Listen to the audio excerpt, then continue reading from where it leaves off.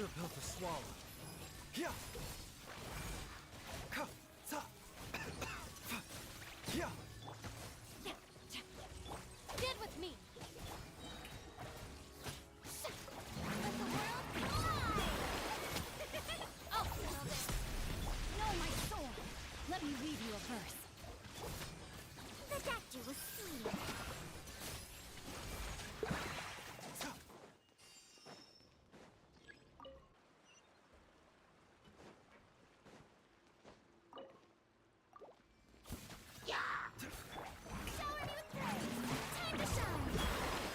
Remember, health comes first. Mind the side effects. Huh? Ring cutter! Terrified! Not my glass cup. Yeah.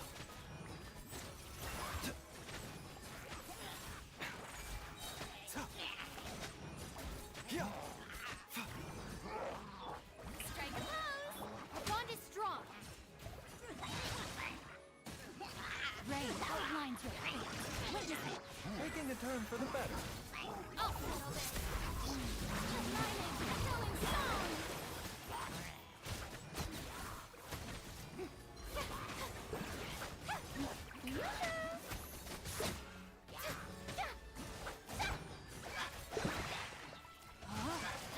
Let me read you a verse. Time to shine! Seems like an emergency. Out of my way! Lightning,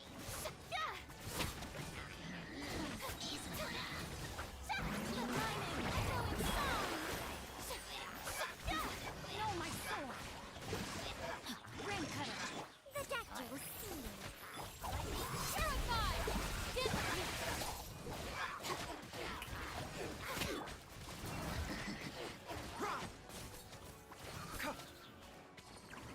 Remember, health comes first. Mind the side. Rain outlines your fate. Out of my way! Our bond is strong!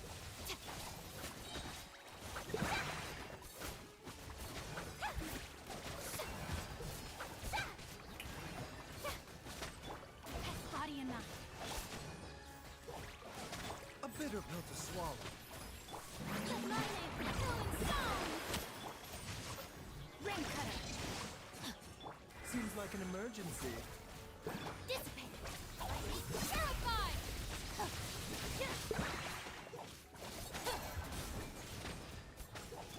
Time to shine! Shower me with... The doctor was seeing. Not good. Know my sword. Our bond is strong.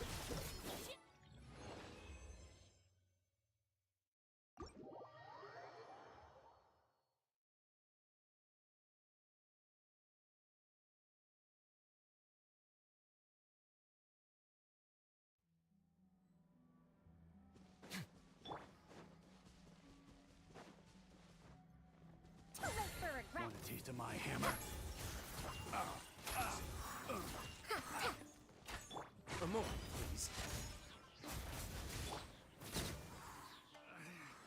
Should replace my hammer.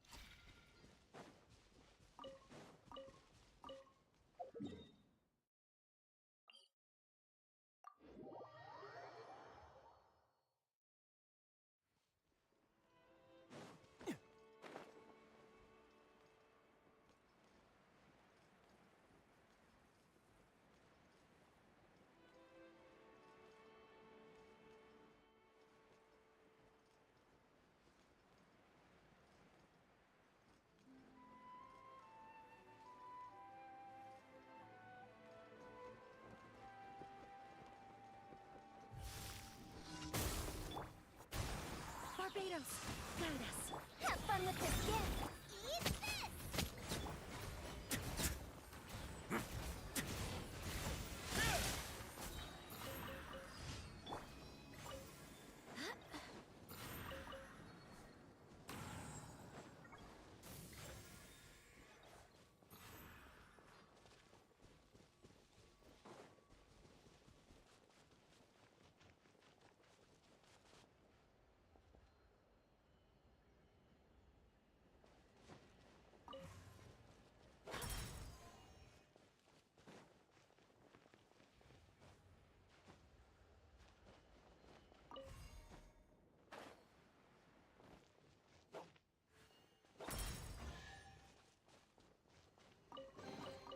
I hope the others find some.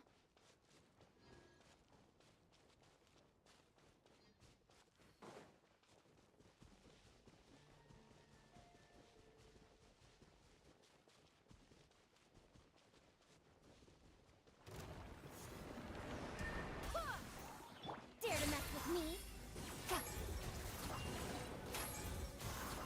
No sense of respect.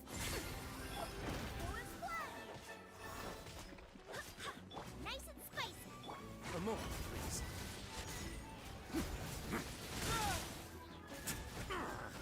Have a seat.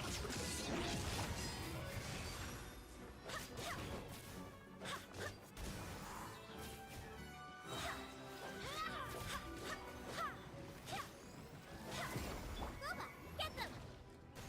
Dare to mess with me?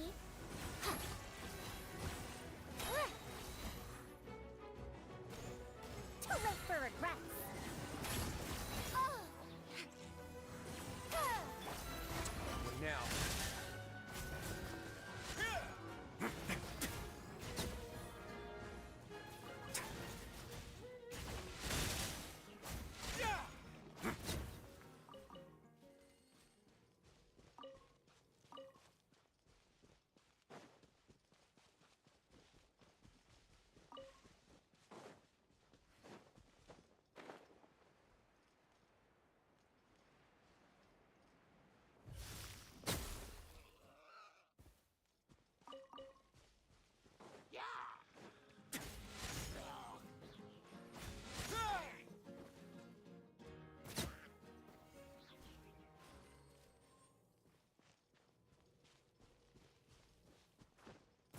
A moment, please. We'll see about that.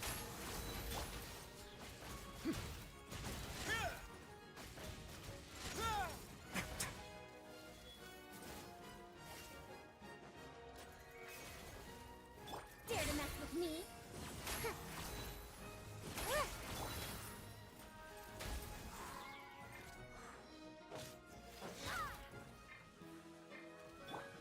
Let's begin.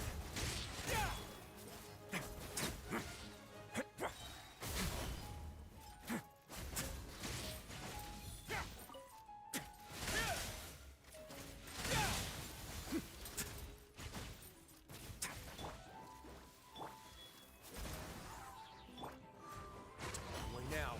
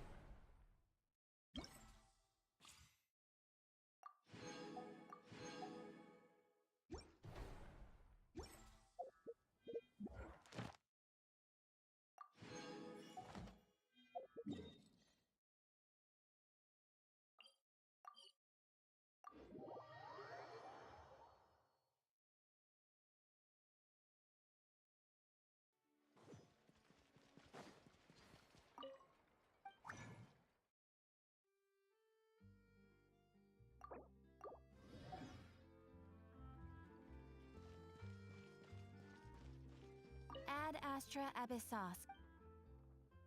Thank you for Ad Astra.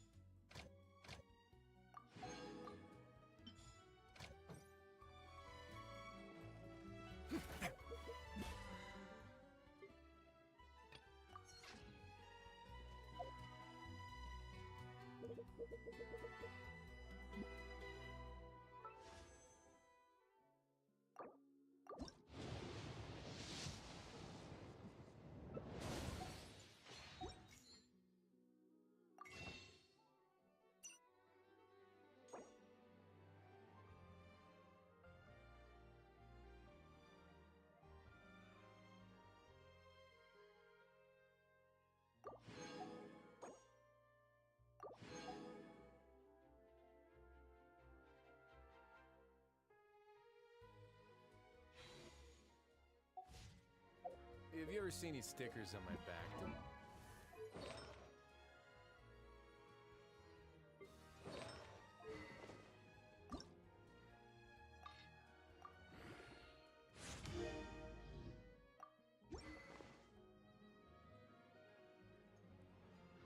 Favor and take them off.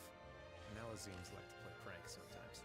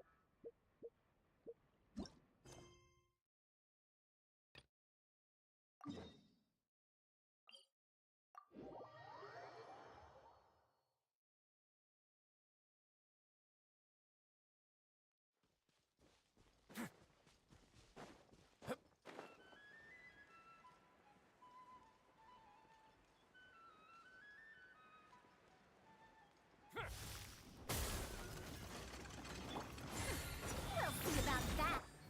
Wait, hear me. You're toast! Nice and spicy. Stay deep. Face your guilt. Let's begin.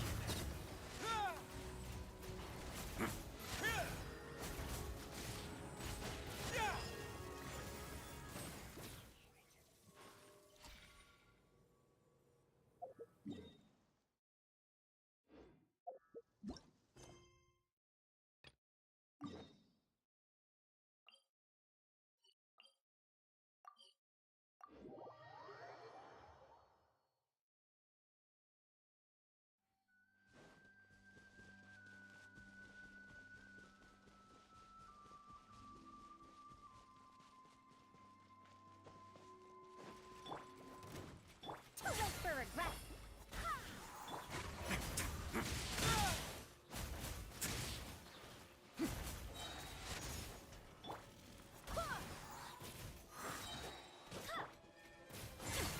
We'll see about. A moment, please. Dare to mess with me. Nice and spicy.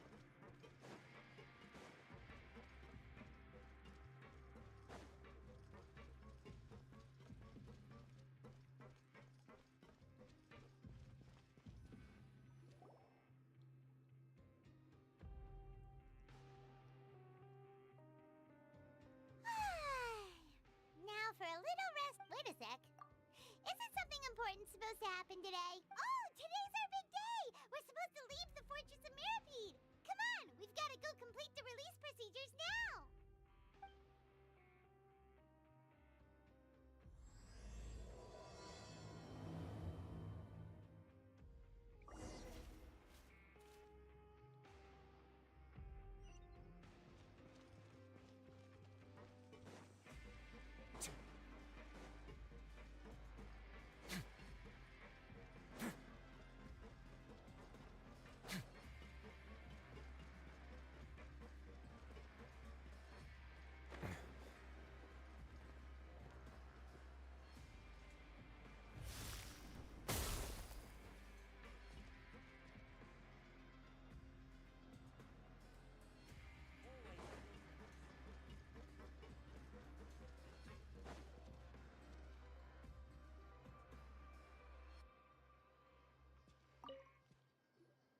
Please, sign here. This document will be effective immediately upon signing, and you two may exit the Fortress of Mirapede via the regular channels. It's been so long since we've been to the surface. Let's hurry up and... Huh? What's happening?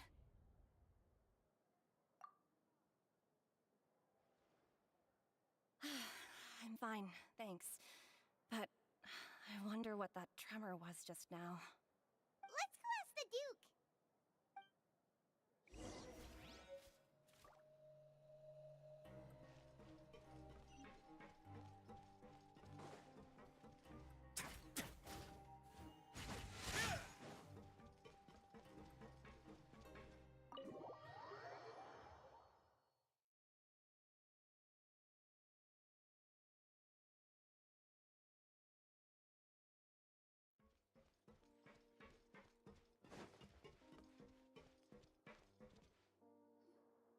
Your Grace? Ah, good to see you two. Is there something you wish to see me about? Yeah, what was with that earthquake just now? Ah, that. The tremor didn't originate from the seafloor. In fact, it seems it came from the surface. Over the years of serving as the warden here, I've developed a sense for distinguishing between what occurs on the surface and what occurs underwater. Besides, the seal that Monsieur Neuvillette set in place won't fail so easily. So the fortress is okay? If you recall our last incident, if there really were a problem, there would be crowds of inmates in a panic right now. Huh, you've got a point. Okay, seems we need to get back up to the surface and ask about what happened. By the way, do you know what day it is today? I believe today is this month's pipe cleaning day. Wait, seriously?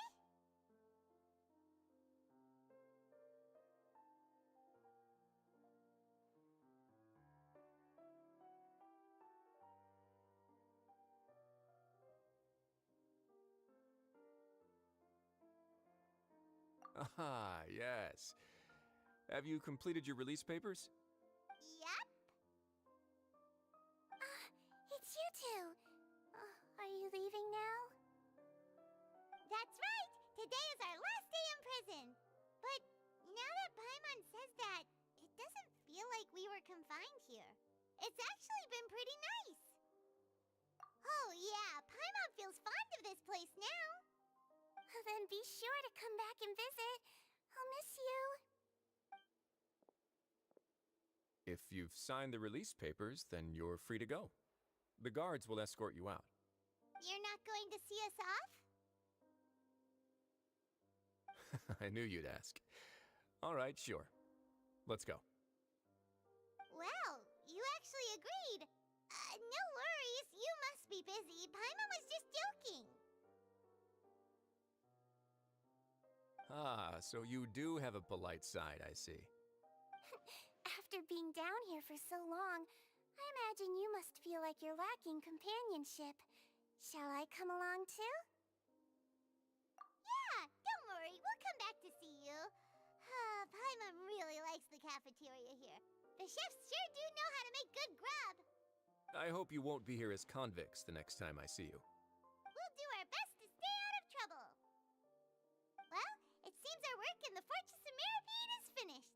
That's the end of another chapter in our journey. And since Nervalet was the one who asked us to come here. We should probably go report to him now. Next up, the Palais Mermonia! You're going to see Monsieur Nervalet? Please pass on our kind regards. I'm sure just your regards will do, no?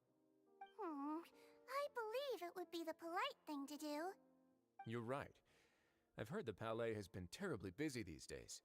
Tell him that I hope he hasn't been overwhelmed by the recent string of troubles.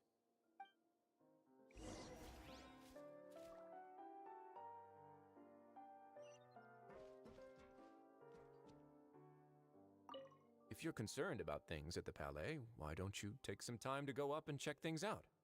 I believe you should still have some vacation time to spend. Thank you for being so understanding. It means a lot.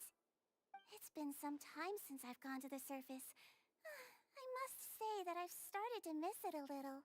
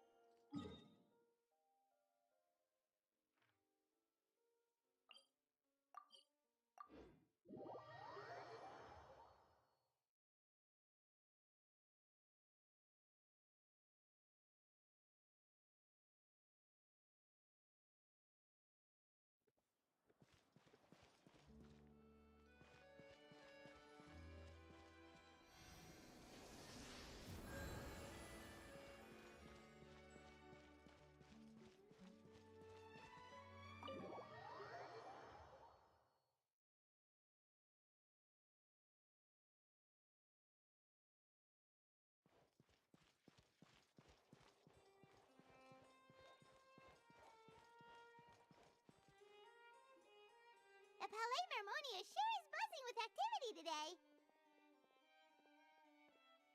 Halt! Huh? Oh, it's you two. Apologies. Monsieur Nervalet did say you'd be welcome at any time. Excuse me, would you mind helping me take a look at this report? I'll be right there. Sorry, I've got my hands full here. You can see yourselves in. Everyone's so busy. Seems a lot has been happening.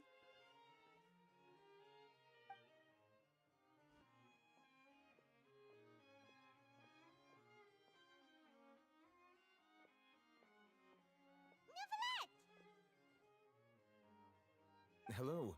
You've come at the right time, but you'll have to wait for just a moment, as there are some urgent matters I must tend to first. In the meantime, please, have a seat. If you'd like to have something to drink, let the Melusine outside know. That's all right. We just ate. Very well, then.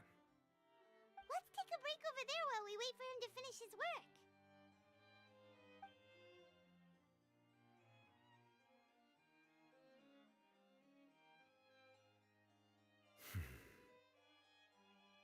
All right.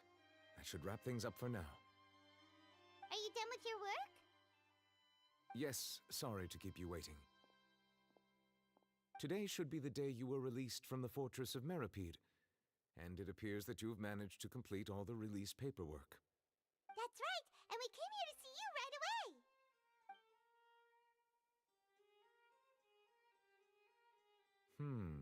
A massive whale. Do you have any idea what that might be? Judging from your description, that cannot have occurred in any ordinary waters, but rather something like the primordial sea. A whale of that size and shape cannot usually be found in the waters of Tevat. Therefore, we can only assume that Child is presently immersed in primordial seawater. Immersed in primordial seawater? But how? And is he okay?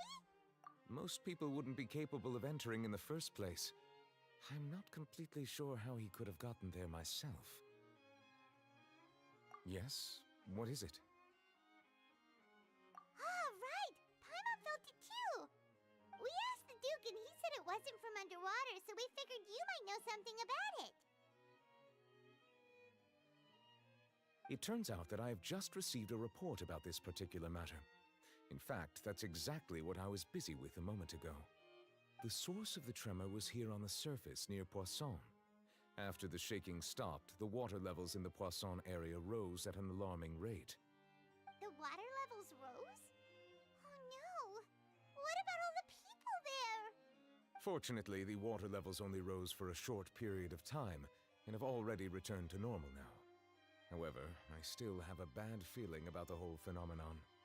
If the change in water levels is connected with the leaking primordial seawater, then the situation in Poisson may be much worse than it appears. Navia should be in Poisson, right? We need to go check on her! I would also like to go there as soon as possible, but I'm afraid I can't leave just yet. We must immediately formulate disaster prevention plans for the surrounding coastal areas to avoid potential catastrophes. I'll have to ask you two to go to Poisson first. I'll meet you there to check on the situation once I finish things here. There's no time to lose! Let's get going! Please be careful.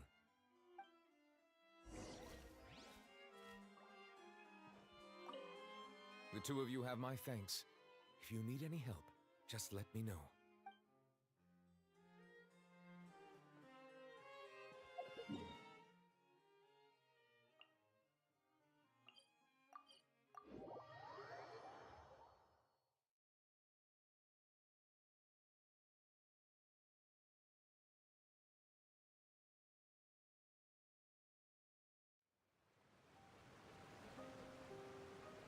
Oh no! What happened here?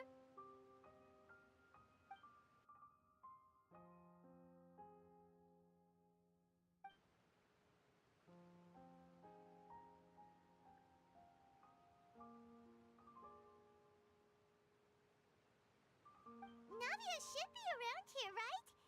We need to make sure she's still... Paimon means we need to check on her.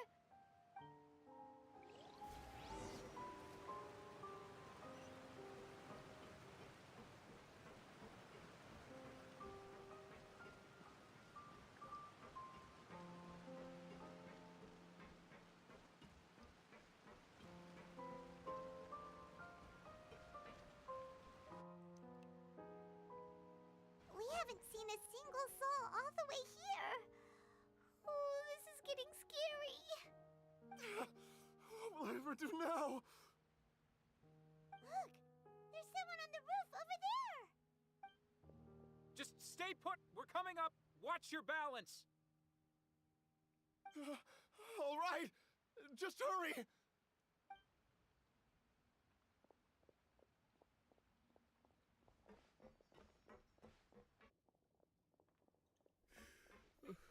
I'm not young anymore. How will I survive on my own?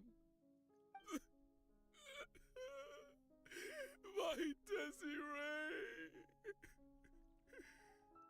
Oh, he looks pretty sad. My leg! My leg! How could this have happened? It hurts! Just hang in there. Help is on the way. You can hold my hand if it makes you feel better.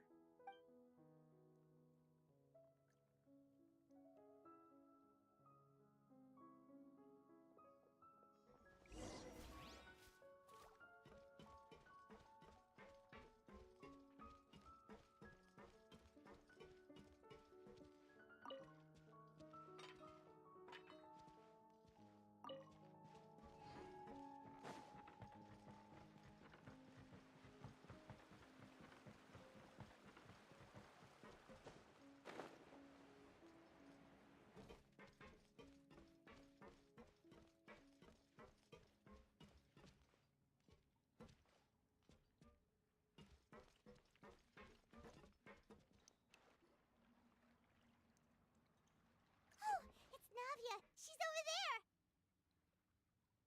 Hey, Navia, are you okay?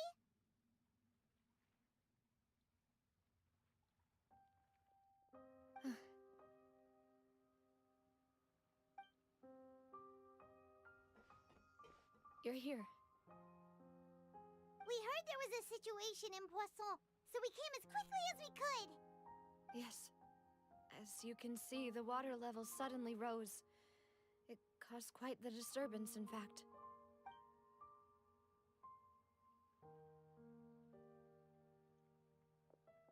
Demoiselle! There was a wounded resident next to a building southeast of here. We've already transported him to safety, but we've run out of medical supplies. He's wounded? How badly? He fell, so it's probably a broken leg. He's pretty shaken up.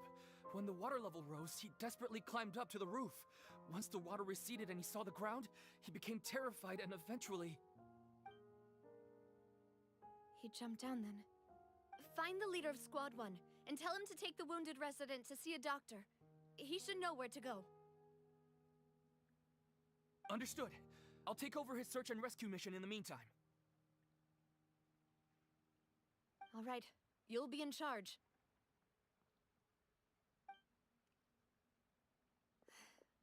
I'm sorry. Where were we? The situation in Poisson? Ah, right. Allow me to explain. A little earlier, we suddenly heard a loud noise. At first, everyone thought that something might have exploded in the waterways. But before we knew it, water started pouring out from everywhere. The rushing water seemed a little odd, almost like the unique color of primordial seawater. Some people didn't realize the danger and thought it was just ordinary water, leaking from somewhere. Everyone on the street who happened to be close to the water didn't have a chance to escape. As the water levels rose, they suddenly disappeared. They were all dissolved. Those who realized what was happening started to flee in a panic, desperately trying to get to higher ground. Many were injured in the stampede, and some people fell from significant heights.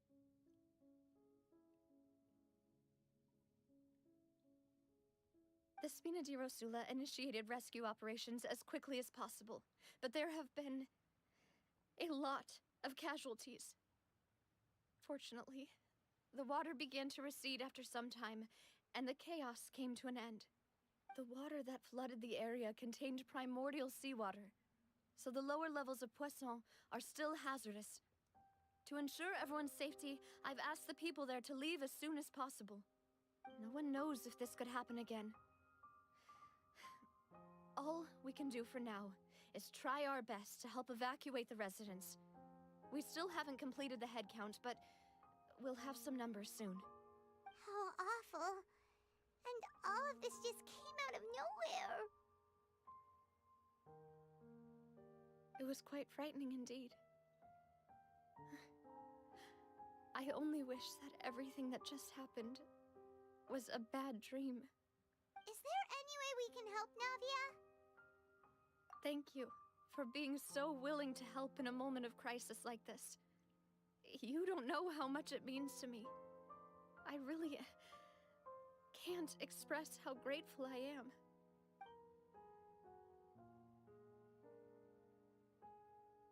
Don't say that, Navia. That's what friends are for.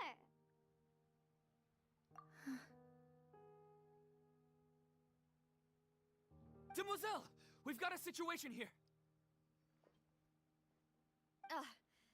I'll be right there. Sorry, I need to go for now. And off she goes.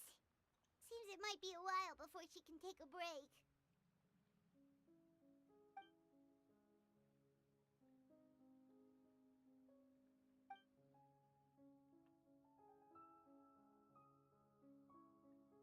Okay, the wounded are being tended to, and we finished a preliminary head count. More support has just arrived, so I suppose I finally have a moment to focus on my own matters. Of course, we should remain ready for anything, and continue doing our best to rescue others. I'll be sure to have everyone at the Spina di Rosula ready to render assistance. Traveler, Paimon, would you two accompany me to my father's grave for a moment? Huh? Right now? Thank you.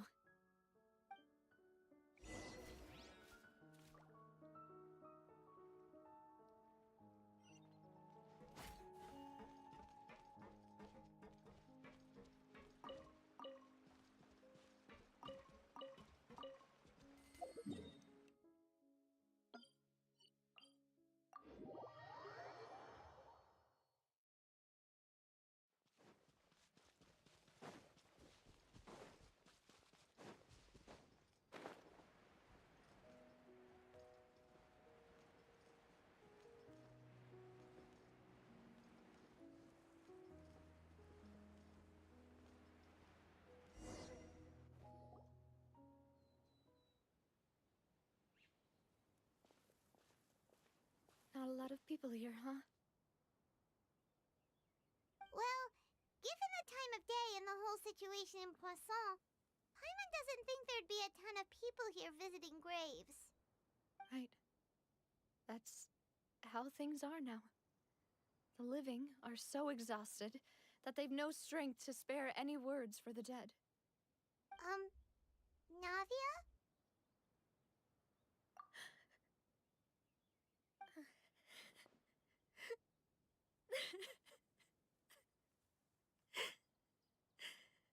Navia, what's wrong? Sorry. I just... Malus and Silver. They won't ever come back here again. What should I do, Papa? Huh? What happened to them?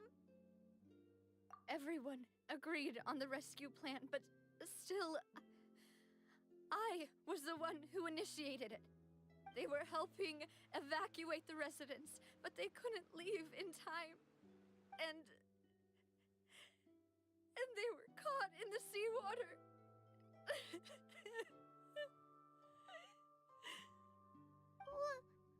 What should we do? I've known them for so long. And I know they weren't afraid. But I could at least hold a funeral for my father. And I know where he rests. But as for Malus and Silver, they're just gone. I just can't.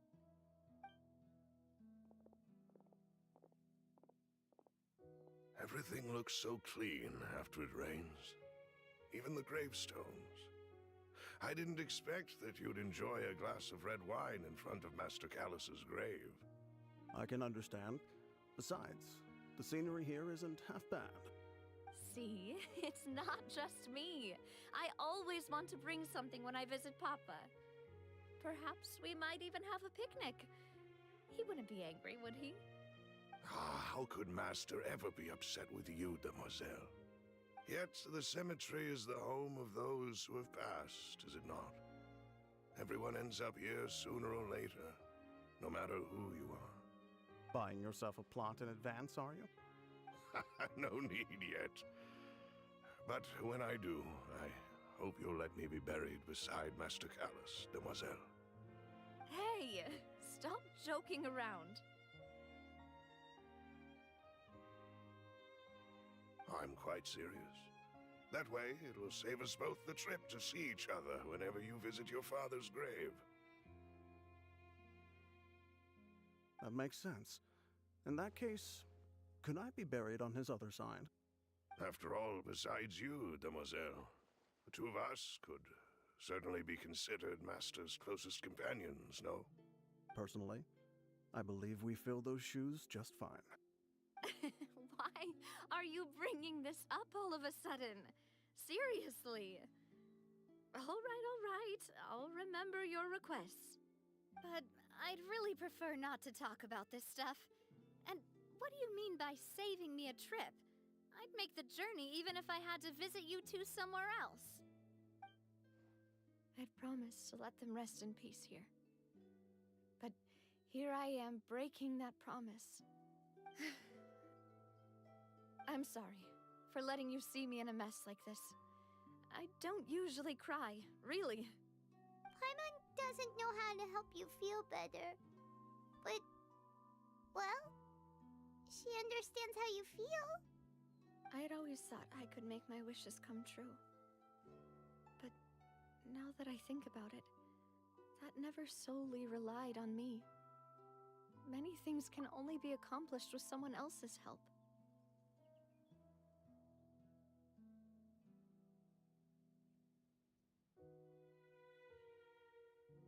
Malus and Silver have helped me so much.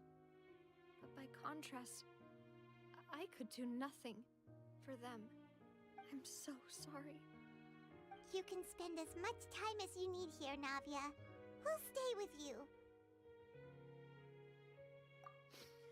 Thank you. Right now, you don't know how much that means. By the way, you can have a look at this. It's a list of victims from the incident that took place here. Obena, Khan, Burnett, Giverny, Francine, Karina, Daisy Ray, Joinville, Julianne, Esson, as well as Malus and Silver. So, everyone else is safe. But still... It's okay. I know what you're thinking. And you're right. We lost Malus and Silver. But we were able to save more than we anticipated. The overall outcome indicates that the cost was worth it. Right! Don't think that way, Navia. One person might be saved at the expense of another, sure, but that isn't something we should ever consider a trade. Malus and Silver were not the price for saving anyone. They're heroes. You're right. Thank you, Paimon. What you said just now was pretty amazing, actually. I'll remember your words. Oh, really? Seems you've become more eloquent in the time since we last met. The knave? What are you doing here? Is everything going well on your side? Yes, my people are carrying out the mission according to your request. All the residents of Poisson have been evacuated, and we're preparing to relocate them to higher ground.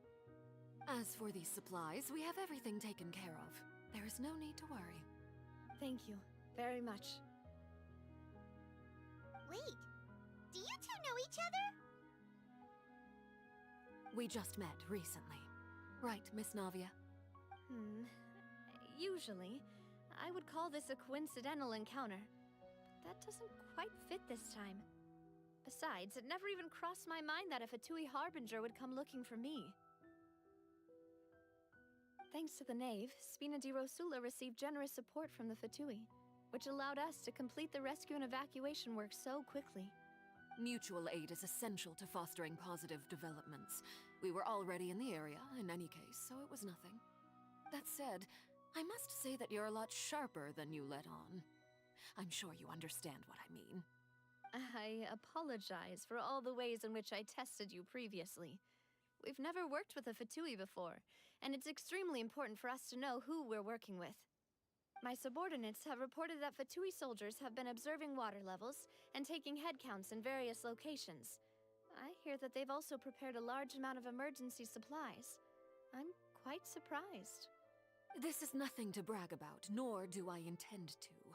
It is simply the way of powerful organizations to act forcefully, whether they are doing good or ill. You've witnessed that firsthand, in any case. As I've told this traveler before, I know of the prophecy, and I intend to prevent the impending disaster. Lending your organization a hand was a natural first step in accomplishing that. As such, do not be troubled by this token of our sincerity. Perhaps one day, you'll also be able to help me in the same way. Without your help, there would have been many more casualties. I won't forget your kindness. Furthermore, I sincerely regret what happened to Malus and Silver. I only wish that my people could have arrived a little earlier to prevent this from happening. Don't say that. You and your subordinates did everything you could. As Paimon said, Malus and Silver didn't choose to sacrifice themselves for any specific person, and they weren't the price paid for other salvation. They chose to become heroes themselves. I've never liked hearing people put it that way. It's like trying to relieve pain by saying some noble-sounding words. But right now, there's nothing more suitable. They really did become heroes. You're right. I'm sorry for your loss, Miss Navia.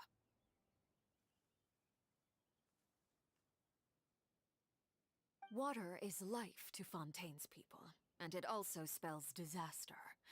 It's no wonder that people always say that prophecies represent fate. Fortunately, I've never been one for such opinions. So, you're one who will try to change fate then? Of course. That is why I'm going to Hotel Bouffe de Thé. I still have some things to take care of, and the children need my attention. By the way, Traveler, Paimon, one more thing. Alright, then we'll just... Huh? This isn't right. Paimon thought you would ask us to walk with you for a moment so you could tell us something in private. That is a clever and useful conversation technique, which I do like to use when necessary. But there's no need today. It would not hurt to have Miss Navia listening in.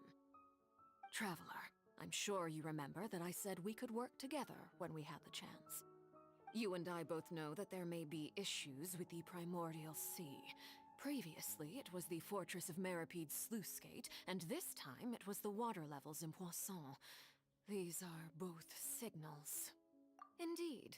Allow me to share the latest intel I've received from the House of the Hearth's intelligence network with you. During some recent investigations, a child claimed to have discovered some ruins near Poisson. The ruins date back to ancient times, and seem to be worth investigating in many ways. Judging by the dating of the ruins, they may be related to the prophecy and the coming crisis. The situation is becoming more urgent, so any pertinent information will prove extremely precious. My people initially came to prepare for ruin exploration. Unexpectedly, this disaster struck, and at present, we're all busy prioritizing the rescue effort. So, that's why the Fatui were already in Poisson. I wanted to take the children along, but unfortunately, Linny, Lynette, and Fremine have all been dispatched to higher ground to assist affected residents. Linny told me that outside of the house, the person they trust most is you. Which is why I want to give you this task. The House of the Hearth's members see each other as family. But Linny, Lynette, and Fremine said that they also see you as such, even though you are not from the house. I'm sure you already understand how earnest they consider their friendship with you to be. Oh, that somehow makes Paimon feel kinda happy. The intel I just shared about the ruins could fetch a high price. But since the children consider you family, it's only natural that I freely share it with you. Got it! So all we gotta do is go to some ruins, right? We can handle that. Excuse me, but may I tag along? You wish to join, Miss Navia? But are you sure you're up to exploring some ruins? You need to rest. Well, I'm sad, yes. But I can't just go back and plop myself into a chair by the roadside and do nothing. There's no point in being depressed while we still have a disaster on our hands.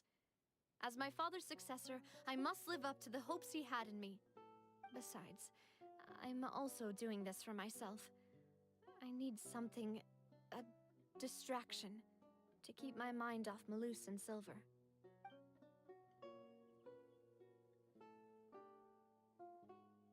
Since you put it that way, I have no objections. What do you say, traveler? All right. The ruins are to the south of Poisson. Here's the map. Okay, the three of us will handle it. Come on, let's pack up and get going.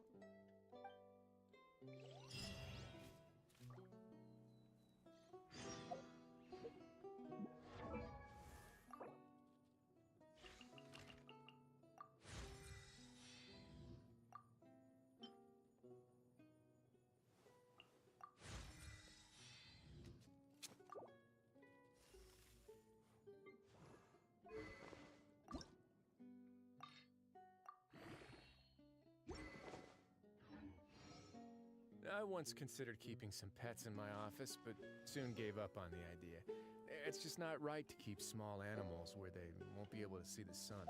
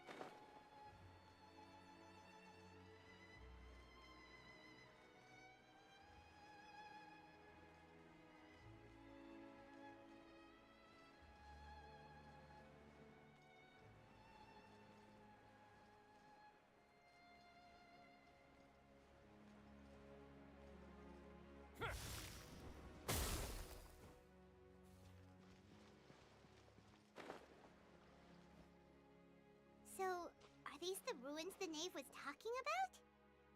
Whoa, talk about old. They seem to be pretty ancient, all right. Let's go in and have a look. Just be careful.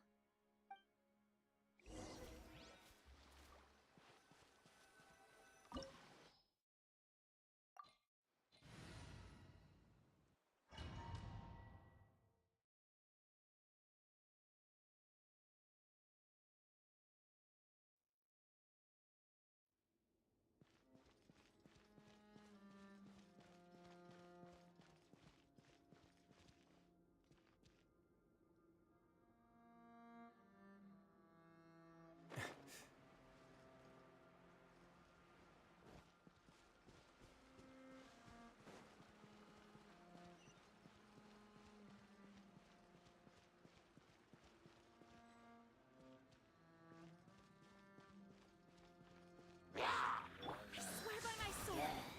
Ears of the storm! Eat this! This could get a little chilly. Away now.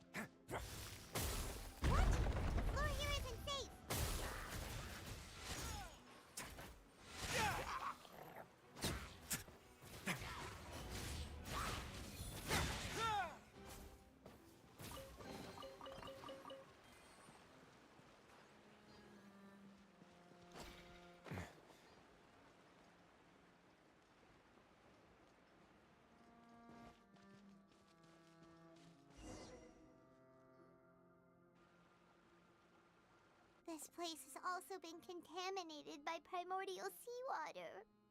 Yeah. And a lot of it, too.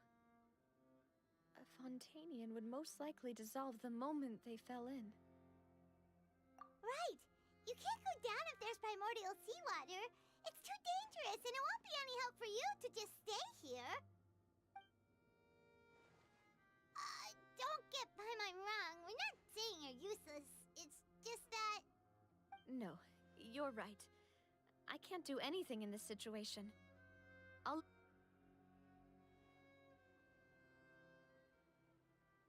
That complicates things. Maybe the only way left is forward. In that case, do you want to wait for us here? The water levels here are unstable, and there's a chance the water will rise. So, staying here wouldn't be safe either. I'll go together with you. Perhaps we'll find the exit just up ahead. All right. Come with us for now then, but please be careful.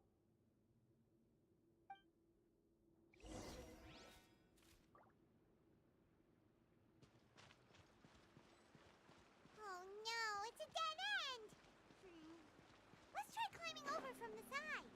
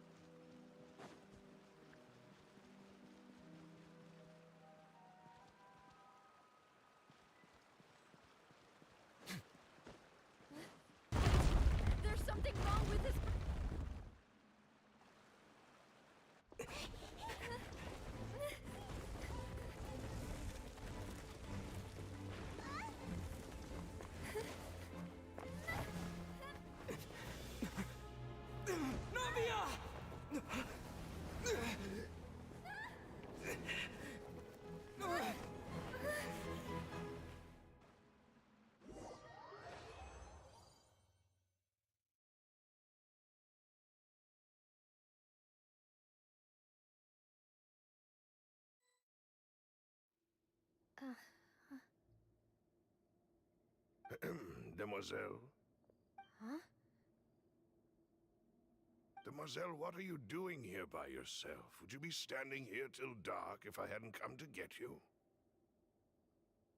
Maybe she just wants some time to herself, Malus. Hmm? Oh. Was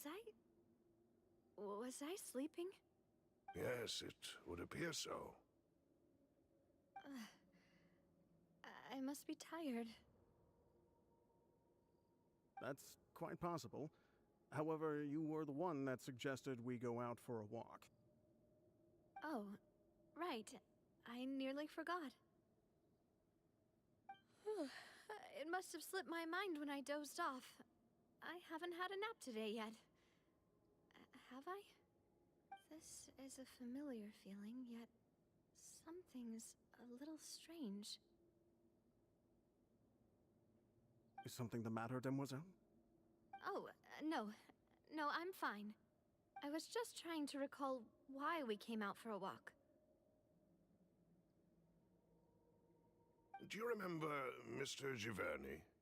He'd requested our help before with foreign merchants who had a debt dispute with him, and we'd resolved the matter not long ago.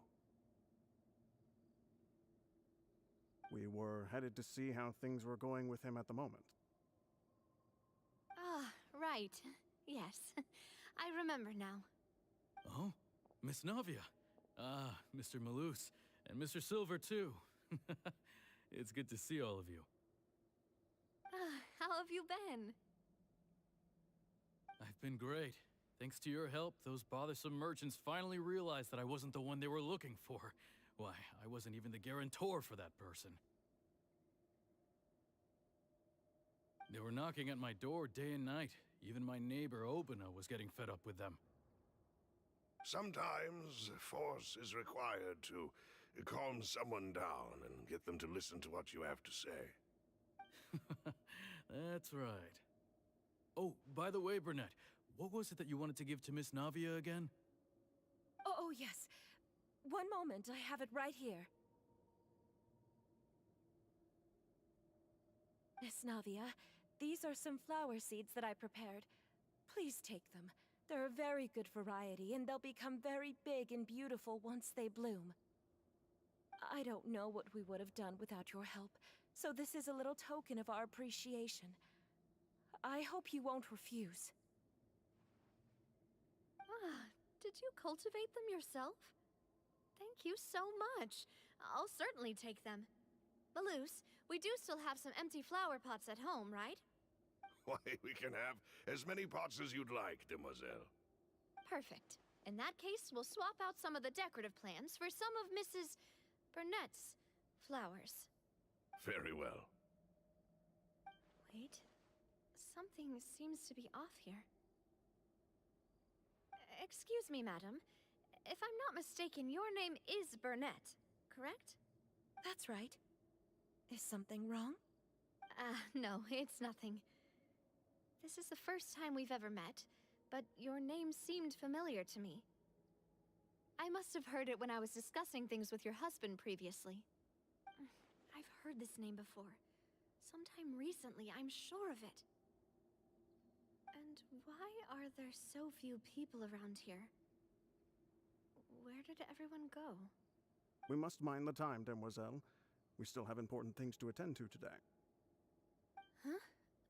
We do? Like what? Well, now, did you forget? Miss Navia, here you are. I've been looking for you. Please, come to the Opera House. Your trial is about to begin. My trial? Wait, why would I need to go to the Opera House? Yes, she's right, demoiselle. It's just about time now, so we should get going. Oh? All right then.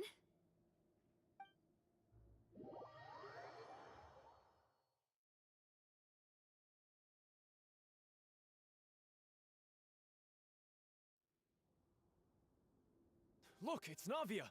She's here! And her two attendants are with her.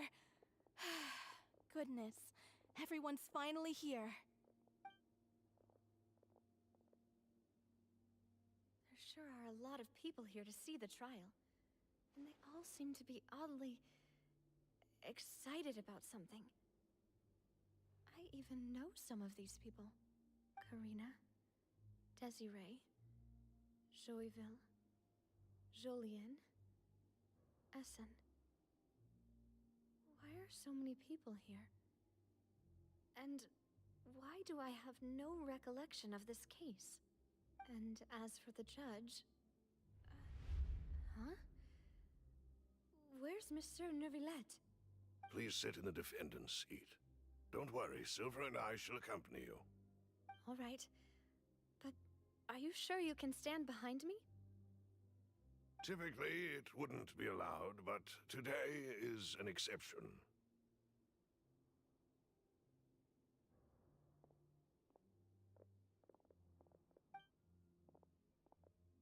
Hey, what kind of place do they think this is? Come on, do they have any idea what they're doing? Seriously. Enough with the whispering! Could someone please tell me where Monsieur Neuvillette is? And why I'm standing trial? My dear Miss Navia, have you not yet realized what you've done? In that case, allow me to explain. As all here know, you are Master Callus's successor, the head of the Spina di Rosula, someone held in high regard by every soul in Poisson. After you took over the Spina, you treated all of us just like the late Master Callus had. If anyone in need reached out to you for help, you responded. Not only you, but your butler, your subordinates, nearly everyone in the Spina di Rosula fought for the well-being of those in Poisson. Wait a moment. Aren't you just proving that I'm a good person? Yes, correct. Absolutely right. And that is why you stand accused. You have helped so many people get through so many difficulties. You are one with us. We are inseparable. We are one big family, all of us who are from Poisson, inextricably linked. And with you being so important, we couldn't possibly do without you. Therefore, this fair and honorable court shall declare you guilty, and you shall stay here. You will be together with us forever. Huh? What are you saying? Everything you have said is correct. I have indeed done a lot for my hometown, and I would be willing to be with you all, but what is the purpose of having me stand here like this? What is there to discuss? Ah, well, if that's what you think, then I have no further comments. How wonderful, Miss Navia!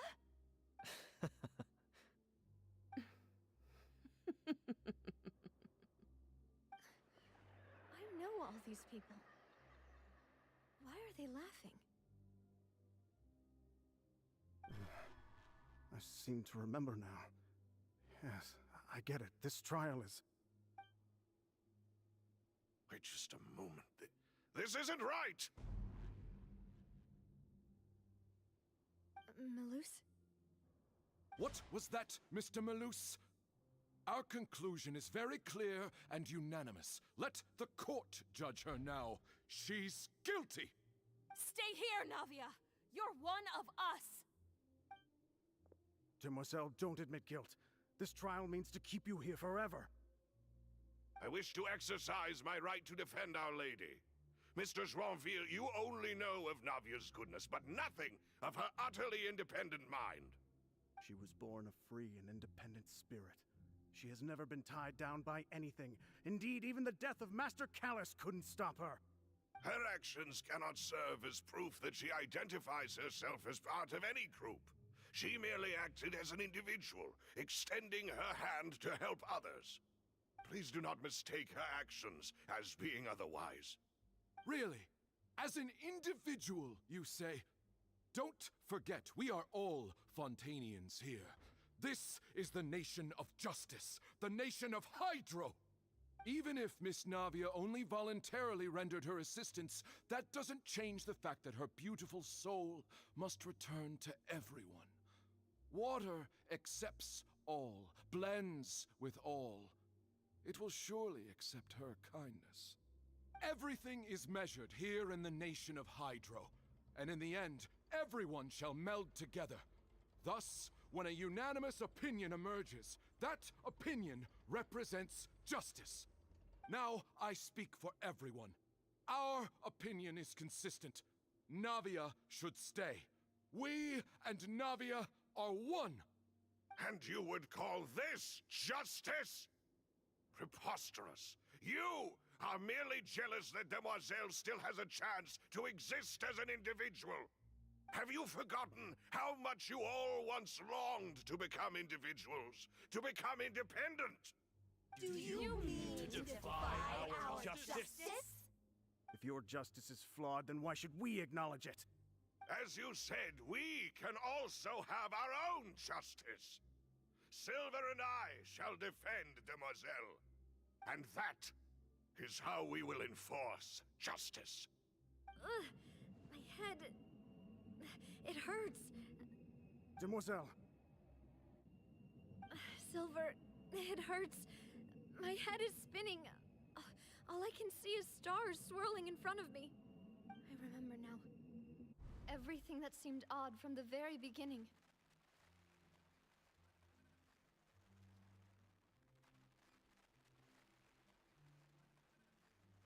Karina, Desiree, Joyville, Jolien, Essen, and Mr. Giverny and Mrs. Burnett, who we met earlier. Even Malus and Silver. I don't want to admit it, but they're all dead. Don't be afraid, and don't admit guilt. We will protect you to the very end. Absurd! Who are you to say that she cannot be judged? We are the majority, and in the nation of trials, the majority is absolute justice. We are the will of all. Don't let them escape! We shall keep Navia here with us! Mr. Malus and Mr. Silver, must you be so stubborn? How could the two of you possibly hope to stand against the collective? Do not resist. This judgment is fair and just. Navia belongs to us. After all that happened, she should not be left alone in Poisson.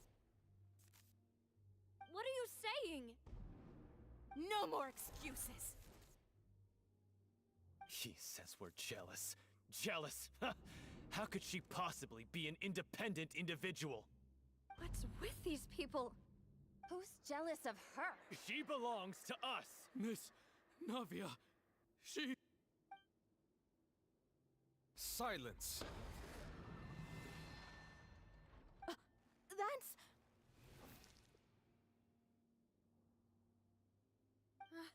Monsieur Neuvillette!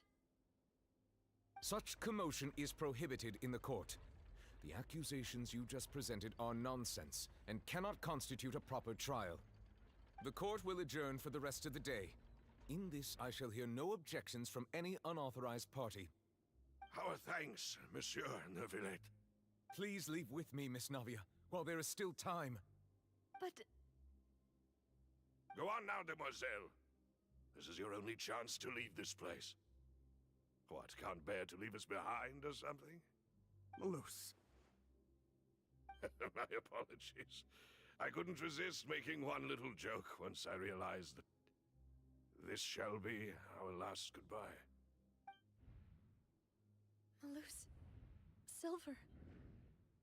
Quickly, you must come now! Goodbye, Demoiselle.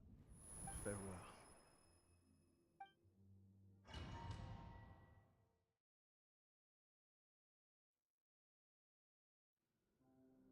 No, wait!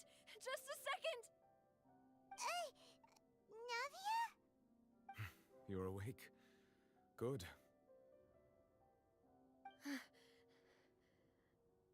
I must have been dreaming. Malus and Silver were still alive, and they were defending me at some insane trial. It looks like you're all right. Did all the sad feelings cause you to have a nightmare? Paimon could give you a hug. The ruins you were exploring suffered a cave-in. When I arrived, I found you falling toward the water. You were just about to be dissolved within, but I...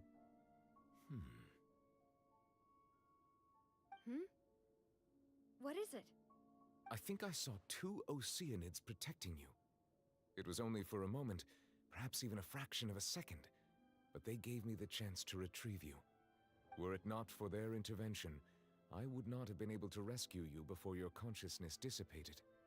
Wait, did you say Oceanids? You mean like what happened with Vache? Perhaps those 2 Oceanids were the people you saw in your dream. I always told them that they didn't have to protect me. To think that they'd keep doing so even after death.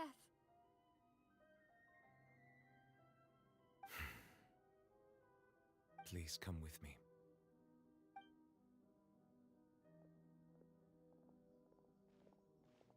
Neverlet, are you okay? Oh, I am quite all right. Perhaps there's something we could chat about? Why do you look so stiff all of a sudden?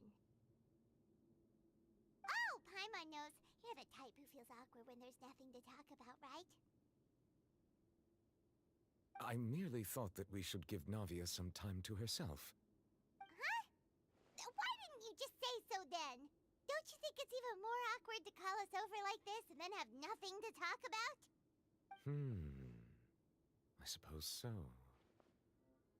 Ah, Sigewinne. I hope all is well with her these days. Her work in the Fortress of Meropide has not been too much for her, has it? No way! Don't worry. She's doing fine down there. She's an amazing head nurse. I see. Well, that is good. I have always worried that Sigewinne would need a lot of time to understand the world of humanity, just as I have.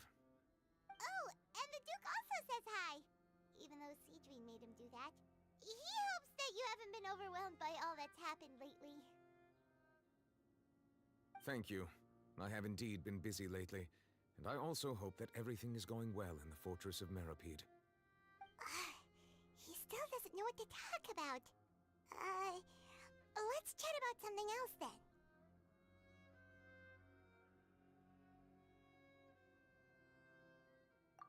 So, Neverlet, you're probably quite the swimmer, huh? Yes, of course. This isn't going anywhere. Let's try something else. How did you find these ruins? Did the knave tell you? Yes, in fact. I had arranged to meet you in Poisson, but when I arrived, I discovered that the Fatui were helping the residents evacuate. They had even transported a large quantity of supplies to the area. Amid my astonishment, I ran into the knave, and we had a chat. She informed me that she had asked you to investigate the ancient ruins here. Yeah, we originally planned to meet up with you, but we thought you might still be busy with all those official documents. We didn't think exploring the ruins would take very long, and who would have thought you'd wrap things up so quickly?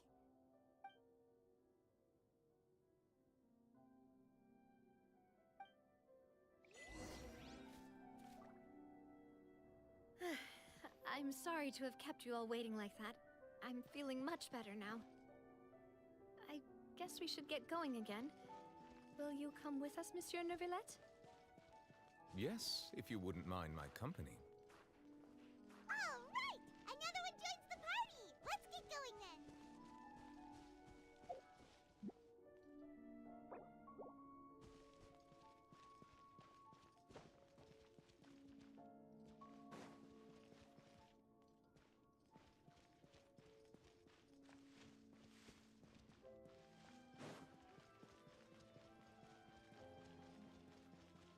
Oh no, another unstable path.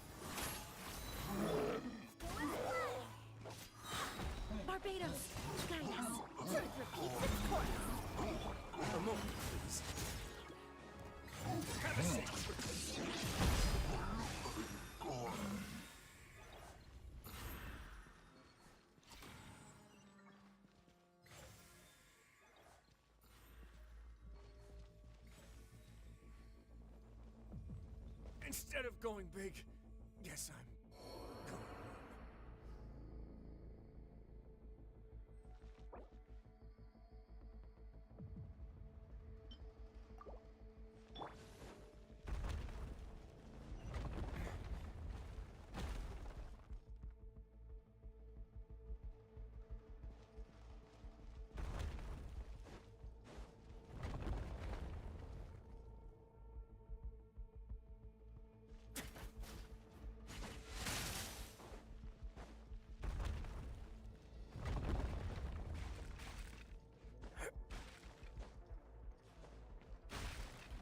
Seems we're almost at the top. Keep it up!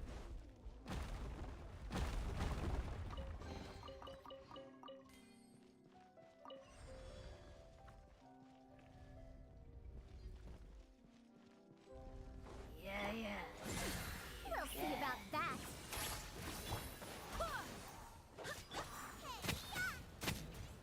Dare to mess with me?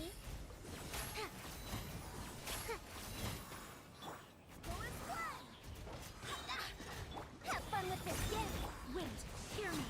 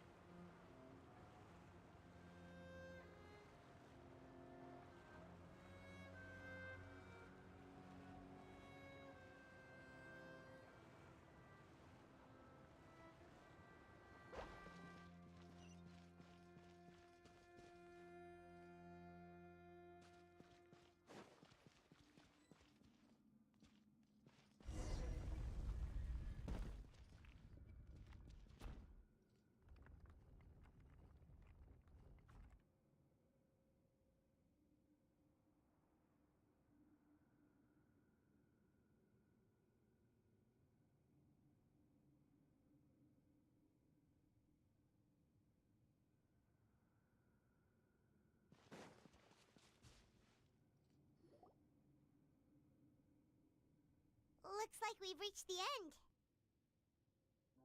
This is the place. There should not be any other hidden spaces in the vicinity. The path sure had some twists and turns, but it turns out that this place isn't actually that big.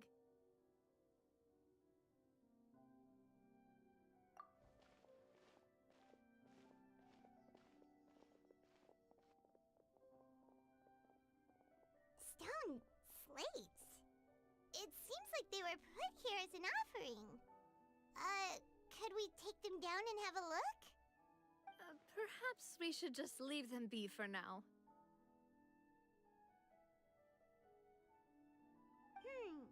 There are 4 locations in total, but only 3 stone slates. The slate that should be in the first empty spot is missing. The surrounding walls also show signs of damage. There's something written below. Let Paimon see. Reason dictates that this nation be destroyed. I shall record the history of its future here in its past. Say what? It feels like someone left these slates and these words here for a purpose. But does he mean that Fontaine should be destroyed? That would fit the circumstances dictated by the prophecy, yes. Indeed, the slate's contents correspond to it. Take the second slate, for example.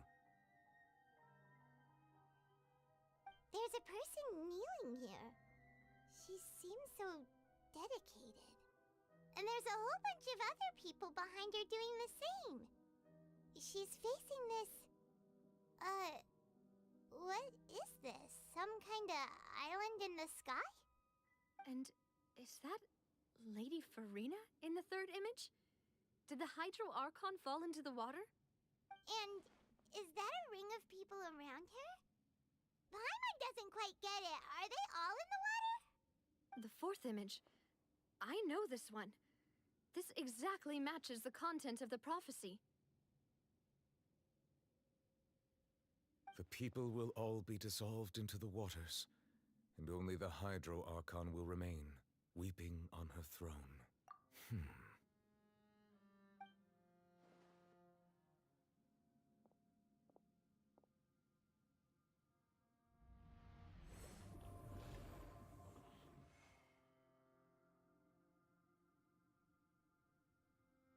More information should be hidden in these slates, but I fear I cannot easily uncover it, most likely due to us missing the first slate. I am very sorry. Don't blame yourself, Monsieur Neuvillette. Deciphering ancient stone slates isn't one of your duties. Ooh, Paimon's getting the chills just looking at these slates. This says that it's the history of the future, right? That means the prophecy's sure to come true.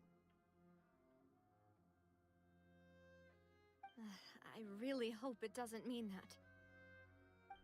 Still, Paimon feels like these images are kind of weird when you look at them together.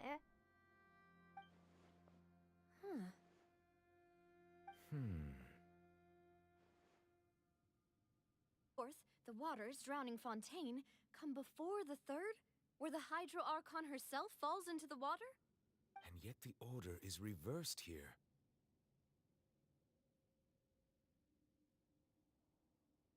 If we go by timing, Lady Farina only emerges in the third image. That means that the person in the second image might be the previous Hydro Archon.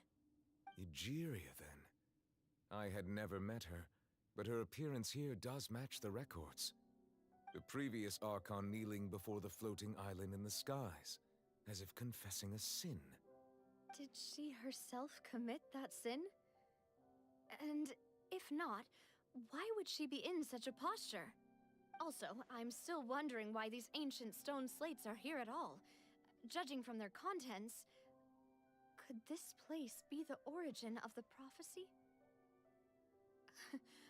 Does that mean that someone, or some people, once saw these slates? But who would have created these slates and left these words here?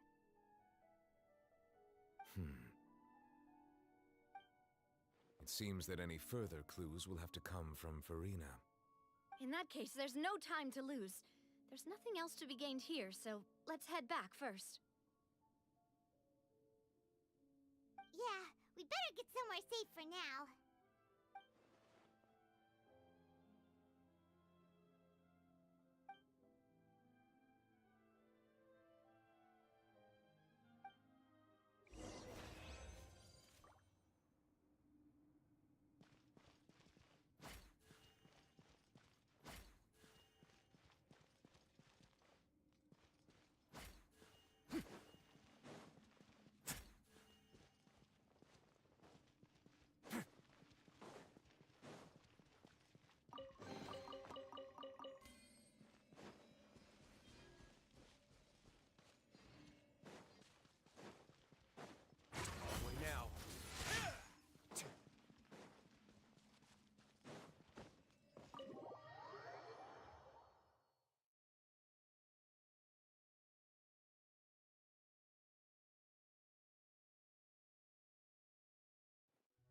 Let's split up here.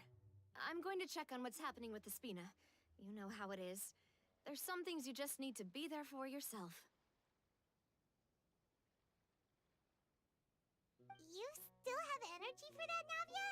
Paimon's already beat!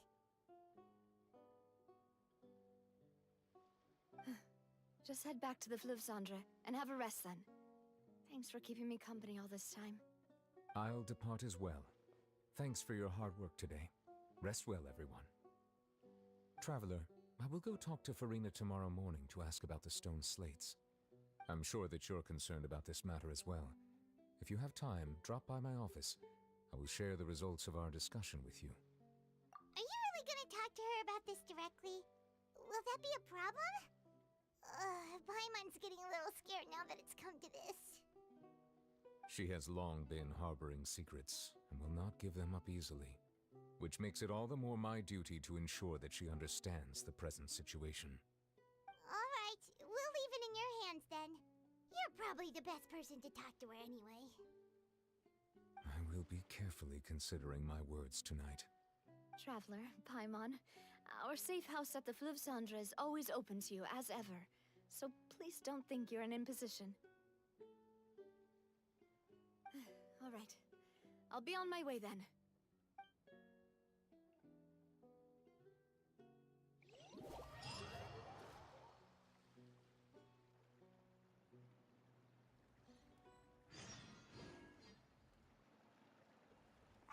We're finally back! Welcome back. We've got a special menu prepared for you two tonight. Yay! And there's good food too! Navi, no, the boss is the best. Ooh, desserts! Nice! These are all Paimon's! Paimon's already starting to forget what happened today.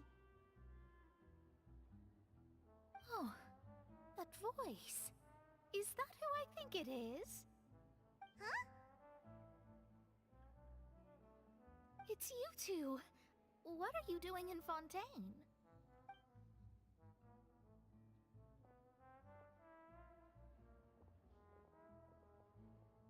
Mona?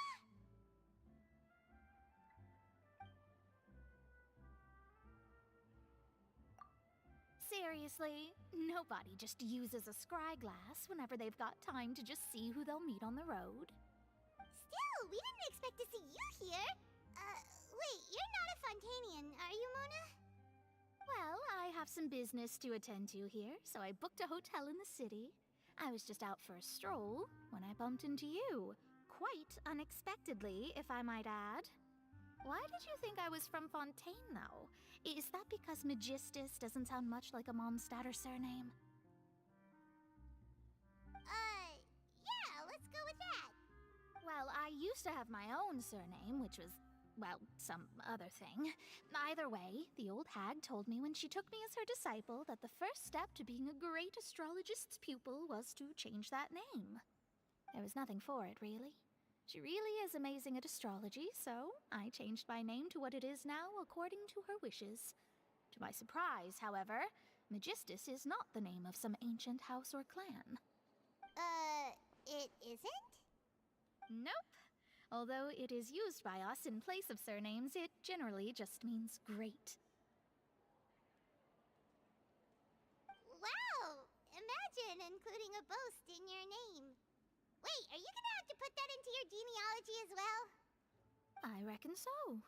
In any case, I'd give my disciple a name like this as well, if I were to take one. Astromancer Barbeloth Trismegistus. Whoa, that's a long one. Does it also mean great or something?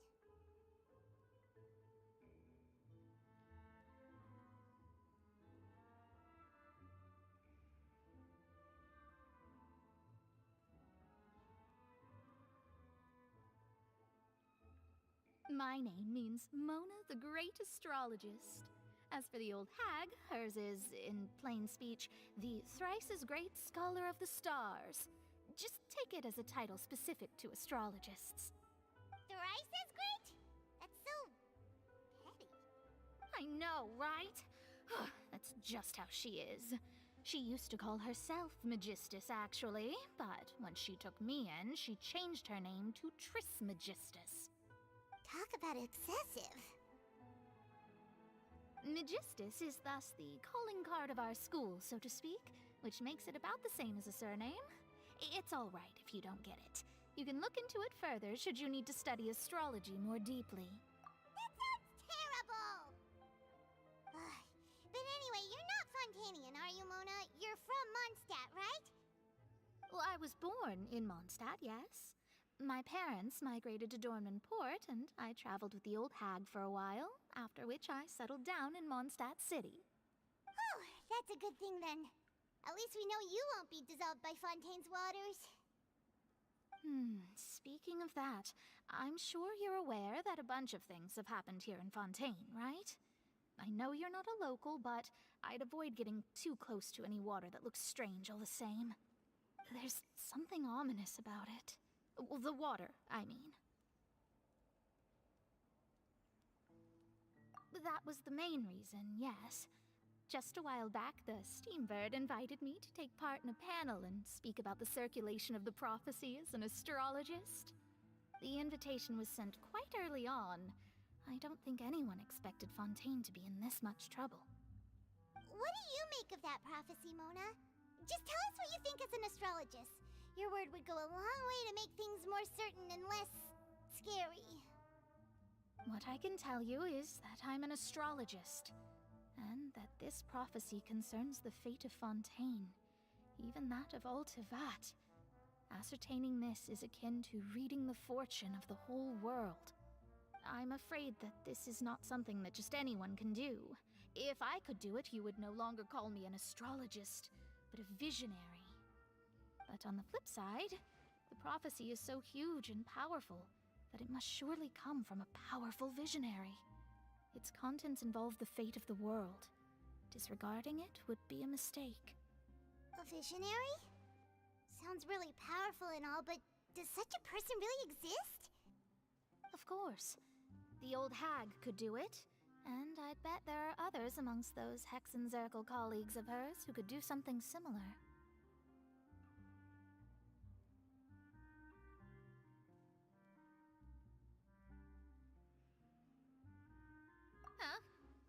Are you sure?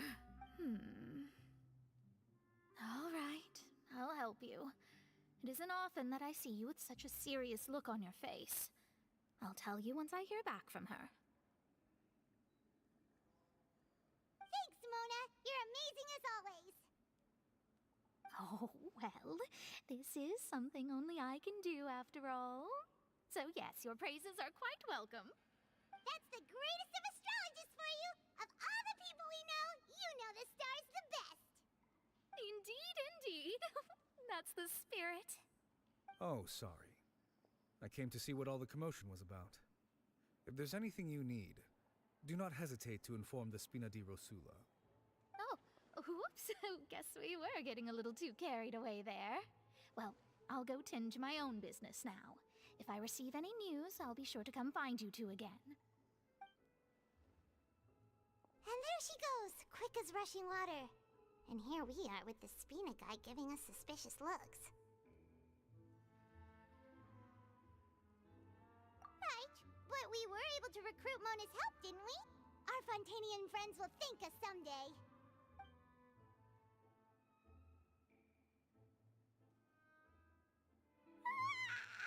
Good morning.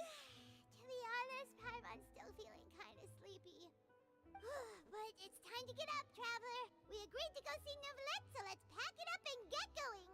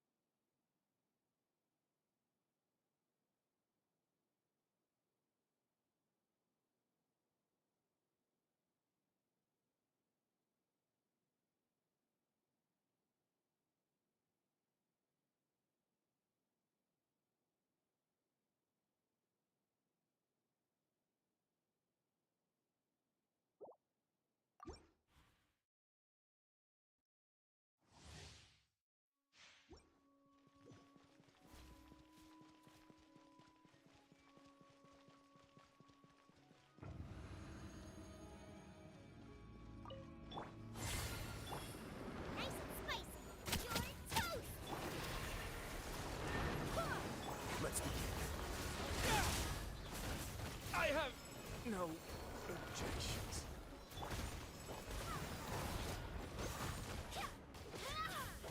Booba, get them! Dare to mess with me? Ears of the storm!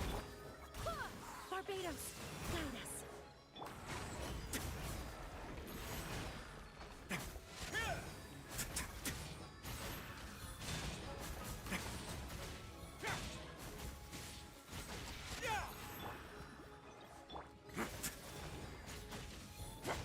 Way now.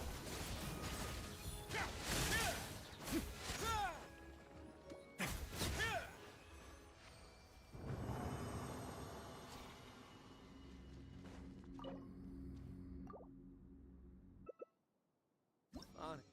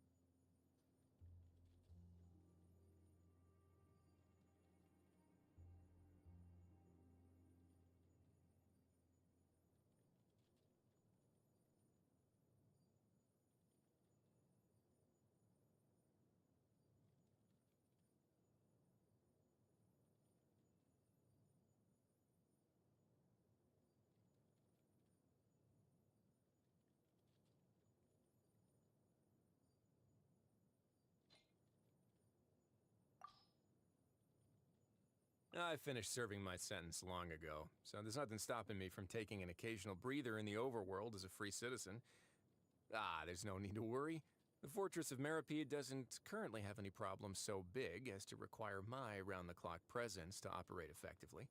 Some inmates once taught me a way to wield the elements by throwing around chemical potions.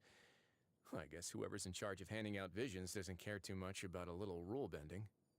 I was once summoned by Nervilette to discuss some matters with him in his office.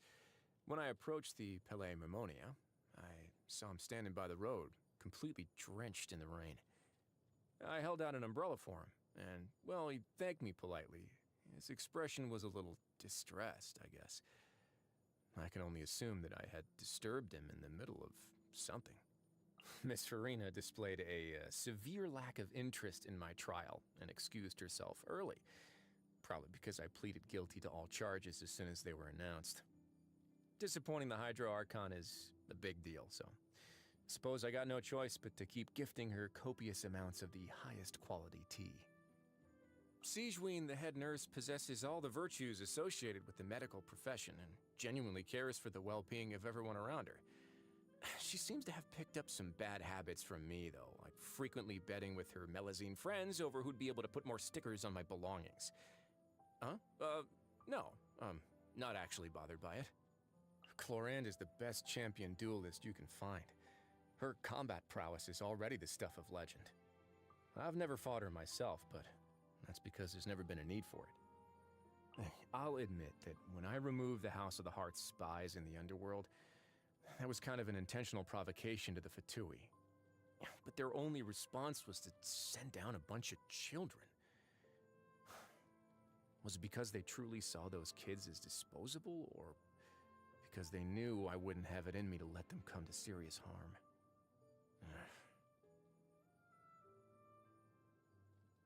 The Fortress of Meripede works with Spina di Risula on some matters regarding supplies and logistics, but we don't have any other dealings. This isn't because I don't trust Navia or her abilities. In fact, I hold her in quite high regard. The only reason we continue to stay out of each other's way is because I want to honor the agreement I made with the late Mr. Callus. The Fortress of Meripede doesn't need her services. Yeah, some things are best preserved the way they are, warts and all, so people don't make the same mistakes twice. I say warts, but yeah, I mean the smell. Most inmates seem to gain a new level of respect for the rules after receiving attention from the Special Security and Surveillance Patrol. As the captain, Chevreuse is an instrumental part of that team. Did you know many similar models of handcuffs can all be unlocked using the same master key? Except mine, of course. Honestly, my personal abilities are pretty limited. I got no talent in medicine, inventions, or shipmaking. But what I do know how to do is find those people with those talents and get them to come work for me.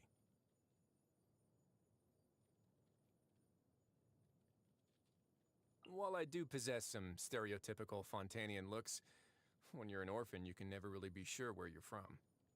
Who knows, maybe I'll take a dip in the primordial sea one of these days just to check. Uh-oh, looks like I'll owe you a favor now. Why do you look even more pleased about this than me?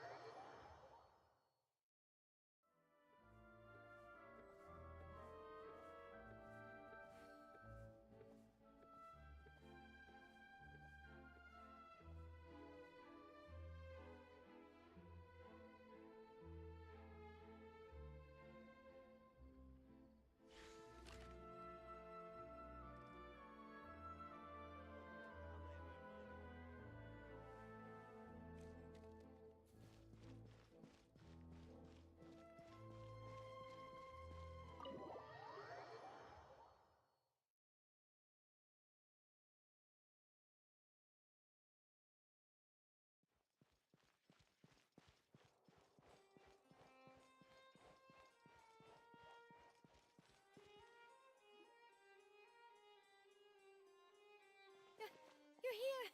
Finally! Is something wrong?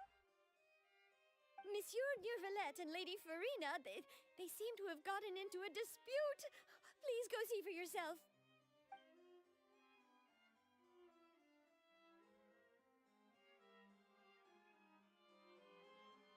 Like I said, I've already explained everything. And yet the problem has not been properly solved. There is little space for excuses between us. It is not my intention to offend you, but please, tell me where you stand. You are the Hydro Archon Focalor, are you not? Look at this. This is a list of the victims from the recent Poisson incident.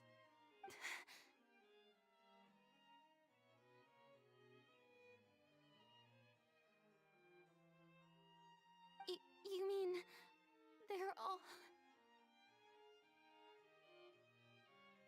We did not arrive in time to avert this disaster, and I will not have it happen again. I will say this once more. You must tell me everything you know. Yesterday, I found 3 stone slates in some ancient ruins near Poisson. Do you know anything about those? Seriously? You're questioning me like this is a court case now. I don't know anything about that. But you found them in some ancient ruins, you say? That's correct, which is why I came to ask you some questions. There should have been 4 slates, but one of them was missing. The other 3 featured different images that seemed to correlate to the prophecy. The prophecy?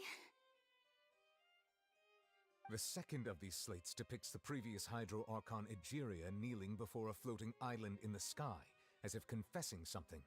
Do you know nothing of this either? I don't. I've never seen such slates. I'll ask you again. Do you really have no information regarding the previous Archon? My deciphering of the slates indicates that the Hydro Archon Egeria once had to confess to, or apologize for, a certain sin. If anyone would know about it, it should be you.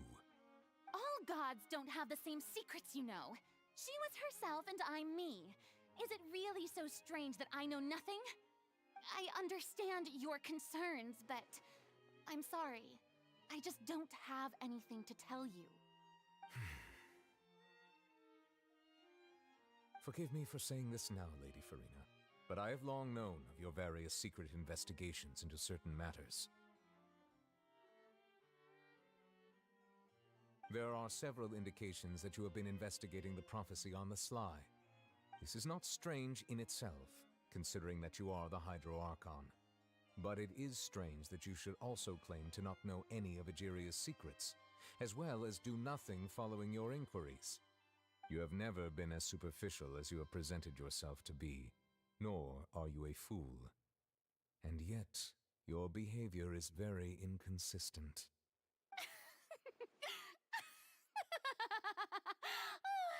So you've been watching me all this time, have you? I didn't think you were that type. You...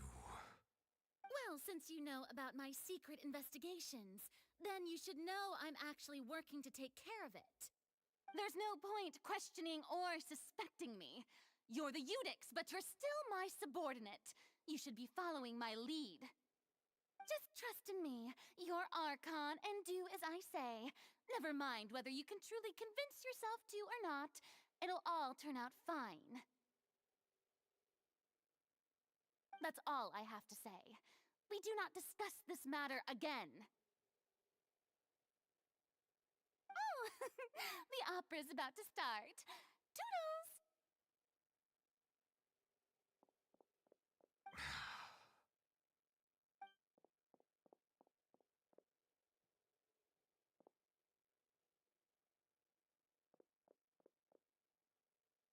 Did Farina not notice us standing by the door? Wonder what's up with her. She was smiling. She didn't seem in the mood to care if we were listening in or not. I assume you've been outside for a while now? Oh, you noticed. Seems Farina didn't even realize we were here. She was in a great panic, though I cannot discern the reason. Our discussion reached impasses time and again, a state of affairs that we cannot allow to continue. Still, I do not understand. Dialogue is the basis for understanding, so why did she keep refusing to engage? Everyone in her inner circle has noticed that she is hiding some secret. The issue is her attitude. I fear that she will not reveal anything unless absolutely forced to. We may have to create a situation in which she will have no choice but to speak. Oh? Like what? Normally, people will only reveal the truth when standing trial. Perhaps we must have the Hydro Archon experience just such a scenario. But Farina's seen so many trials, and she's really good at dodging questions. How do we make sure that she won't just slip away at the first chance she gets? We will need to consider this thoroughly, join forces with various parties, and then do what we can.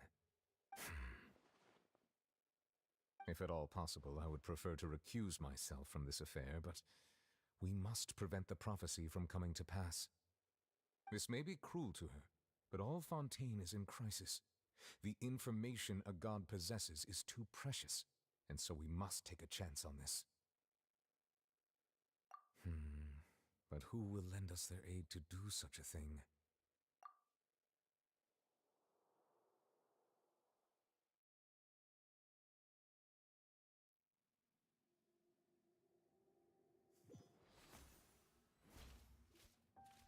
Well, that's everyone, huh? Speaking of which, it was pretty smart of you to think of hiding here.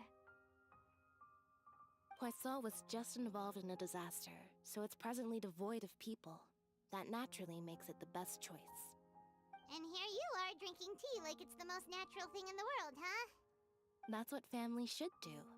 Sit and enjoy a leisurely time together. It's nice to enjoy tea here, you know? Care for a cup? Lend me your ears, everyone.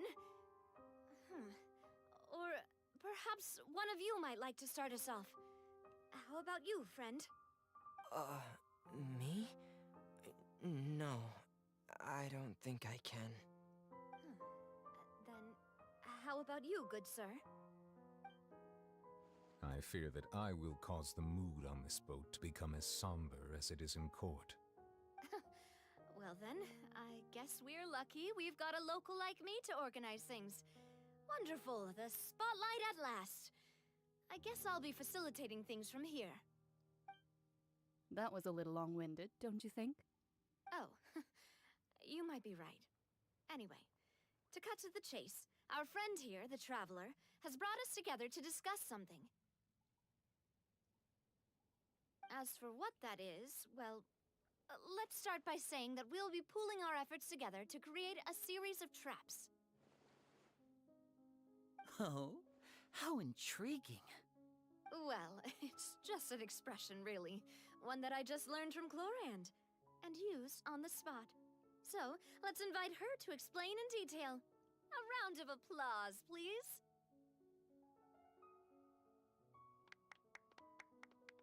Huh? Didn't you say that you would be facilitating this? Oh, come now. Your work doesn't involve much public speaking, right? This is a good chance to practice. You might even pick up some fancy oratory tricks to impress your boss with in the future. I see. And what does my boss say? He is glad that you consider him your boss. Do go on.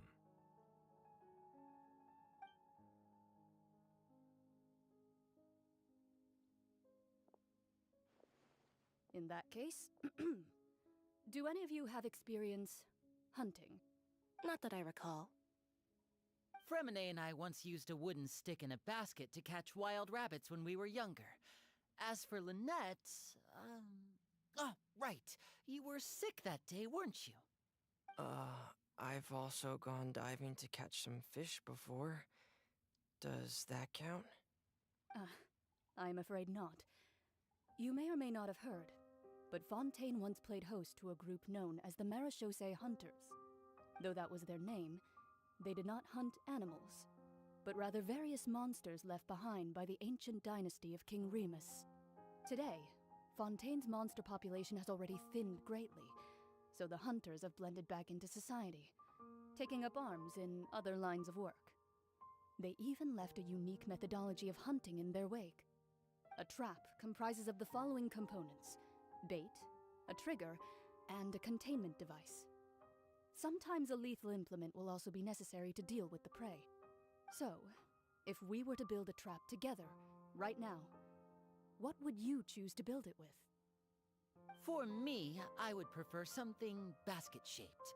Pigeons and rabbits will see the bait and naturally enter the snare. Our line of work requires a deft hand, and we're some of the best in the industry, so you can count on our techniques. You used some of those techniques while moving the people of Poisson, didn't you? My subordinates mentioned that you even performed some magic for the bawling children. Yes, and I even managed to gather some intelligence in the meantime. I'm quite the multitasker if I do say so myself. I'm afraid I can't claim that as my strong suit. I prefer more stable methods, like placing bait in the water and waiting for the fish to come within reach. That's the kind of method I would count on. Calm and steady. Exactly the kind of person who would catch loads of fish. And I can be their assistant. With discretion, I'm sure. I'd probably use some sort of mechanical animal. Papa once bought me some small clockwork squirrels, mice, and such. When placed in the forest, they can attract others of their kind. I remember that you liked those too, didn't you? I did. And that would be a good way to go about it.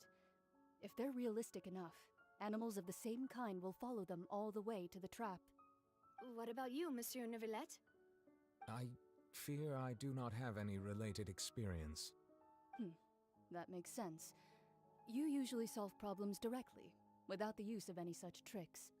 But I do have one more question for you, monsieur. If we were to create a trap now, how would you design it? I would like for it to be effective, but bring no harm to the prey. A more gentle trap would be ideal. Kind, as always. However, our intention doesn't necessarily change the containment device and the type of implement we need. If we wanted to kill the prey in one strike, we would need a powerful implement. However, that also goes for prey that must be captured and safely contained. Wait, why is that? Only a hunter who's a true expert at subduing their prey can snare it without harming it.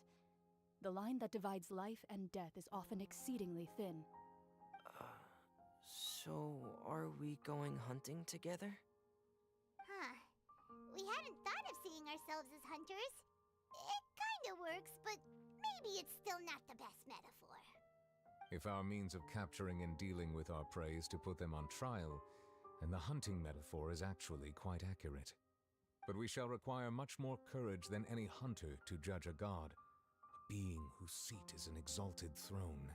Oh, so that's what's going on. Sounds very interesting.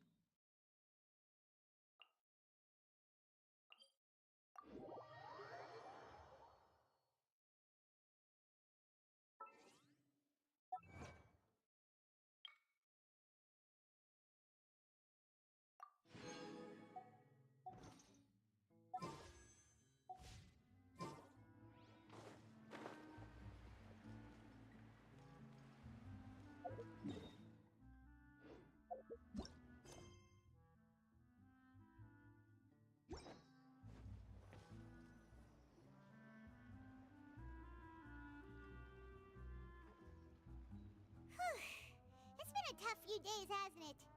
So much has been happening. Paimon didn't think the meetings would go on for so long, but everyone seemed pretty fired up, huh? Paimon thought they'd be at least a little frightened. Well, Fremine was, now that Paimon thinks about it, but everyone else just looked a little surprised. Well... It's hard to say. Paimon doesn't have any experience with this sort of thing. But with you around, Paimon sure will do great. After all, you're the most reliable person in the world, aren't you?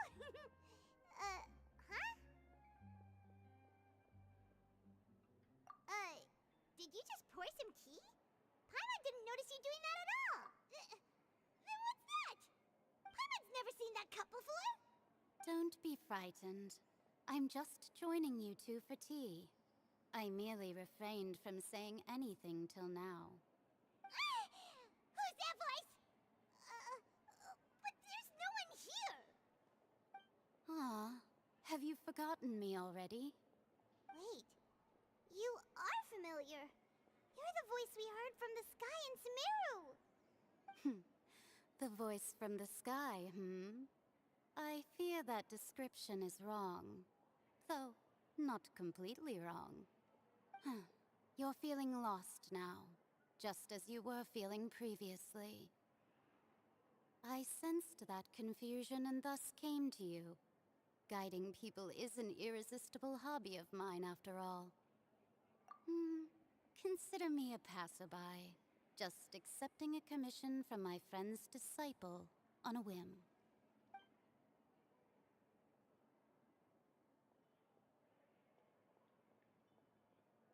The prophecy. Yes, what has been prophesied will be fulfilled. You may view such things as the history of the future. What? Then is there any way we can stop it? I believe you have witnessed a failed attempt with your own eyes. Can everything in Tevat so easily be changed? Ah, so you've caught on. Just as prophecies are usually only the future as seen from the perspectives of the gods, could things be happening in hidden corners where the gods' gaze does not fall? Are the things that you shall see different from the fate that the gods perceive?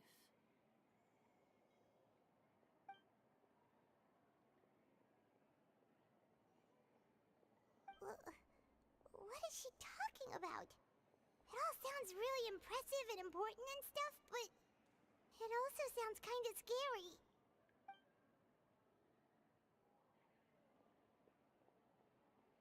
I believe that you understand, right? Some things are insignificant, but others you must reach out to change.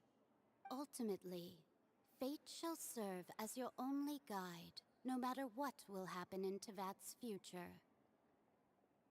All you need to do is to play your part. This was good tea, by the way. Thank you for your hospitality. Well, that'll be all for today. The voice. It's gone.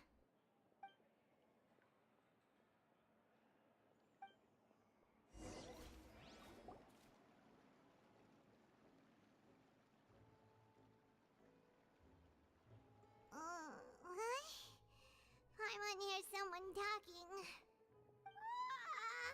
right, coming. Hey, it's you who's getting lazy, okay?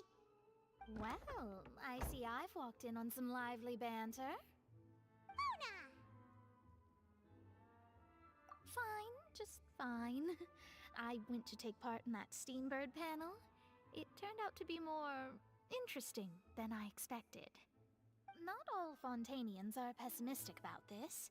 One journalist mentioned that sitting around and waiting for the end to come would be wrong, and that they should make their own rescue preparations.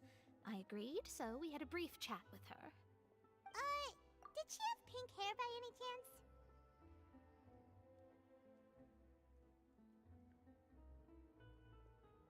Why, yes! It was Charlotte. You remember her, right? That daredevil journalist? I'm in full support of her view. Prophecies are very important, but how can people allow their lives to be commandeered by just a few words? That's right! Paimon's glad to hear something sensible for once. Ah, yes. About what we had discussed before. I did try, but I'm afraid I couldn't reach the old hag. I'll try again tonight, but I wouldn't get your hopes up. Huh?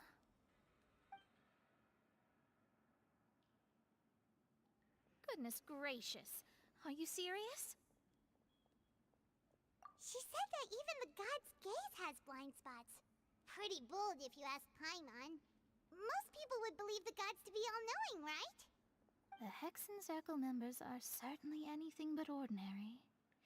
as for the mage named N, the old hag has mentioned her a few times. She said that N's sense of direction is incredible, and that she loves guiding those who are lost. But I've never met her, and if she were still alive, she'd be... well, suffice it to say that the hag's at least a few hundred now, and N's been around for longer than that. Whoa. The Hexen Circle sounds like a scary group. But they must really stay in shape to live so long.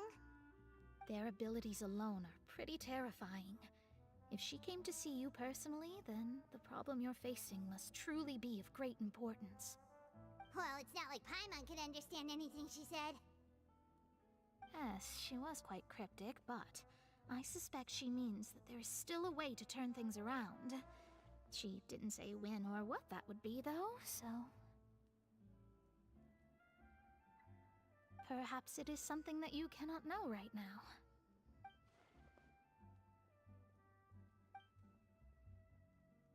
Traveler, Paimon, are you two all right? Oh, we're fine. We're just a little down right now. It kind of feels like the end is coming, you know? I see. I feel that same sense of desperation, too. I guess you could consider me someone who has often witnessed fate. So far as I have seen, it cannot be swayed. But even so, I still hope for, and believe in, miracles. Astrology is eternal and rational, but fate may not be. It is cruel, but it can also be beautiful. Perhaps that's what N was trying to tell you. Not to lose heart, and to believe that what you are seeing playing out before you is not yet set in stone. I did originally think of steering clear of all this, but I couldn't. Even if this is all futile, I still wish to help everyone. If we don't struggle to the last, then how can we face the end when it comes? Huh. You do have a point. There I go, talking about astrological principles again. Sorry about that. The moment I start talking about work-related stuff... I need to get going. It was worth trying to comfort you, even if only a little. I believe that you'll help those who are struggling in the same way I did. I suppose that might be why we always seem to meet by coincidence. Paimon feels kinda moved by what Mona said. But also kinda sad, too. Hey, Traveler. Paimon suddenly feels like going outside for a walk. Let's go. Let's walk around the city, shall we? There's a few spots we always like to walk by.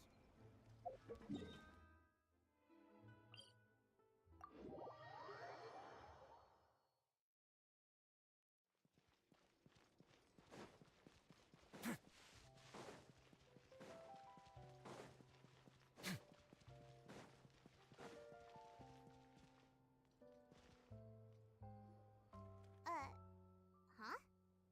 Our names are written in this newspaper. What's going on? Let Paimon see! The underwater stronghold, the Fortress of Meripede, has continued in its noble autonomy, but that does not mean that others cannot interact with it. My recent attempts to enter the fortress bore little fruit. Huh. Guess Charlotte still hasn't given up on that. Thus, did an Outlander friend become the focus of this report? A blonde adventurer with their white fairy, legends trailing in their wake. It is said that this mysterious traveler once visited the underwater fortress. So while the fortress's interior remains a mystery behind closed doors, do not fear, for the tales of the traveler contain surprises in spades. Journalist Charlotte's biggest scoop yet, the Traveler's Trail, World Walker. Huh. Charlotte took so many awesome photos of us and we never even noticed her.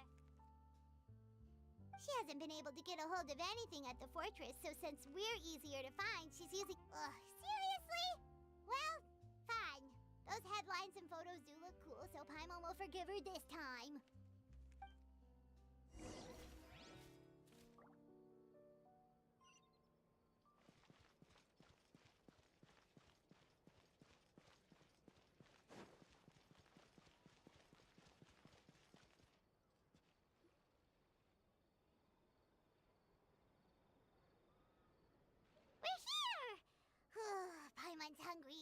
Should we go in and get something to eat?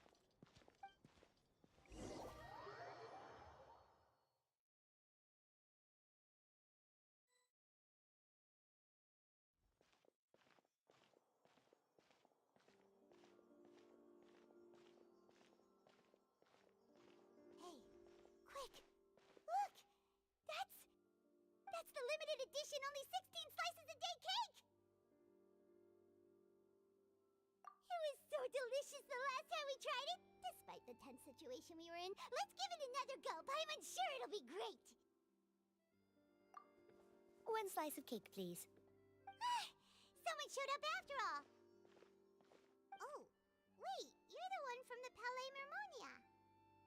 Oh, are you here to buy cake too? It seems Monsieur Nervalette was right. You really can eat. Wait, did he really say something like that? That's right. Even he has his own preferences when it comes to food. As for me, I love the cake and coffee here. Do you come here often? Usually every day. Every day? It's part of my daily schedule, apart from work. I shall have my cake and coffee. Then what if someone told you one day that this place would be closing soon, and you wouldn't get to eat cake here anymore? What would you think? But why would it close?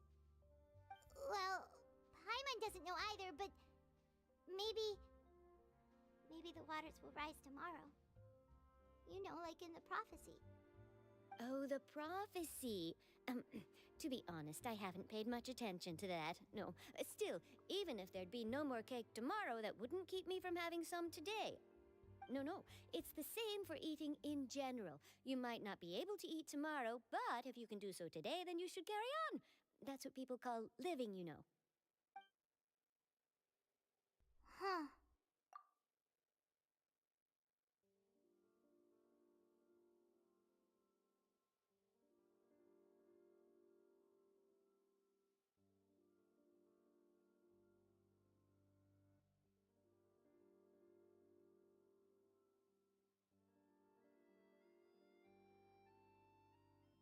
Don't be sad. Excuse me, could I have 2 more slices of cake to go? These 2 slices are for you. Sijuin said that this kind of expression you're making is what humans call being sad. Oh, you know Sijuin? I sure do. She was born before me, and she sometimes comes to the surface to teach us things about humans. She said that humans are creatures that are saddened easily, yes, and you can only lift their spirits by feeding them delicious food. So please try the cakes here.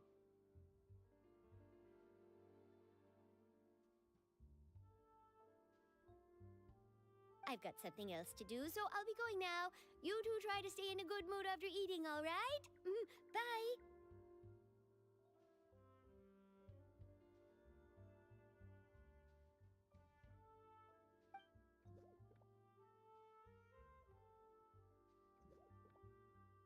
And there she goes! Alright, let's dig in.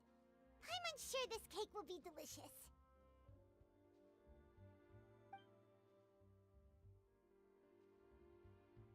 It's more delicious than last time! And the flavor gets even better with a sip of tea. It sure would be nice if we could come again tomorrow. Sure would be nice if we could always eat delicious food here.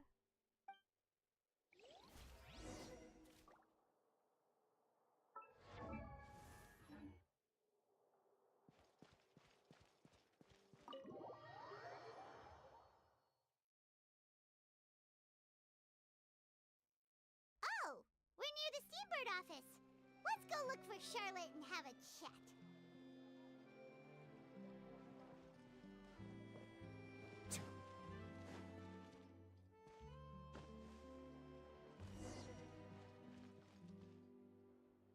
Wow!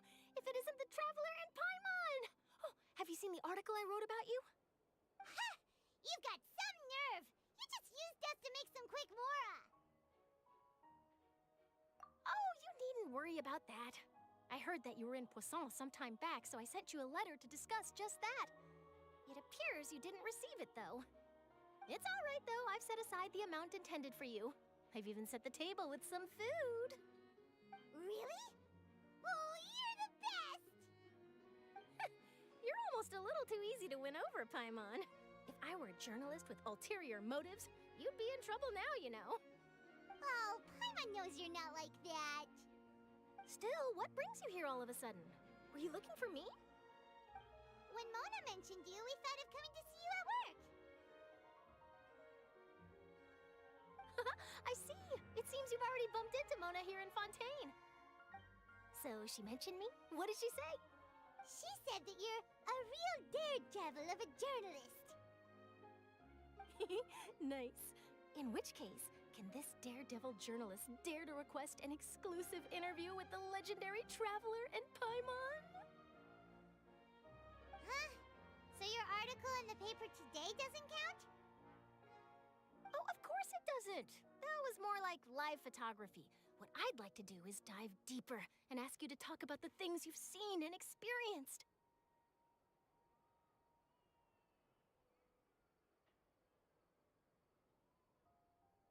Yeah, are we even qualified enough? Why not? If I say you're worth an interview, then you're worth it.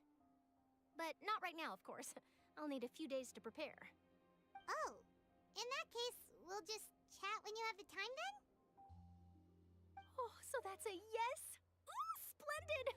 I'll tell the editor-in-chief immediately. I'll have to apply for lighting, a venue, some props, and... Whew, so much to get done now. Talk to you later. Wait, Charlotte. Paimon's still got a question for you. And what's that? If, just for example, Fontaine were to be flooded tomorrow, what would you do today? Huh. That's the prophecy you're talking about, isn't it? I mean, I do hear about it often, but I've never once thought that the day could be tomorrow. If you're seriously asking, then I might try and think of a way to leave Fontaine. Oh, but I'm still a journalist first and foremost. That means I have a duty to be reporting from the scene. And secondly, I wouldn't forsake my homeland that easily. From what I've seen, most people don't know what they'd do should the worst come to pass. In truth, it might be better just to behave like normal rather than worry over such an end.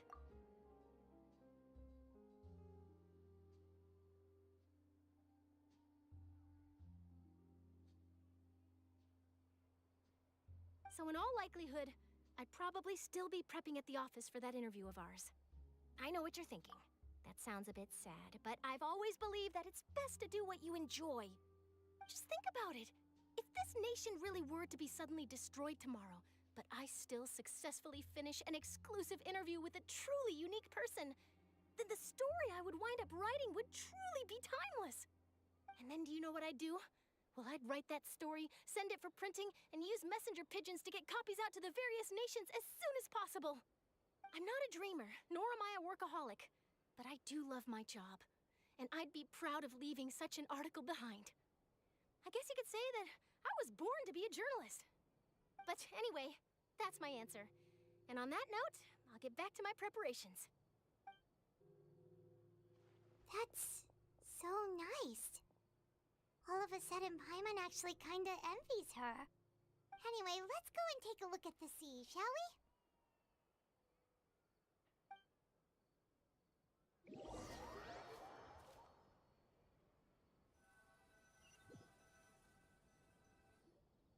The sea breeze and scenery can be a pretty soothing combo, huh?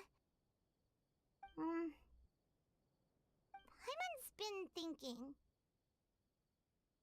If it wasn't Fontaine, but all of Tevat that would be destroyed tomorrow, where would we go and what would we do?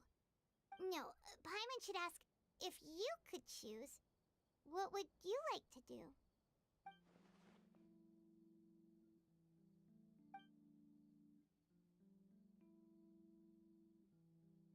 We've always been moving to the next destination, so we haven't spent much time thinking about these kinds of things.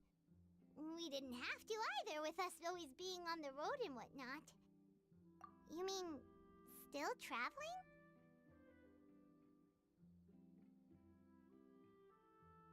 Huh.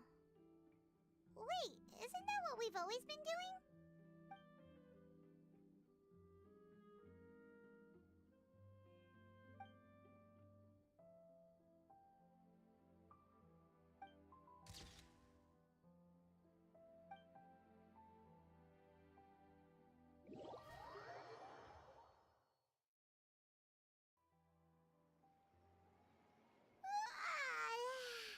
Feels like you'll grow mold if you stay here long enough. But it's still better than the Fortress of Meropide, that's for sure. It's not only damp there, but salty too. Ah, so the two of you are still here. Wonderful. Oh, you're from the Palais Mermonia, aren't you? Yes, I'm Isadora. Monsieur Nervillet sent me to look for you two before. I heard that afterward you went to the Fortress of Meropide.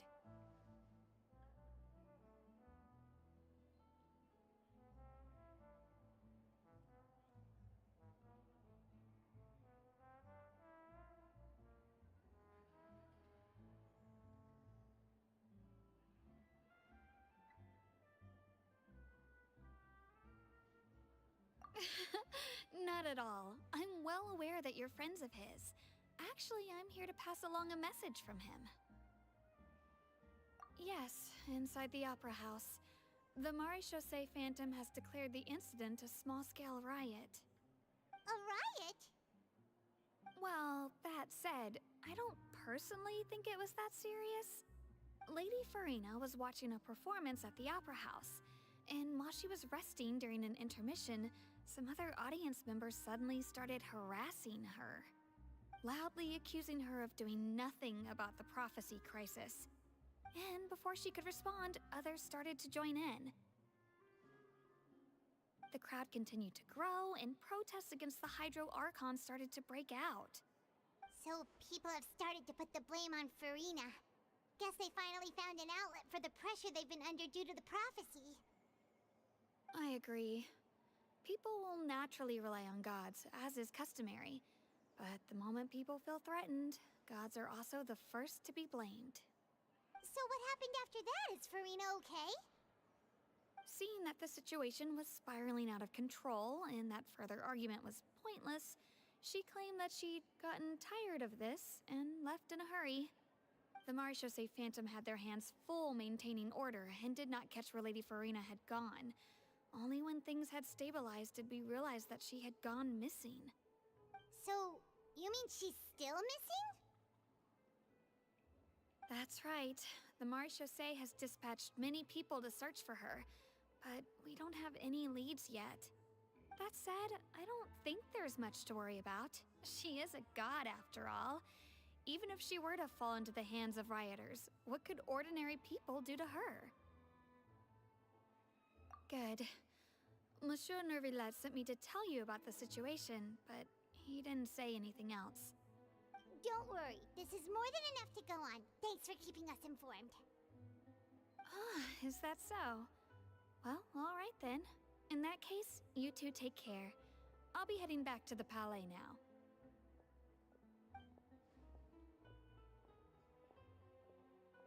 Well, sounds like we should hurry over to Poisson then.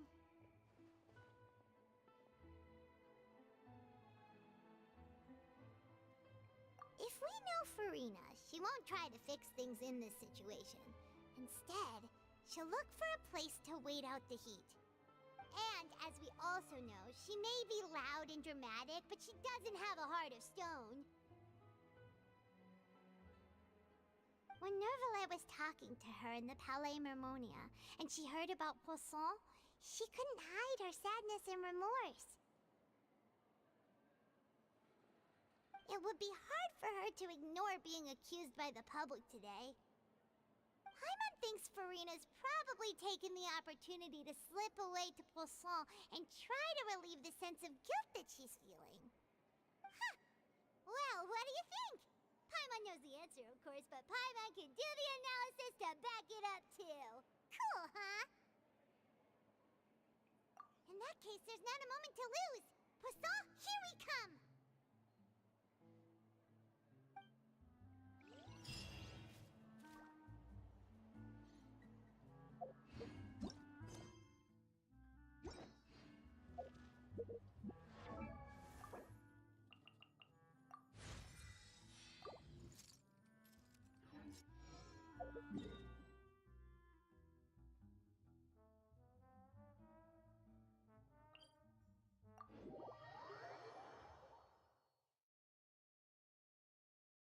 This place looks deserted.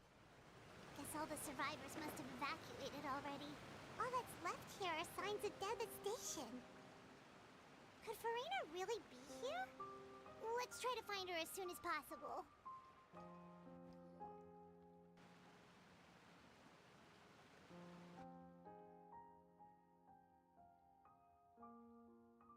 Ah, that's Farina, right over there. She really...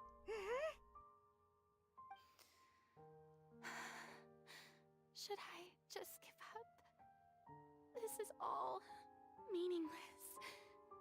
What was meant to happen did happen after all.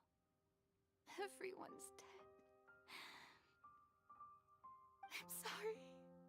I am so sorry. Give up, Farina.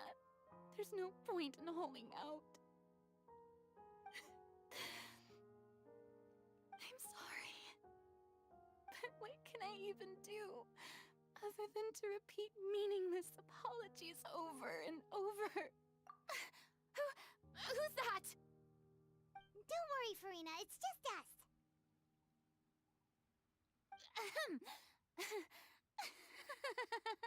So it is you, blonde traveler from another land. Why, I almost thought you were someone from that mob of my ignorant subjects, come to kneel and beg for my forgiveness.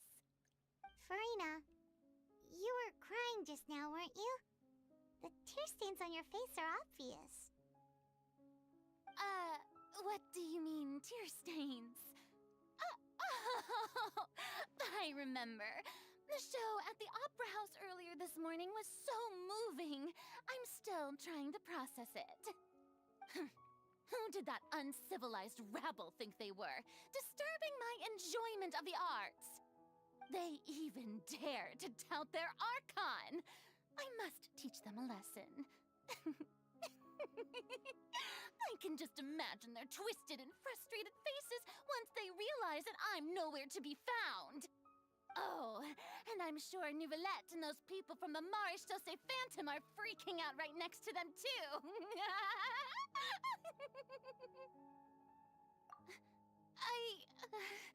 Of course not. Hey, there she is! The Hydro Archon's over there! Quick, after her!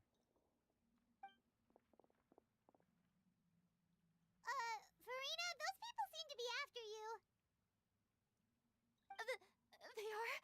They're just some rabid fans who want to cut the line because they haven't been able to meet me in person, aren't they? That's against the rules. I can't let them get their way.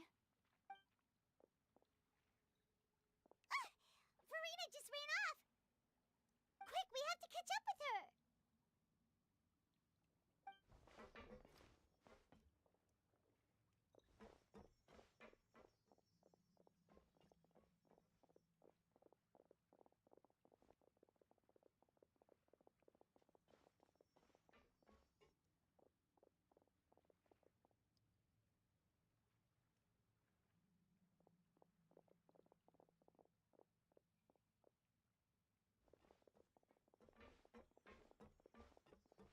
This should be the place, right? Hey, Farina! There's a good hiding spot over here. Quick, come to Paimon before the rest of them catch up to you. What? What is this place? Hurry, they're almost here! Fine. I suppose haste is warranted. Lead the way.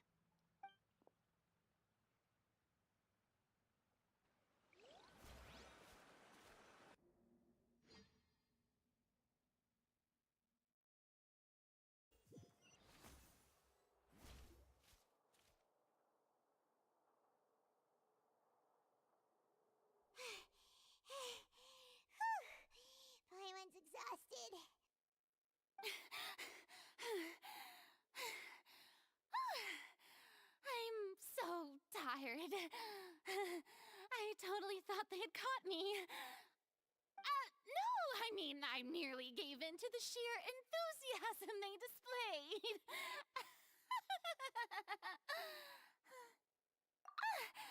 You're right. Yep, that's a good girl.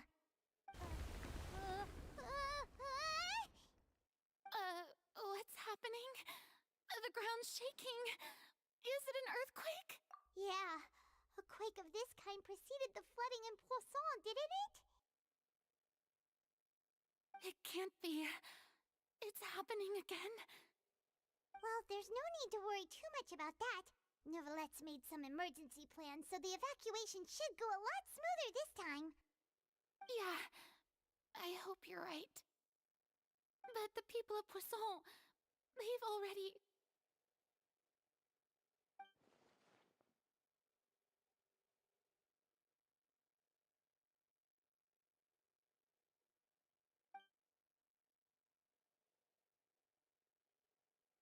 It's true. I've been investigating the prophecy for hundreds of years. I once had informants all over Tevat, searching for clues and feeding information back to me. I've tried all kinds of ways, too, to hold back the sea. Anything to keep the coastline from advancing. But all my efforts proved to be futile in the end. Really, the truth has been clear to me for a very long time. We cannot make an enemy of the divine. No matter what we do, the will of the heavenly principles will have its way, and the prophecy shall be fulfilled. Give up. I do love the sound of that phrase. It would mean finally coming to terms with fate, but also for me to finally be free. Indeed, I've thought about giving up so many times, especially after we almost lost Poisson. Fate is really unreasonable, isn't it? It has no heart and obeys no rules. The prophecy has only just started to come true, and so many people have already lost their lives. But just now, it all became clear to me. I still don't have the right to come to terms with fate on behalf of everyone else. As long as the final moment hasn't come, it's still not too late. Don't worry. I will keep hope alive for everyone until the very end. Well, that's enough for now. I got the impulse to play the stricken maiden, but honestly, considering my rank and station, that wasn't a good fit at all. Don't take any of what I just said seriously. How could I possibly let Fontaine fall to the whims of trivial prophecy? Come on! Paimon could have sworn you were actually being honest just now.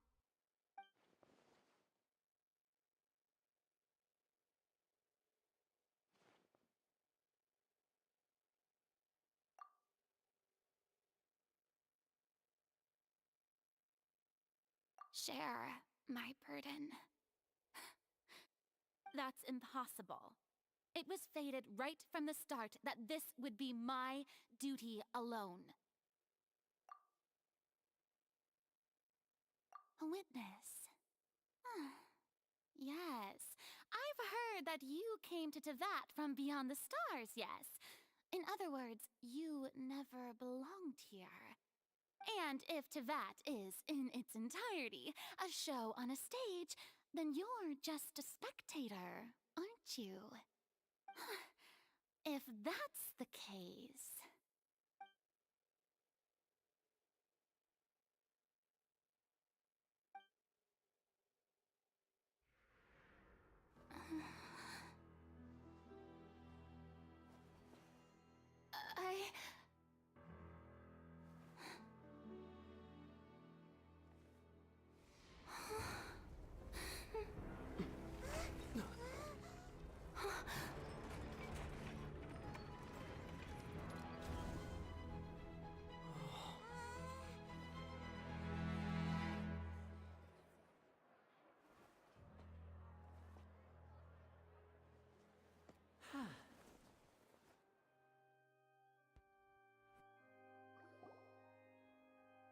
Ladies and gentlemen, this concludes my opening performance.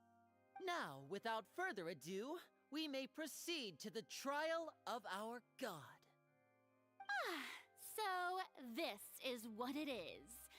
Yes, you deserve praise for the effort you took to raise the dramatic stakes. Do not forget, however, that I am Focalor, the god of justice, the embodiment of justice itself.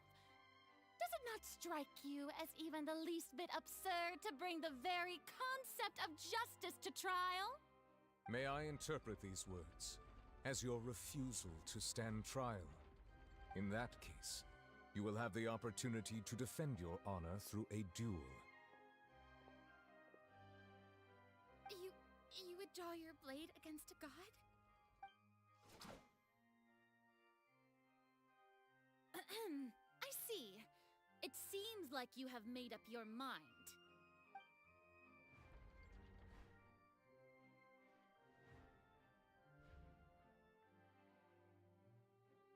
Paimon can't believe it. She just surrendered. What the heck is going on? Did I just see an Archon surrender to a human? Wow, how utterly humiliating. Lady Farina, what is the meaning of this? It would seem that there has been a misunderstanding. To be clear, the raising of both hands is not always an indication of surrender. Looking for excuses again, huh? I raised my hands just now to indicate my acceptance of the trial. No duel shall be necessary. I will admit that I've been running away for a long time. I'm sorry, everyone. I was unable to protect the people of Poisson. It is my duty to stand trial for my crimes. You are not the only ones to be disappointed in me. I, too, am exceedingly disappointed in myself. But now, it is time for the Hydro Archon to show you her courage and resolve. I, Farina, will use this trial to show the world the true meaning of justice! This time, I will protect you. Applaud and rejoice! One of the most outrageous and fantastical arcs known to the opera epiclese is now unfolding before your eyes. Mark my words, this shall be one of the most exhilarating and brilliant shows ever to grace the stage of Fontaine! The trial of the Hydro Archon, Focalor, will now begin! Woohoo! Oh, now we're making history! Why does it feel like Farina just took over the whole thing? Like, come on! Didn't she just get forced to stand trial for her crimes? Also, even though she's still acting super dramatic, she is taking this seriously this time, right? All right, then. Who will be my opponent in this trial?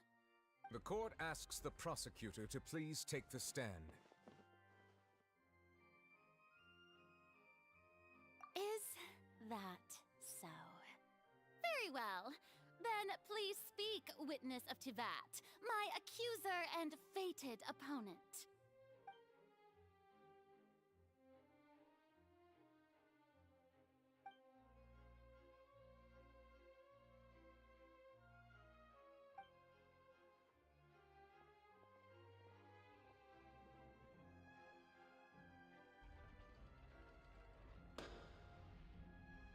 Also, please allow me to ask, as a final question before the trial begins.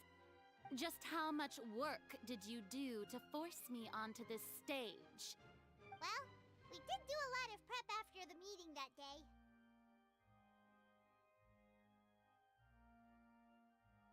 I can go over the tasks assigned to the Spina di Rosula, since they were rather straightforward and easy. Navia, the president of the Spina di Rosula. Most of the people who participated in the disturbance this morning were my subordinates. They changed into plain clothes and came to the Opera House as regular audience members, waiting for the perfect opportunity to incite insurrection against you. The people's resentment against their Archon has been building as more and more of the prophecy is fulfilled. A spark was all we needed to turn smoldering anger into a flame. Moreover, according to our understanding and analysis of you, when something like that occurred, you would likely flee the scene and head to Poisson by yourself.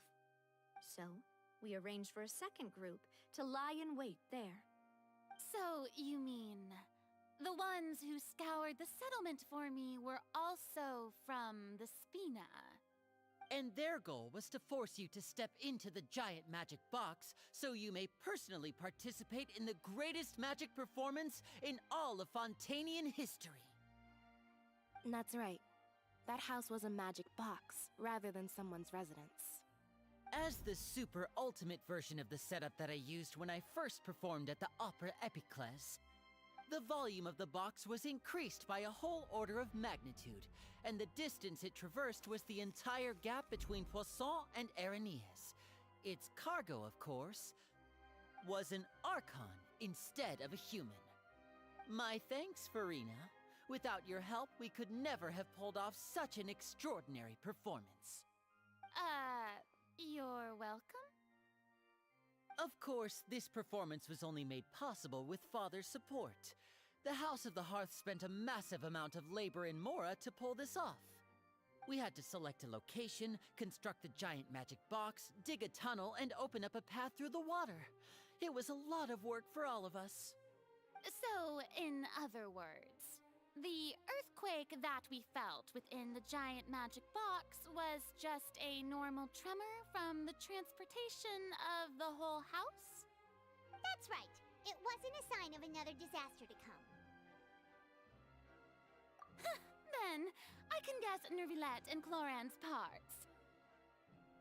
You gathered a crowd, prepared a stage, and made sure that the champion duelist would be immediately ready for a fight.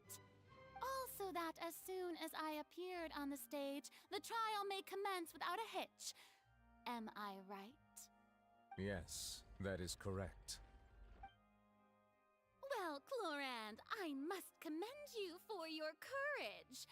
Only the most outstanding champion duelist in all of Fontaine would accept a duel with an Archon without flinching. Thank you. As for you, Traveler, I suppose your role was to keep me distracted with conversation once you found me in Poisson.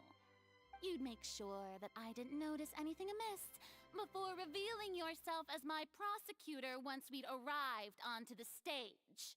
Oh?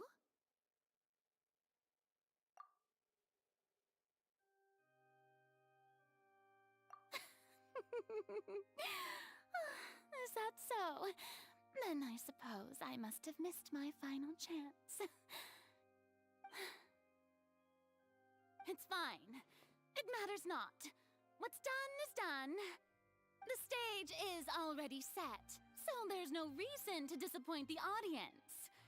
Let's see this trial through to the very end.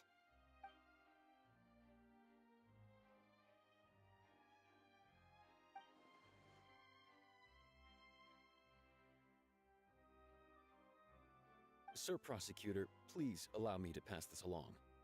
This is a document that Miss Charlotte applied for and received permission to share with you during the trial. According to her, it should speed up the proceedings. Huh? Charlotte wanted to give us something? Oh, so she's here too! Hey, Charlotte! Oh, let Paimon see. Isn't this the exclusive interview that she did with us before? So she's already finished it, huh? Wait, then that means this document is a perfect timeline of everything that's happened ever since we stepped foot in Fontaine! So in other words, we can refer to this anthology of evidence every time we want to use something from our journey as evidence for an argument!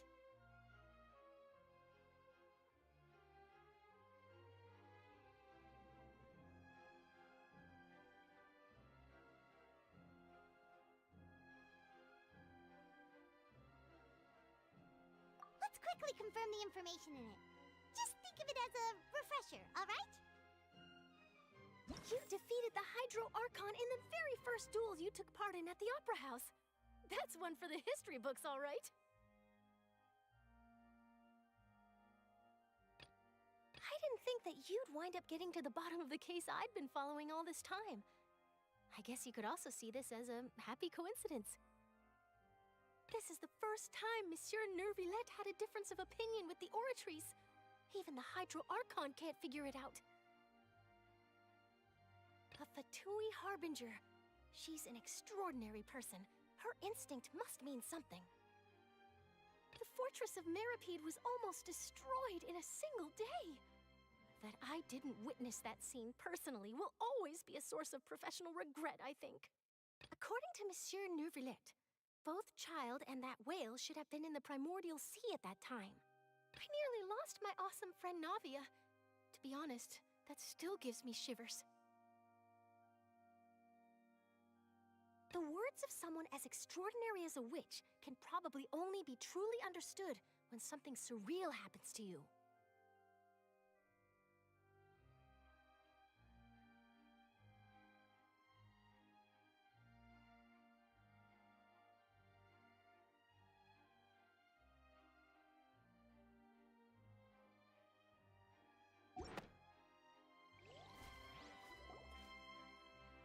The prosecution and the defense are both in position. The trial shall now begin. Oh, come on, Neuvillette. There's no need to repeat all the unimportant legalese. Just fast forward to the part where the prosecution lays out my offenses. As the defendant and the lead actress of this performance, I still haven't even been informed of my supposed guilt in all of this. Of course, it is only natural for humans to struggle to understand the actions of a god. However, you will need more than that to convict me of a crime. That's true, but my charge here is unrelated to your conduct as an Archon. Instead, I would like to charge you as a fraud who's never been the Archon in the first place. Wait, what was that? Lady Farina's a fraud? Hey, I came here thinking that we were going to try the Hydro Archon for forsaking her duty, but did I hear that right? She's not our Archon at all? Charge accepted. Lady Farina, do you plead guilty to the charge?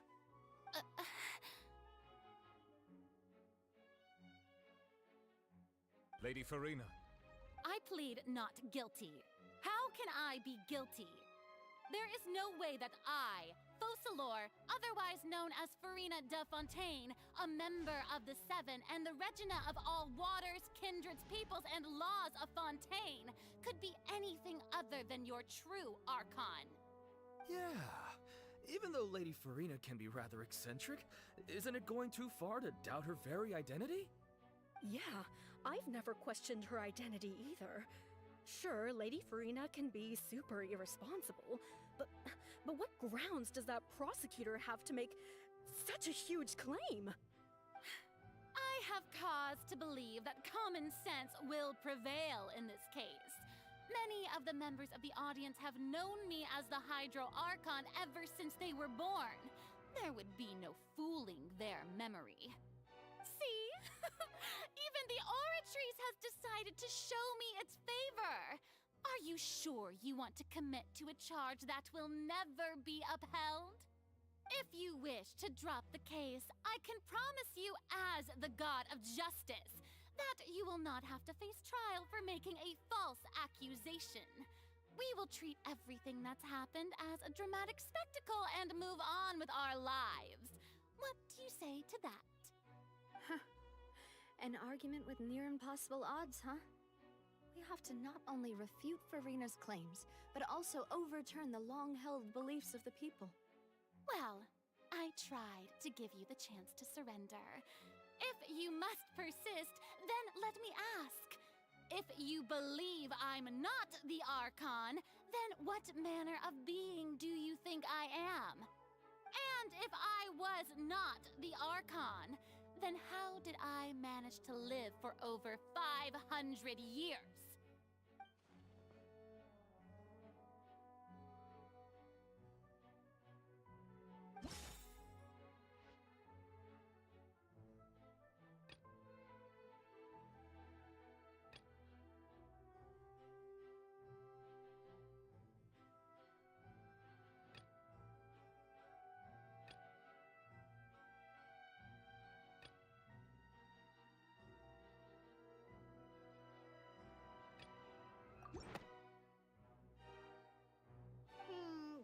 That doesn't sound right. Paimon doesn't think this... First of all, you may be a member of another long-lived race, which would allow you to naturally possess an extended lifespan. And second of all, even if that wasn't the case, there could be other ways to extend your life. Who gave you that idea? Was it the knave? You'd sink so low as to use a harbinger's words against me. A curse? I once thought it possible that the aura of an Archon might naturally resemble a type of curse. But in light of this claim, perhaps what I sensed was not your divinity, but a curse after all. You sensed it too, huh, Nervalet? Lady Farina is actually a human? Well, it is true that it's extremely difficult to tell humans and gods apart just by looking at them. It's not impossible.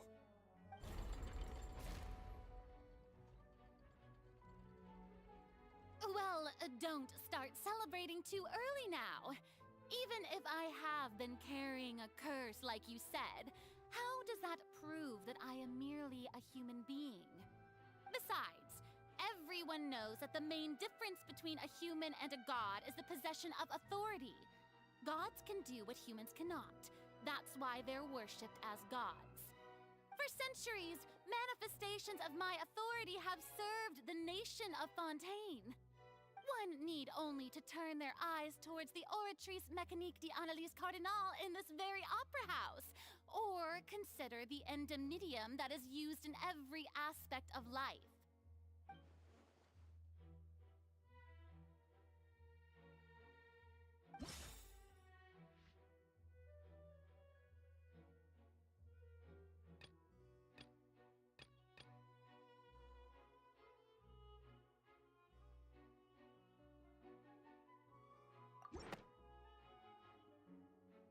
You tried to reference the Oratrice. But weren't you as confused as all the rest of us when the Oratrice declared Child to be guilty without any proof? Otherwise, you should have come up with a good explanation for that by now. Didn't I make myself clear at the time? The decisions of the gods are naturally difficult for humans to comprehend. There is no need to provide an explanation. Lady Farina, I believe a reminder of your current circumstances is in order. While the court is in session, the principles of justice and the law must come before all else. While you are an Archon, you are also first and foremost the defendant in this trial.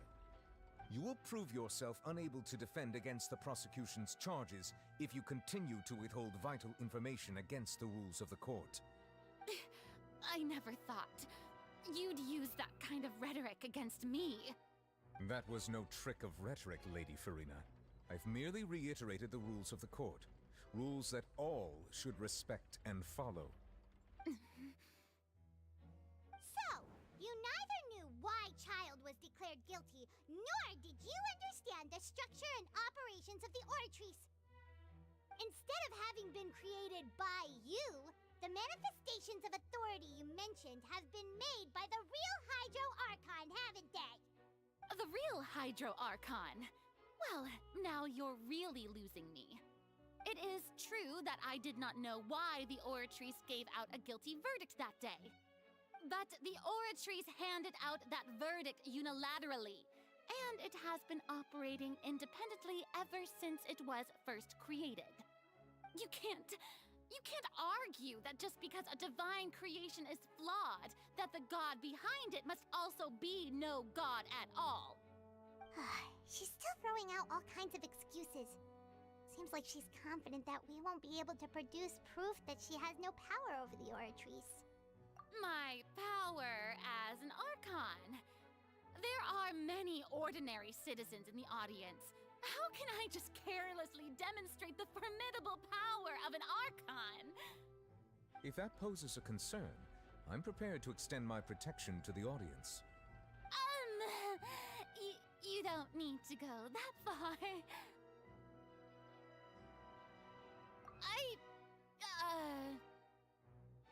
Aren't you the Hydro Archon? Or is it that you can't even wield the power of Hydro, much less the authority of a god? Indemnitium! Yes! It's all because of Indemnitium! All Archons derive their power from the faith of the people, and I've converted the people's faith in justice into Indemnitium! Thus did I give up all of my divine power to provide everyone with energy for their daily lives. Have you ever seen a more magnanimous god? Isn't that a huge stretch? Yeah, no matter how generous an Archon can be, how could they give up all their power? Can a god with no power even still be called a god? It seems like nobody's buying Furina's excuse. Hey, come now, everyone! Please don't stare at me as if I was a liar! I'm still the same Furina you knew, right? The one that you loved! Shouldn't you want to believe in me? Please? You've got to believe me! If what the prosecutor said is true, she really has committed a grave offense. Did she deceive all of us? And all of our parents and grandparents too? And all of our ancestors? Ever since they were born? Enough! That's enough.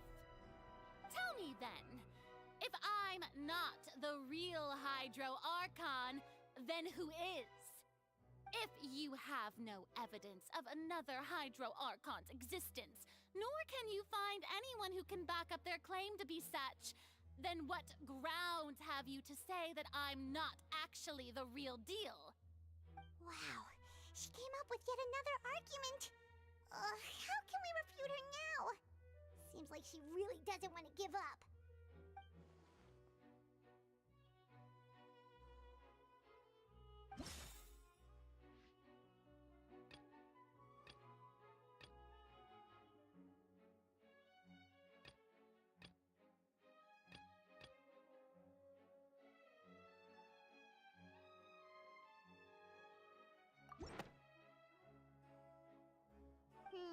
That doesn't sound right.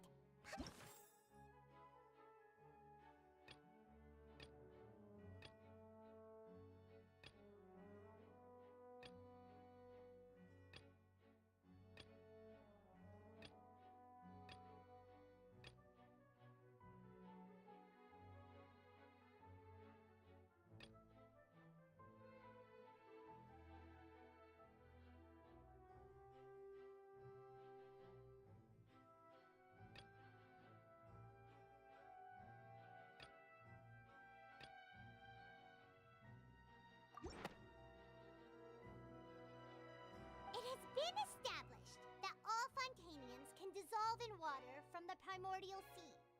And that means... Since you insist on claiming to be a god and not a human, then there's a method that you can use right here and now to eliminate all suspicions of you being the latter. Miss Navia, please apply to serve as a temporary attorney for the prosecution before addressing the court. Though you act in partnership with the prosecutor, you must still adhere to proper procedure. Super sorry, Monsieur Chief Justice. I swear this really will be the last time that I'll speak out of turn. Now, I've brought some seawater from Poisson. As everyone knows, a massive flood struck the area not long ago, taking many lives, including those of some of my closest friends. So, Miss Furina, would you dare to touch some of this seawater?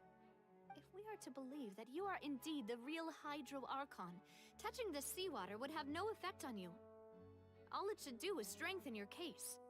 But if you don't dare to touch it, then we would have basically proved the reverse. Oh, and I must remind you that after the disaster at Poisson, nobody wants to see any more people dissolve. I do hope you'll act prudently and choose the simpler path of admitting guilt. Navia from the Spina di Rasula. The Spina has governed Poisson for many years. I guess her suggestion is valid. If Lady Farina is indeed just a human, she's probably Fontainian like all the rest of us. Would she really dare to try?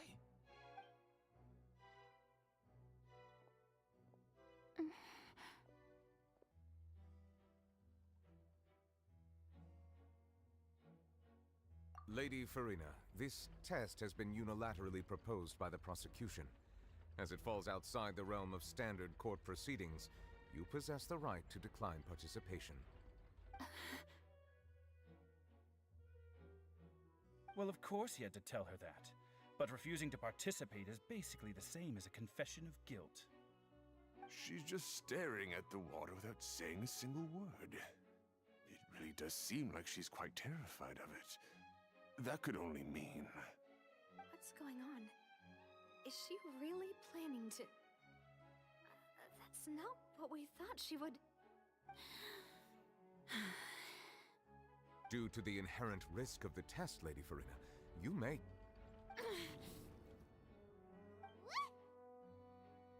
Hey!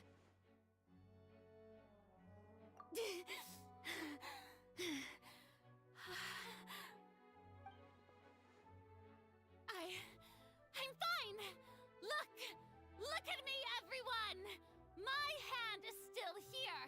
I haven't been dissolved! Will you believe me now? I really am your Archon!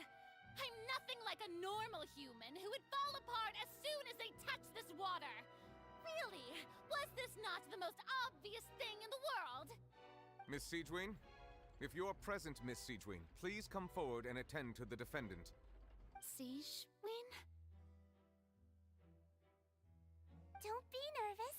It'll just take a few seconds. Let me see. That should be enough. Please announce the results of your evaluation to the court, Miss Siegewien.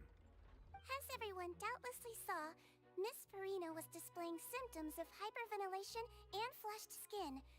These indicate that she was experiencing the adverse effects of exposure to primordial seawater.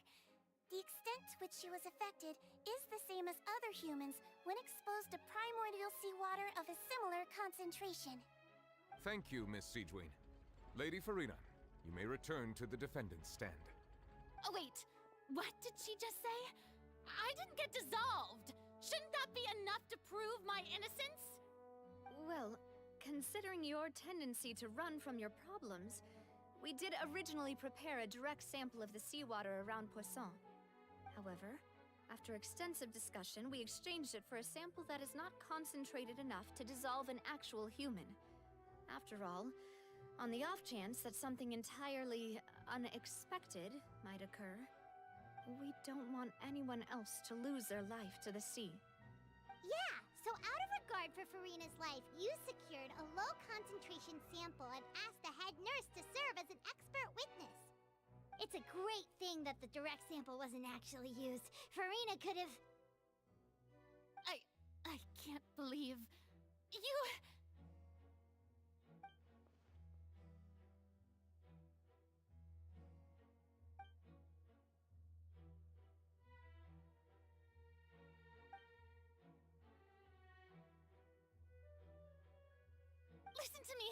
Listen to me, everyone! Please don't give me such cold and disdainful looks! What happened just now didn't prove a single thing! Think about it! How can you conclusively prove that an Archon can't also be affected by the primordial seawater? Also, if I was really just a human, why would I dare to just put my hand in that kind of water?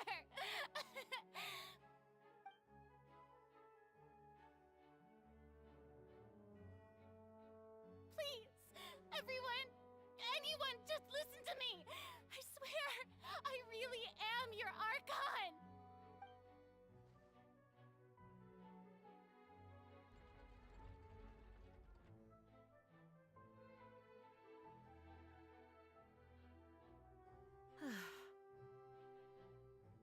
don't think anything she says at this point will sway anyone. The odds are just too stacked against her now. With all the things that have been said, Paimon doesn't think there's any way left for Farina to win. I believe the time for arguments and presentation of evidence has come to an end. If there are no objections, we will move on to the final judgment.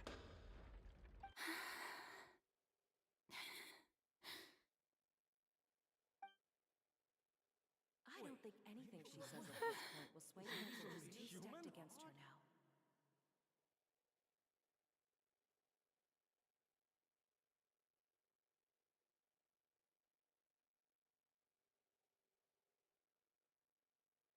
In my capacity as Chief Justice, I shall now render judgment on Farina's misrepresentation of herself as the Archon of Fontaine.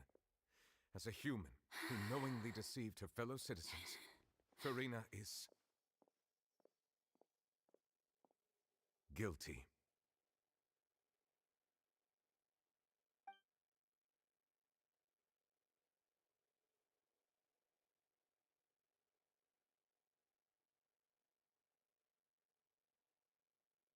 We shall now turn to the Oratrice Mécanique d'Analyse Cardinale to render the final verdict on the charges.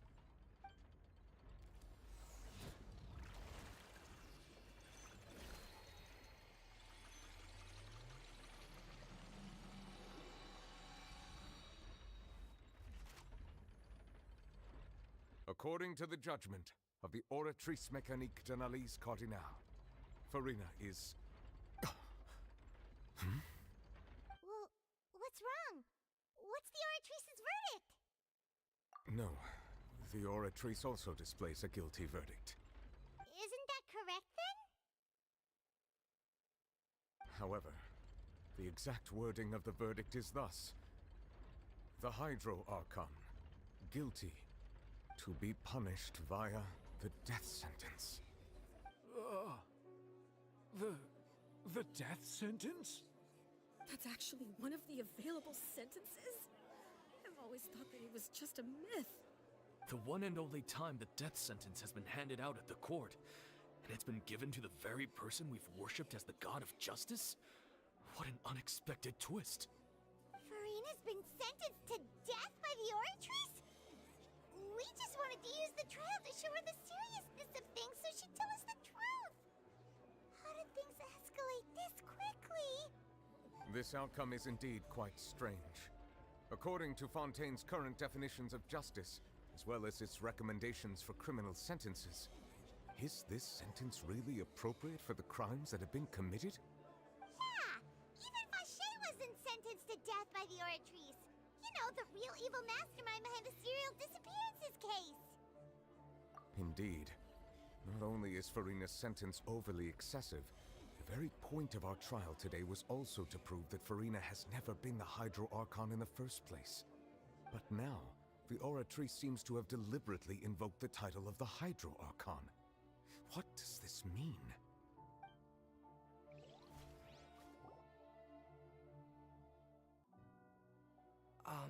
Excuse me, if I may interrupt. Is the trial still going? Fremine! You finally made it. I assume this means you've completed your mission? Mm-hmm. Any mission Father assigns to me will always be top priority.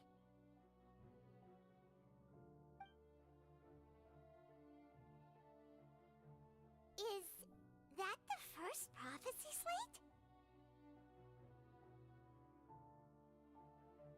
Huh. So the knave privately arranged for Fremine to try and find the missing slate. I looked everywhere and finally found it at the bottom of the sea. It took me a long time to get around some dangerous stretches of water. But has the trial already concluded? Then doesn't that mean I've come too late?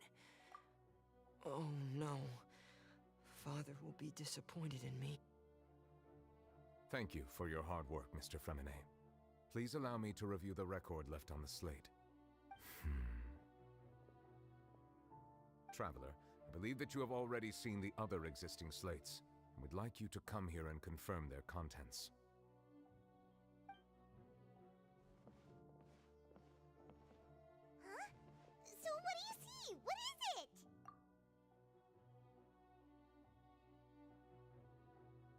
believe I've now made sense of the Hydro Archon's crime. It has to do with Fontaine's lost history.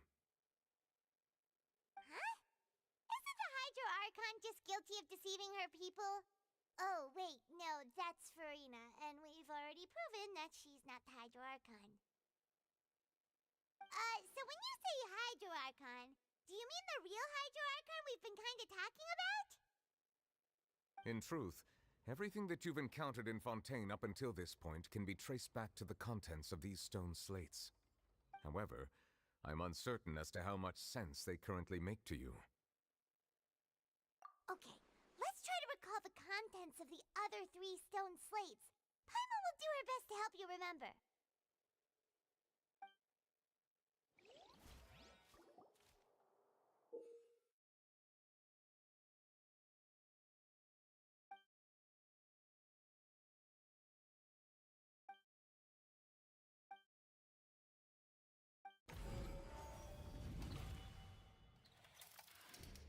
The first stone slate describes what you just said.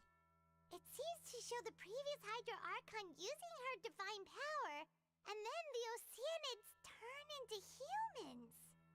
Does that mean that Fontainians are transformed Oceanids? Oh, Paimon wasn't expecting that. But if Oceanids can turn into humans, then perhaps this process can be reversed as well. The second stone slate shows Celestia floating in the sky, and the Hydro Archon and her people worshipping it together. But the heavens still brought judgment down upon them. This must be the point when the Hydro Archon and the Fontainians were branded with their original sin. Does this mean that the original sin and the Hydro Archon sin are the same thing? The third slate shows the Hydro Archon sinking into the sea surrounded by many people. That reminds Paimon, didn't we also watch that happen to someone else? Well, the fourth slate is the prophecy the Fontainians have been talking about. People dissolving into the sea, the Hydro Archon crying on her throne, and so on. We didn't believe that such a crazy disaster could happen at first, did we? But after that incident, it was just a question of when and not if.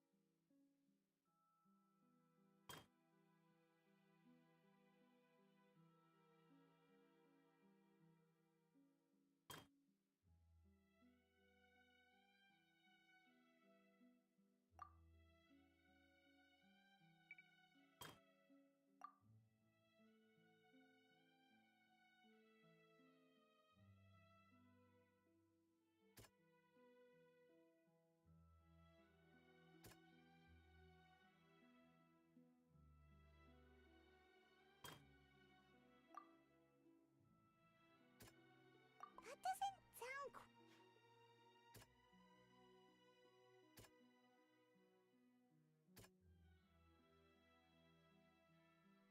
That doesn't sound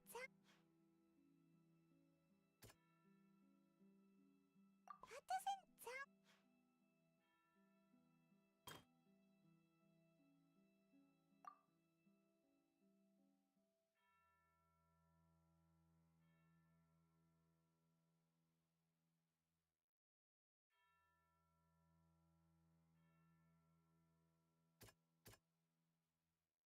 That doesn't sound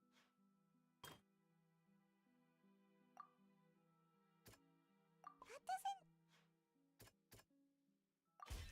The prophecy from the stone slates found its way into society, but not many people believed it at first. The fortress of Meropide was nearly flooded with primordial seawater, which we know can cause Fontainians to dissolve. It seems increasingly likely that the prophecy may come true. If we hadn't dealt with it in time, things could have gone very badly.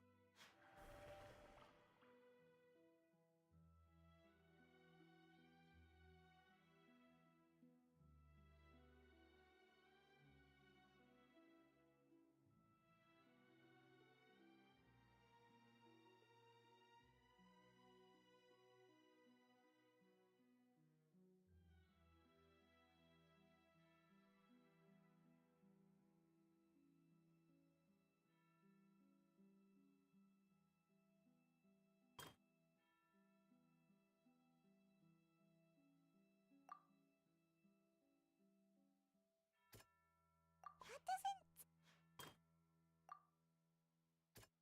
That doesn't sound. That doesn't.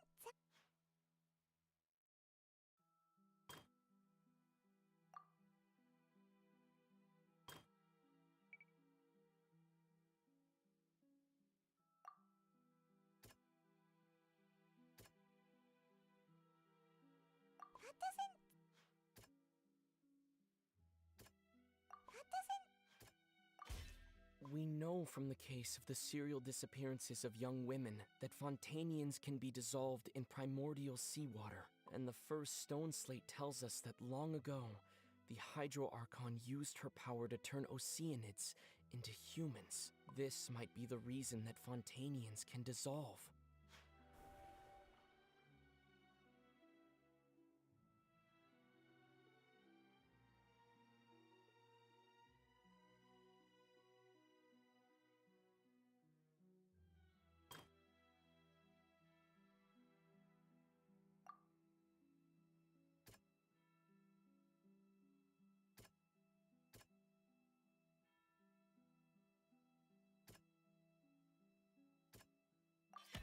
Perhaps what is about to take place has all happened before. The true sin of the Hydro Archon that Nervalette mentioned, and the original sin cast down on the people of Fontaine by Celestia, as recorded on the stone slates.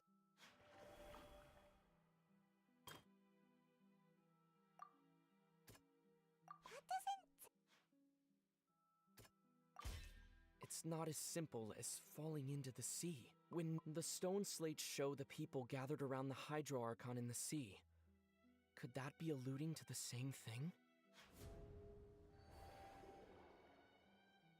They'll dissolve into the primordial sea but won't cease to exist. Their essence will flow in the seawater, converge, and take the form of an Oceanid. The Hydro Archon was sentenced to death in court, shocking everyone present. Perhaps this means that her sin was actually Fontaine's original sin.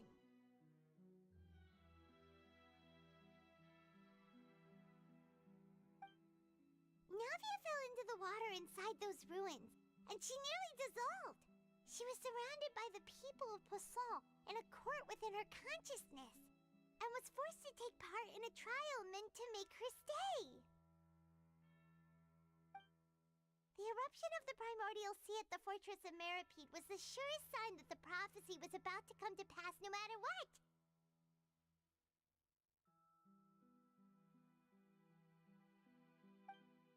The prophecy's contents can all be verified by recent events.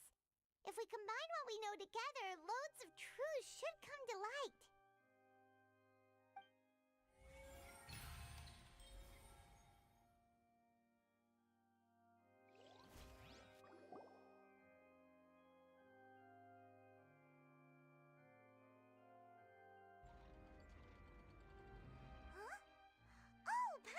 It now, so that's how you can make sense of it.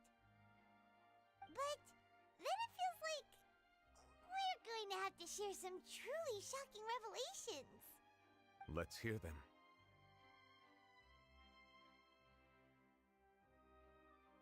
Incredible. Linny, did you hear that?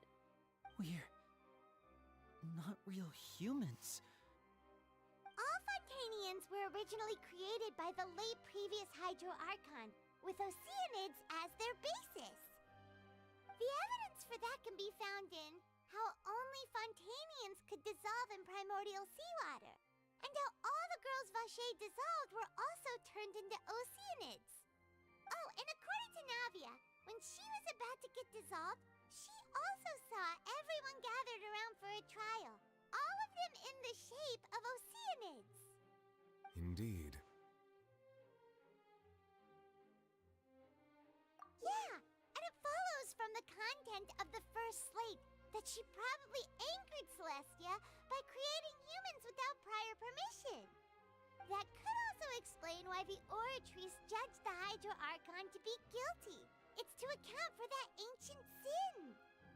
The Hydro Archon's true sin? was creating us?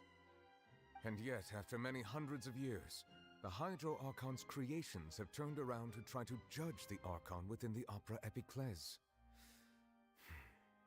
The twists of history are often the most unexpected of all. Yeah! Isn't the image here just like when Navia fell into the sea? So wouldn't it be trying to show the image of the Hydro Archon also falling into the sea once the prophecy has been fulfilled in the fourth slate? In the end, the people will all be dissolved into the waters, and only the Hydro Archon will remain weeping on her throne. Only then will the sins of the people of Fontaine be washed away. Did Paimon get all that right? You've made some keen deductions. I must say, given how much you still don't know, it is impressive that you've already managed to connect so many pieces of the truth. However, while you were able to decode all the information on the slates, they've also been etched with an additional layer of hidden information using a different power source. When we were at the ruins, I tried to decipher the hidden information recorded in the slates. But since we only had 3 slates at the time, I was unable to come to a full conclusion. Now that the slate collection is complete, I shall make another attempt to decipher the narrative recorded within. If everything goes well, we should finally be informed of the unadulterated truth.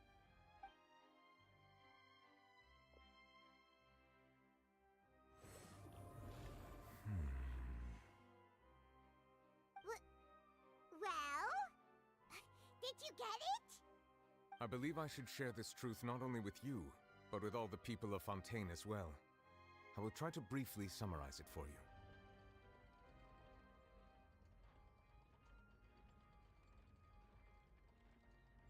Your hypotheses regarding the origin of Fontainians and the sin of the Hydro Archon were both correct.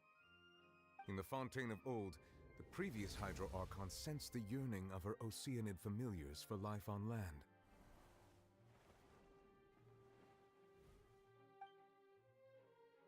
The Oceanids were enamored with the beauty and romanticism of human beings, and wishing to have those experiences for themselves, expressed to the Hydro Archon their desire to become of a similar kind. However, even though water as an element is intricately linked with the power of life, the Hydro Archon, as one of the 7, did not possess the authority to create a new form of human life. Not one to give in, she eventually found a way to create permanent humanoid bodies for her familiars by appropriating the power of this planet's primordial sea. She poured primordial seawater into the Oceanids' blood vessels, creating humanoid mimics in the process. But if Fontainians were to ever come into direct contact with water from the primordial sea, the power within their bodies would escape these artificial restraints and return to the sea. As a result, their forms would collapse, and they would be reverted to their original forms as Oceanids. Of course, the Hydro Archon never received permission from the heavenly principles to create a new human race. And thus, the Hydro Archon and all of her creations came to shoulder the original sin of appropriating the power of the primordial sea. That is the true history of how the people of Fontaine first came into being. So we were all Oceanids before we turned into human beings? That's way too much information for me. I think I'm just going to pretend that I never heard a single thing. Wait, but if that's the truth, we can't let the Hydro Archon be sentenced to death. After all, her only sin was creating us.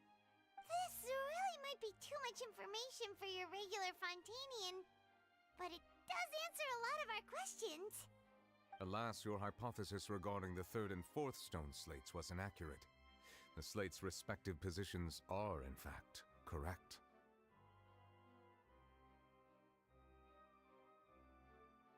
A key point of the visual on the 3rd slate is how all the individuals depicted in the water are humans rather than Oceanids. They have not been dissolved, which implies that the water depicted in this slate is not water from the primordial sea. The nation of Fontaine is the nation of Hydro, as well as the nation of trials and justice.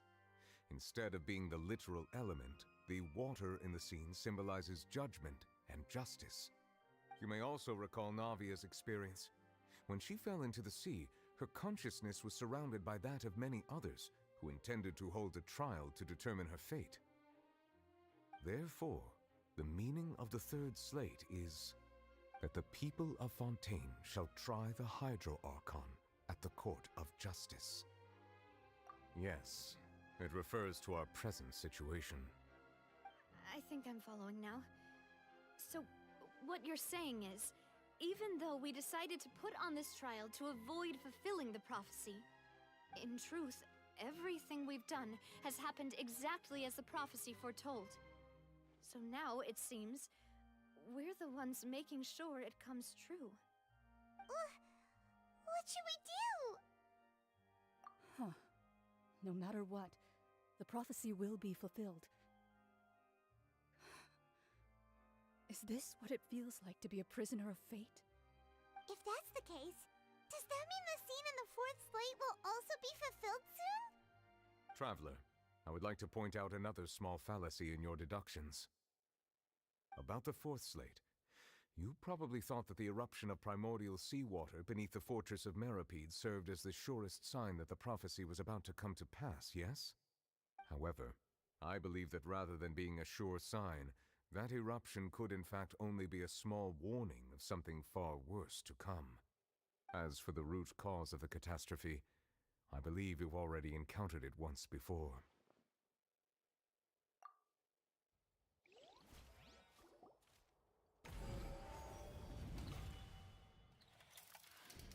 This eruption was just a small warning of the things to come. We must find the root cause of the disaster.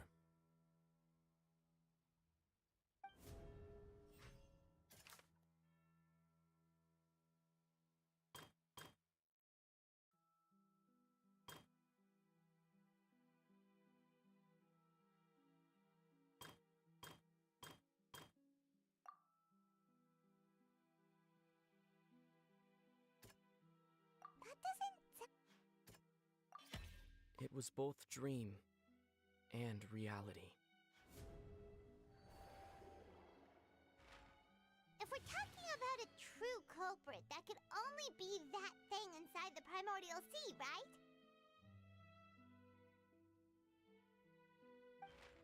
The truth, the original sin, the trial, and the root cause of the disaster.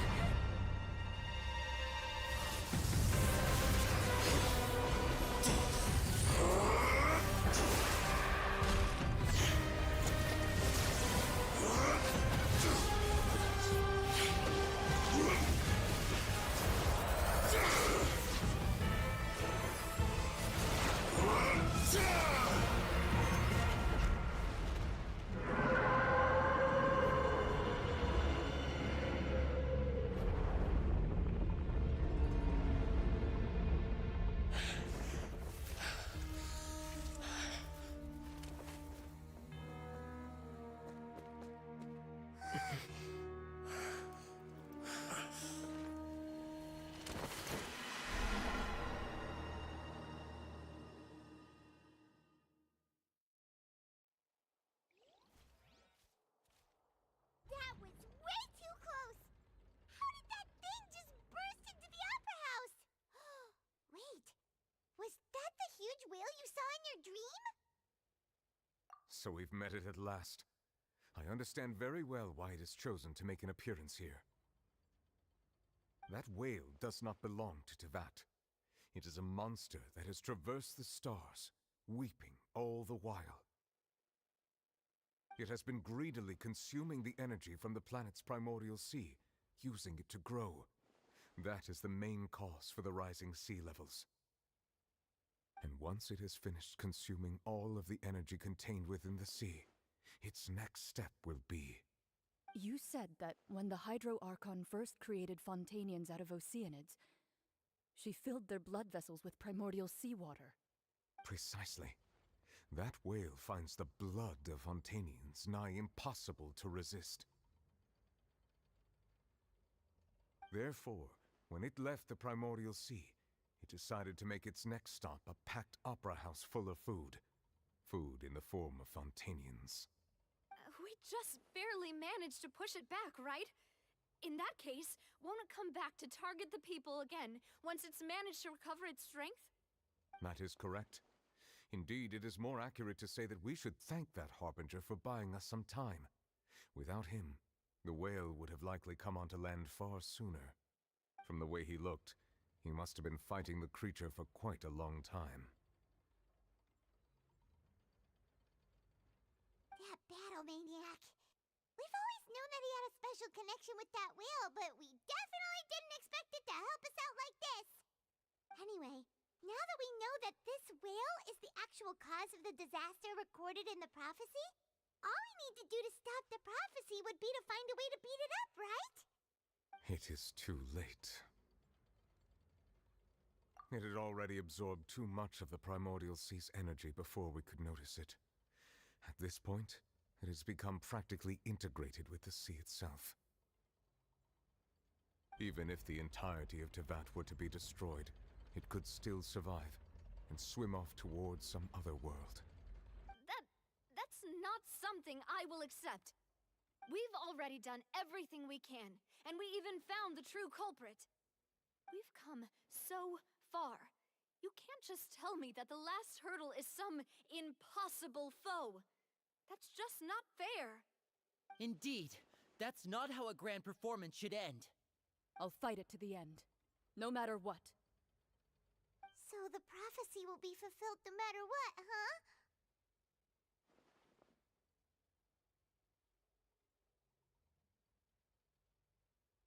The prophecy. Yes, what has been prophesied will be fulfilled. You may be...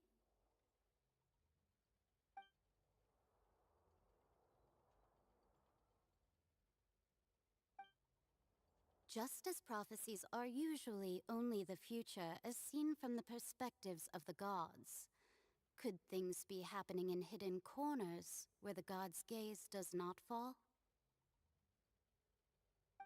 Ultimately, fate shall serve as your only guide, no matter what will happen in Tevat's future.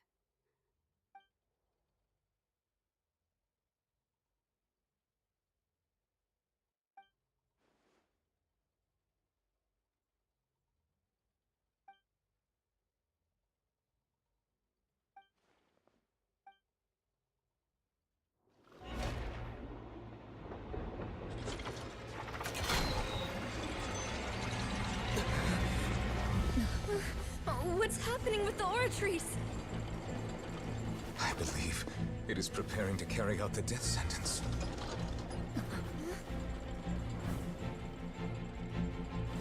Farina!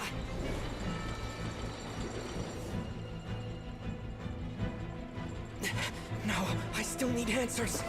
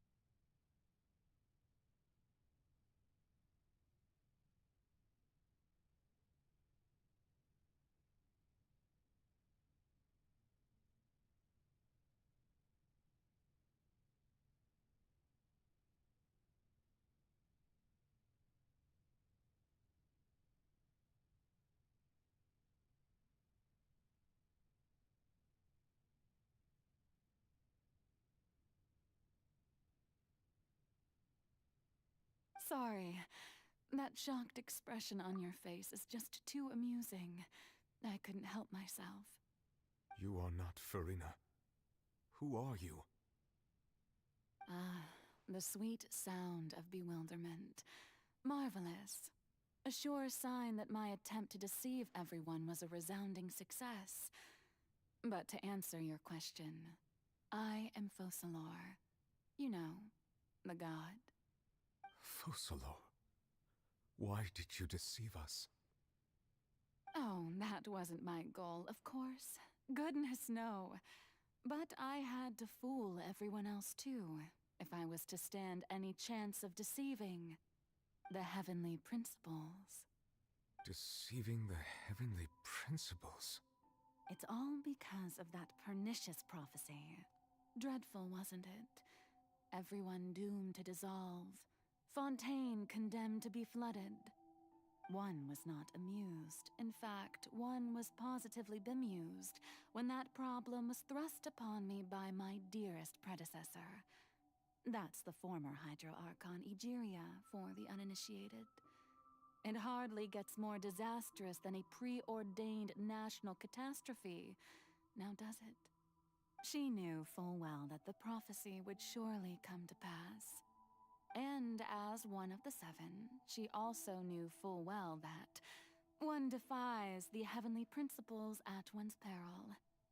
So yes, as you have no doubt surmised, it was a rather impossible situation that I found myself in. I spent a terribly long time mulling it over, alone on the ocean floor. And I was almost growing barnacles by the time I finally realized there was only one possible solution to this confounding conundrum. I had to outwit the heavenly principles, allow the prophecy to be fulfilled, ostensibly at least, while saving everyone at the same time. I'm a genius, I know. I can only assume that's why Egeria chose me as her successor. Although, looking back now, it was hardly the inheritance one dreams of. Between the task of saving the nation, the quotidian duties of the Hydro Archon, and not to mention the original sin of creating a new race of humans, I dare say she left me quite a colossal mess to clean up. But one can only play the hand one is dealt. I did not choose this, any more than I chose to be one of her Oceanid familiars. So you were also once one of the Oceanids, transformed into a human by Egeria's hand? Yes, I was. I always dreamed of becoming human. And I still do, even now. In my eyes, to be human is to be part of the greatest opera ever known. After becoming a god, I separated my divinity from my body and spirit, leaving behind only a self that was as naive and bewildered as my past self on her first day as a human being. The me you see before you now is that divinity. And the human counterpart I left behind, I named Farina. She could feel joy, sorrow, and everything in between. She could be as vain and conceited, or as meek and vulnerable as she wished. Her strengths were of a kind only a human could possess, as were her shortcomings.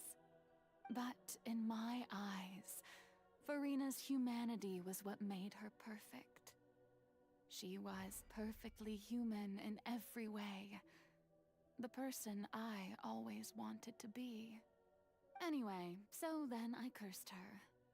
All part of the plan, of course. The plan to deceive the heavenly principles.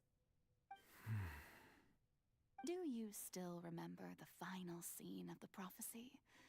The Hydra Archon alone, weeping on her throne. In order that the prophecy might appear fulfilled, I invited Farina to be an actress, to play the part of the Hydro Archon in the prophecy. Under the curse I placed on her, so long as I, Focalor's divinity, continued to exist, she could not die. But nor was she free to live her life in the pursuit of happiness.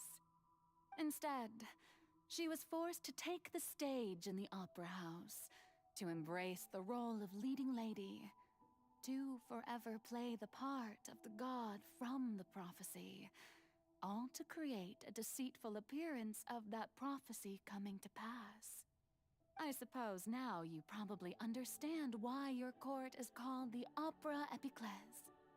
But Farina is only human, isn't she?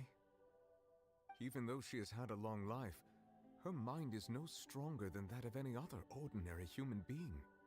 I cannot begin to fathom what she has had to endure.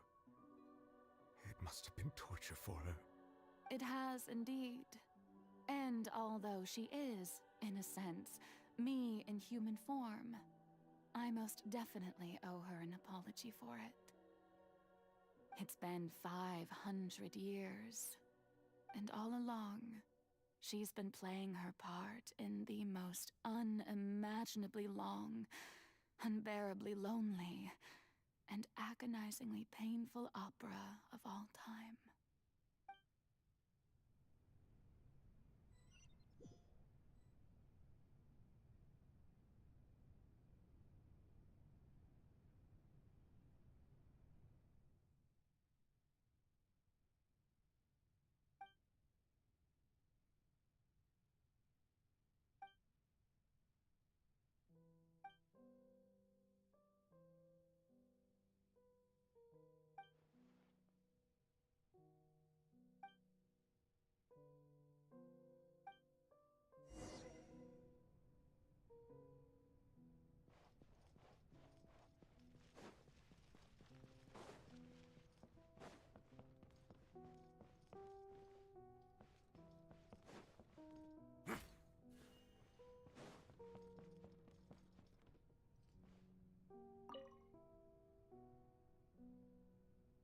Oh?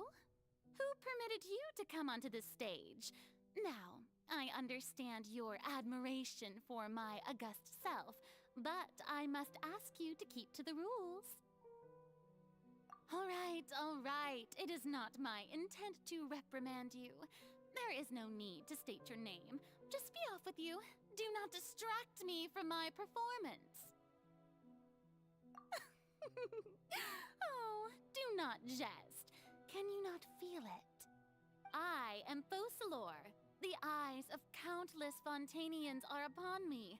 I must, at all times, display the utmost elegance and nobility.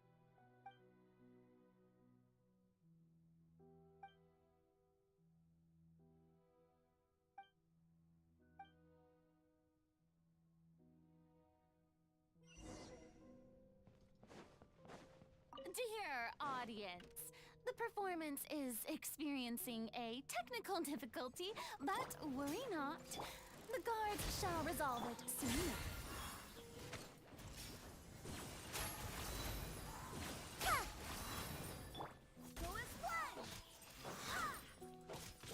Truth repeats its course. Wait, hear me. A moment. Hey, what gives? The audience is still watching me, you know. Guards? Where are the guards? Guards! Let's begin.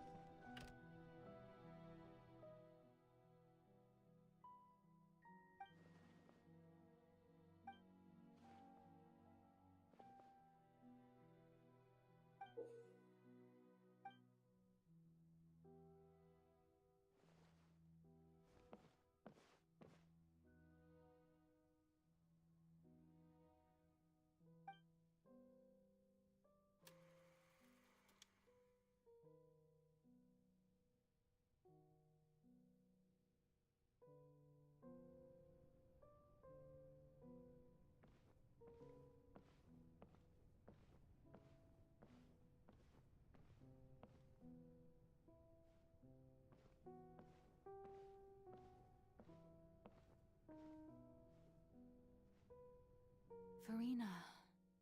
Farina. Huh? Who's that? Who's calling me? Where? Be not nervous. Be not afraid. I am before you. Wait a moment. You're near me? How can this be?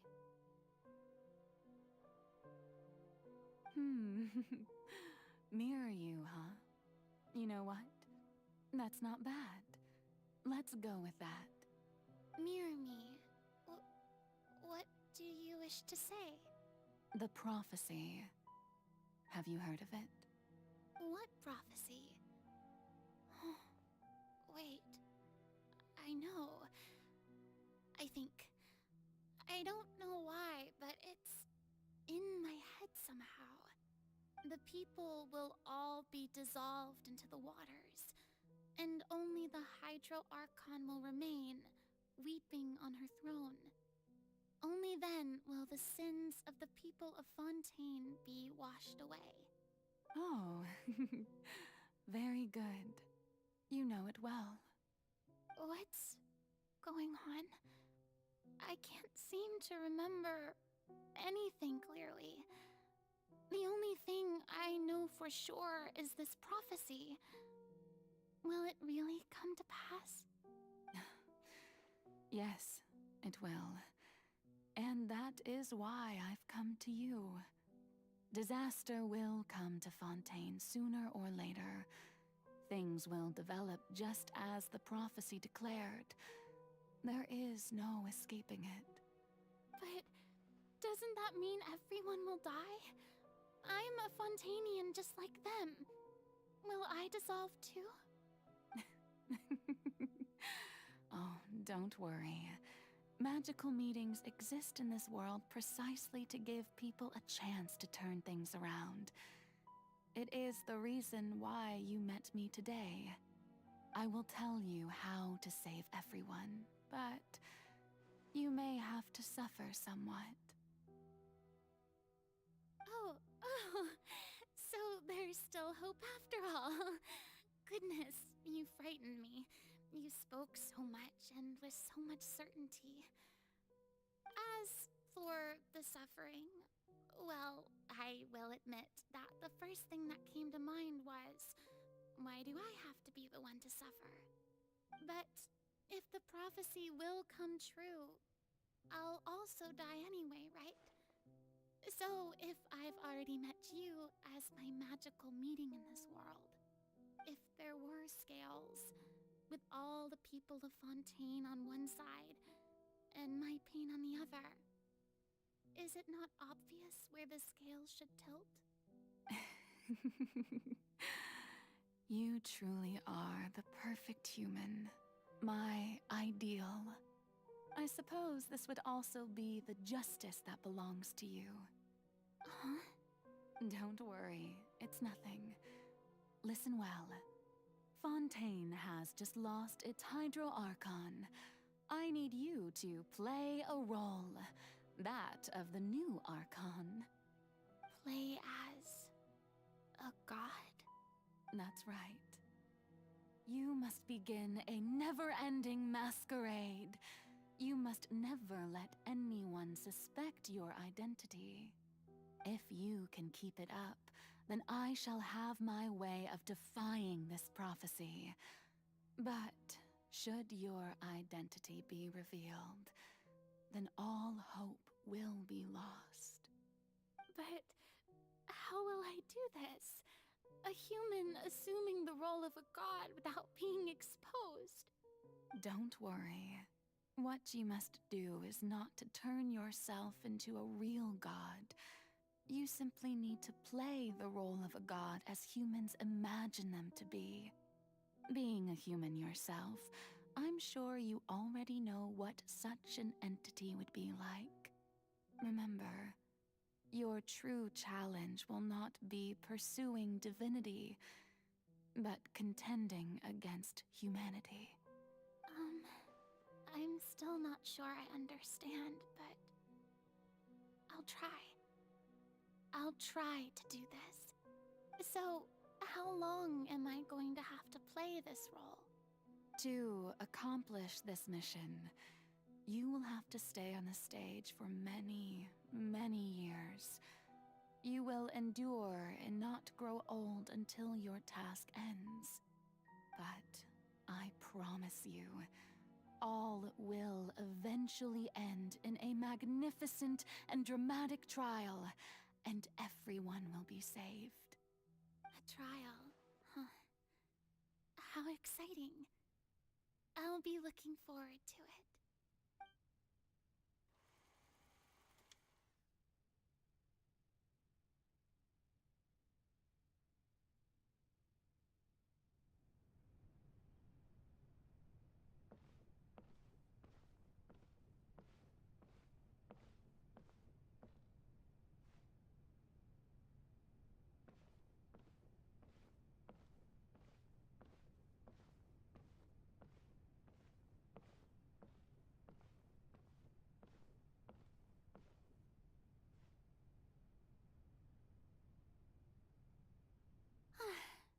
The Maison Cardinalise has announced my accession, but this is my first time facing the people.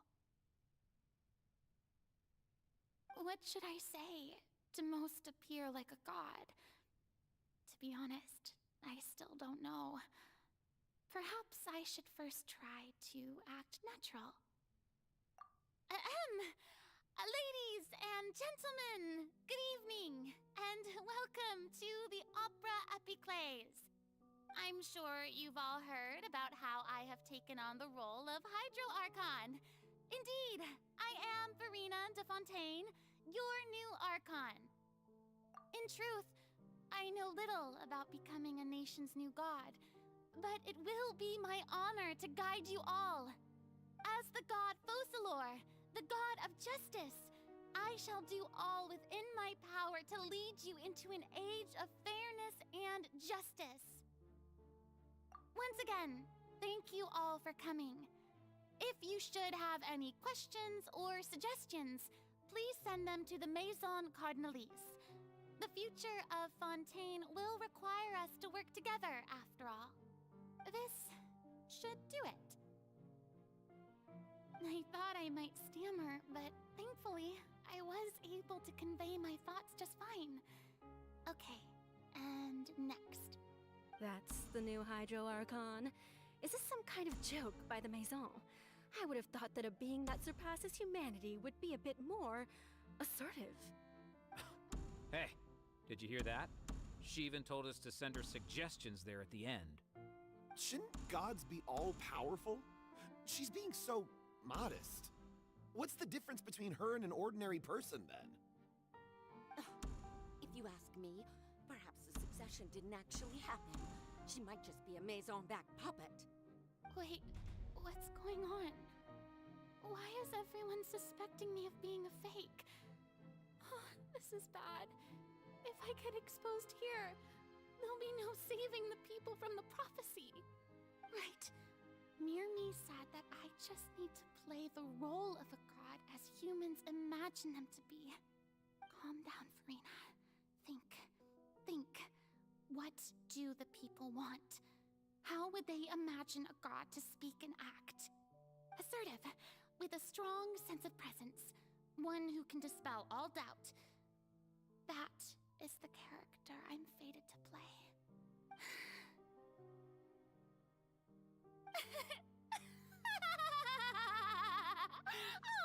Oh, very good, my people. Only ones such as you are deserving of my rule. Now, I was wondering if some weak puppet were to one day come onto the stage and claim ownership of this opera house, would the children of Fontaine follow them? Well, it seems that you would all see right through them. Having passed my test, you are qualified to witness wondrous trials alongside my august self, here in this opera house.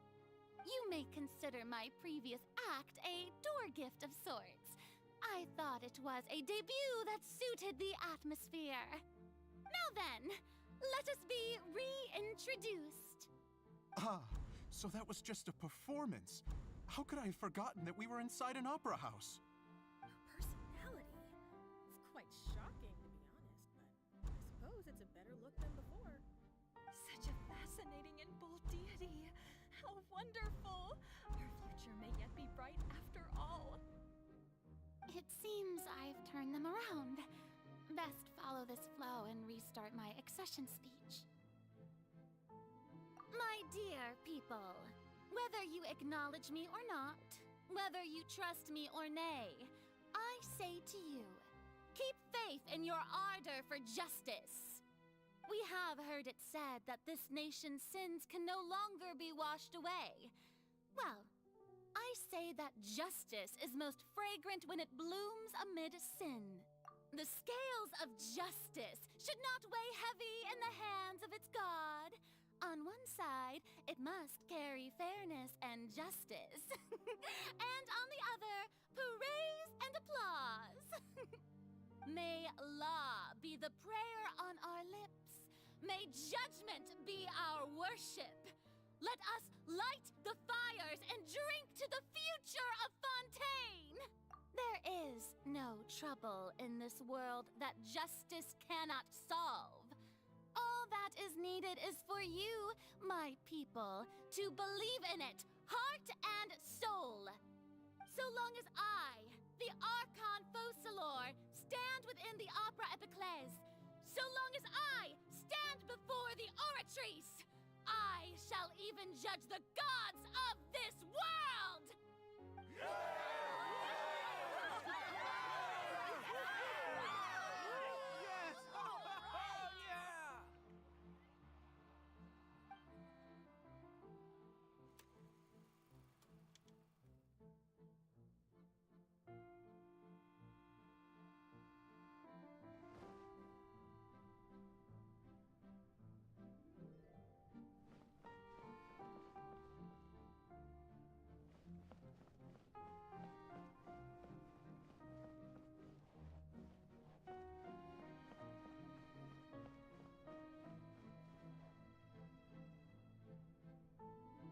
Lady Farina, here are today's case reports, as well as a summary of the follow-up for your perusal. Come now. Was I not just at the Opera House in person? Leave these kinds of things to Neuvillette. Besides, none of these trials were the one that I'm looking forward to the most. If I may be so impertinent, what kind of trial are you truly looking forward to? A magnificent, dramatic, and wondrous trial. A trial to end all things. How could you hope to understand? That's true. I fear I lack the ability to grasp your divine thought, Lady Archon. No need for fright, and do not take what I said before too seriously. Go now, do your duties. The trial I await. It will come one day.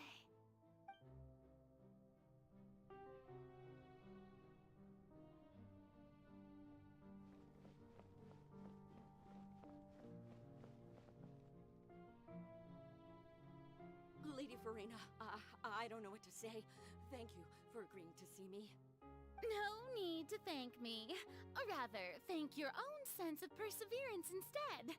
Long have you stood in line to meet me, have you not? Oh, I'm afraid that's just an inevitable consequence of my divine charm. All right, Deoteria, is it? How is your son's illness? You remembered me, and you knew of my family, too. He is doing much better now. In fact, he is far more of an ardent believer than I. He was the one who forced me to seek an audience with you, and to bring your words back to him. Oh, good. Very good.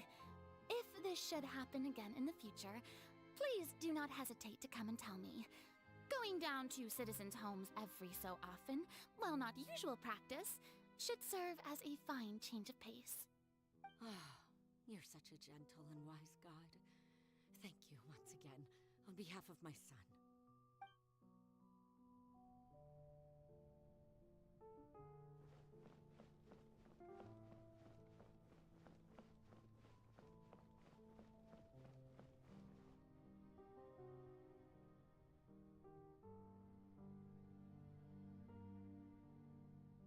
Lady Farina, here are the latest hydrological reports. As for the specific parameters you asked to take note of, I'm afraid things still don't look good. I see. It's as I thought, then. As your god, I did already expect this, but I wanted to see how far your human wisdom would allow you to analyze it. All manner of signs indicate that the prophecy will still come to pass. Forget it. That's not something you need to worry about right now. Well, as I understand it, the Fontaine Research Institute is also trying to find a way to counter the rising water levels. Really?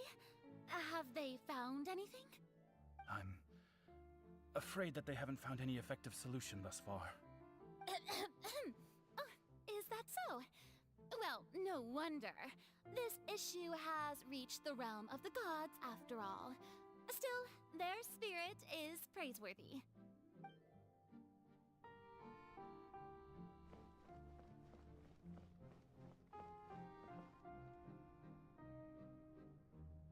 The day is finally over. I haven't had a moment to breathe this whole time. But it's good to see that everything's getting on track. There are no longer any voices of suspicion. Maybe this is fine. I just need to keep going, and everyone will be saved. All right, Farina, don't think too hard about this. You need rest. Tomorrow's a new day.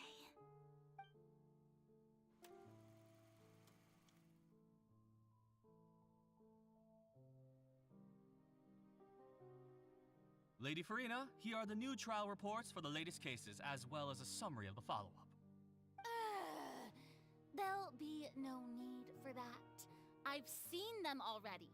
There's no need to go back over scenes I've witnessed in person before. Lady Farina, I've waited so long for this chance to see you in this manner. Indeed, my dear, loyal citizen. This joyous moment is an honor for us both. Lady Farina, we're detecting significant hydrological anomalies near Poisson. Understood.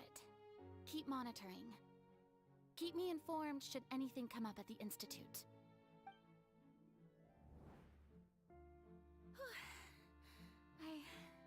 don't think I let anything slip today.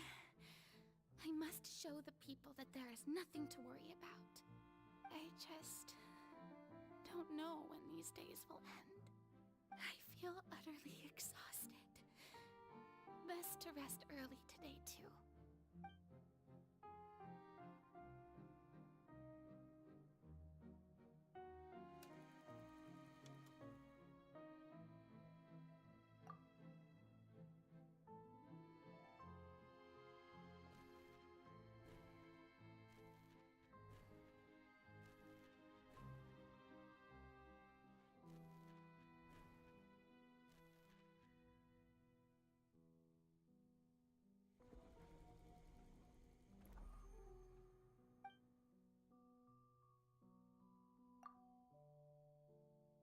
Lady Farina, it's like a dream being able to speak with you up close like this. I've heard that the first member of our family who was honored to receive an audience with you was Madame Deoteria, almost 20 generations ago. And what a fine family yours is indeed. It brings me great joy to meet such a faithful believer, a descendant of a line most ardent. Surely you exaggerate, Lady Farina. My lady? What is it, good citizen? Are you crying?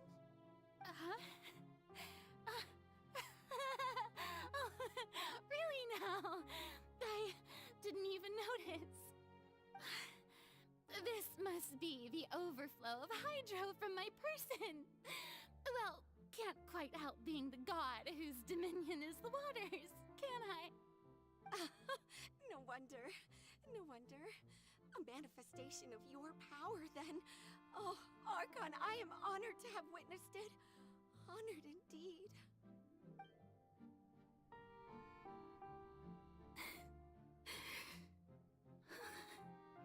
So interminable. So lonely. Just how much longer? Hundreds of years must have passed by now. Perhaps the show must go on for hundreds more.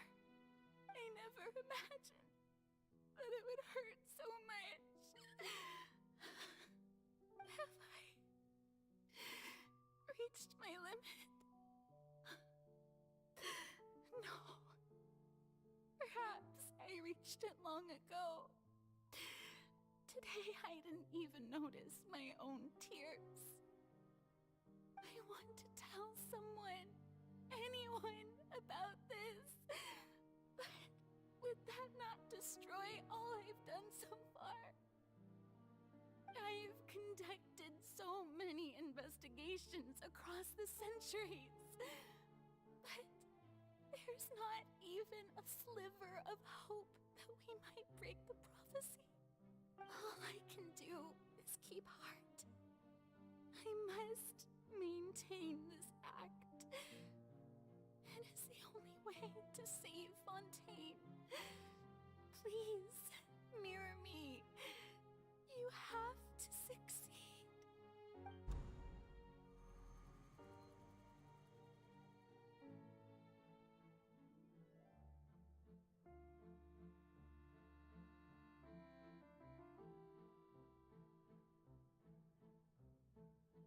Farina, you don't have to shoulder this burden alone. Although I don't know what you might be keeping from everyone, your people are more than willing to share your burden with you.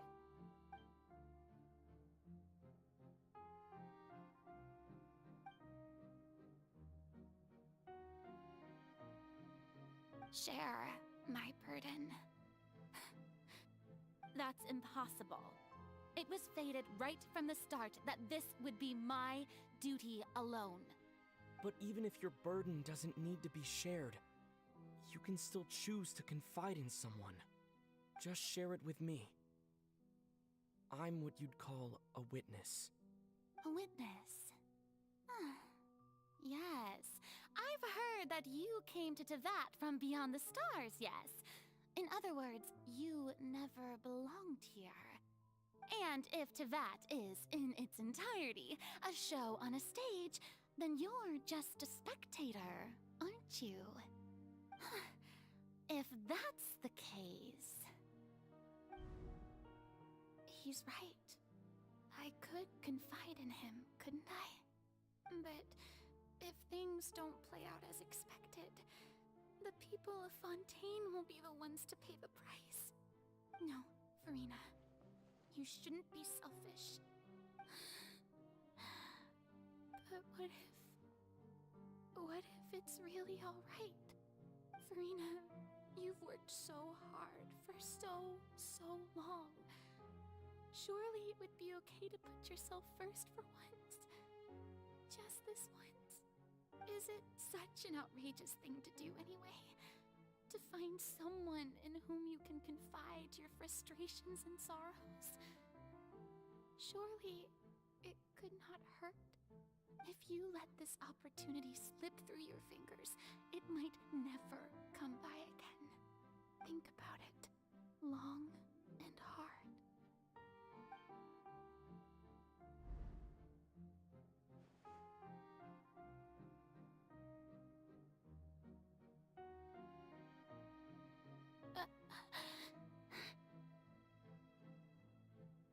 No, I have nothing to say. I am Farina, the Archon of Fontaine. Everything will surely get better. All you need to do, dear spectator, is to witness my performance until the curtains fall.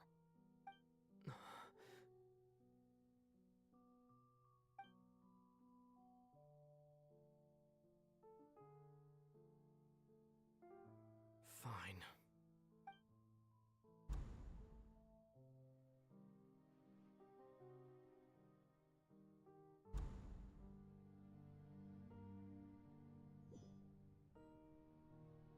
So even Farina doesn't know the truth? You've never once let her in on the full plan? Yes, it had to be done. To deceive the heavenly principles, you must first deceive yourself. She did very well. If she had let her resolve falter even once in these 5 centuries, Fontaine would have been doomed to the most tragic fate. It seems that trusting humanity was the right decision after all.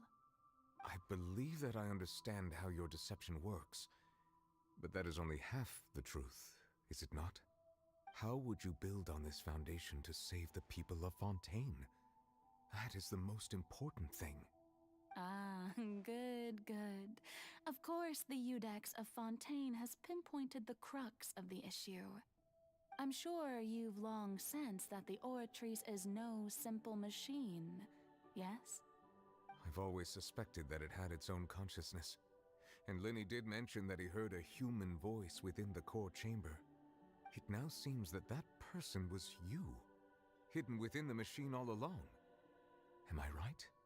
And then I became one with the Oratrice, taking Fontaine's gnosis with me.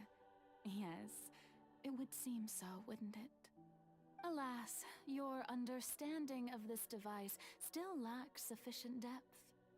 In truth, it is no enactor of justice. It is, in fact, a device created to kill the god of justice. I beg your pardon? Oh, you have it. And to be more precise, not only will the Oratrice take down the god of justice, it will also take down the divine throne upon which she has been placed. I mean, did you think I would be the sort to enjoy peaceful repose while Farina suffered? My work over these last 500 years has been to constantly accumulate indemnitium within the Oratrice. But really, some have already discovered that only a small fraction of the energy generated by the device was ever used to provide power to Fontaine.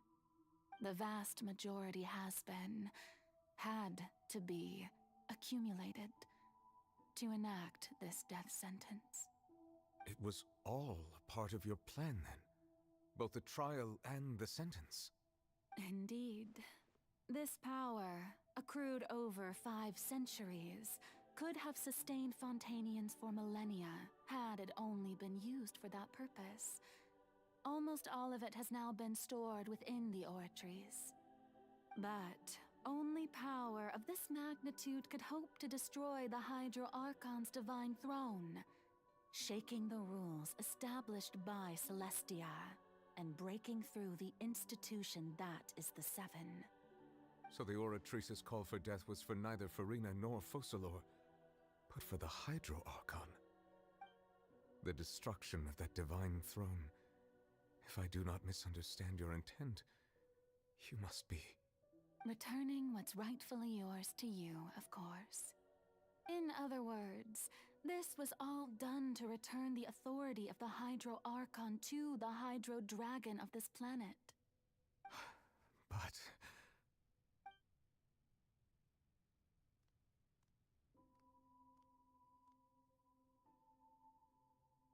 Oh, what?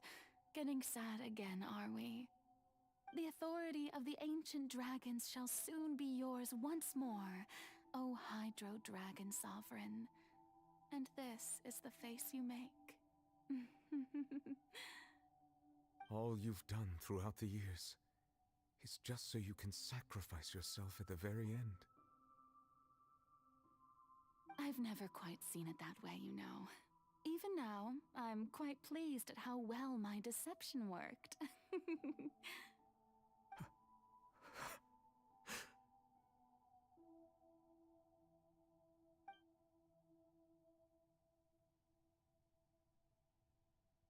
Hydro Dragon, don't cry. I must say, had it been within my rights, I would have loved to judge the heavenly principles themselves. Were they not guilty of essentially the same crime? Egeria stole the power of the primordial sea, and the heavenly principles stole the power you ancient dragons possessed. I, for my part, am the god of justice. And is it not just that your original powers should be returned to you? Speaking of justice, I have always believed that justice lies in the process of pursuing human existence itself.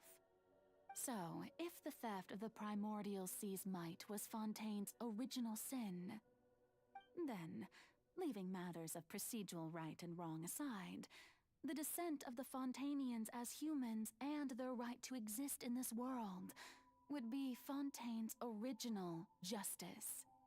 In other words, existence was Egeria's justice, and to me, justice is the continuation of that existence. Defying the prophecy and ensuring that Fontaine's people shall live on, that should be the justice enthroned over all others. At this point, we, whether it be myself or all other Fontainians, have shouldered the burden of this sin for far too long. Iudex Nervilette, the highest judge in our land, when you regain your full power as an elemental sovereign, what verdict shall you pass upon us? So when I was invited to the court of Fontaine to serve as Iudex, I see now that that was your idea too. At last, I now understand the true purpose behind this position. In the beginning, I was uninterested in human existence. But these 5 centuries of living alongside them have gradually brought about mutual understanding between us. And I have even attempted to feel as they feel. You are a devious one, Focalor. Things being as they are, surely you know that I could never declare them to be guilty.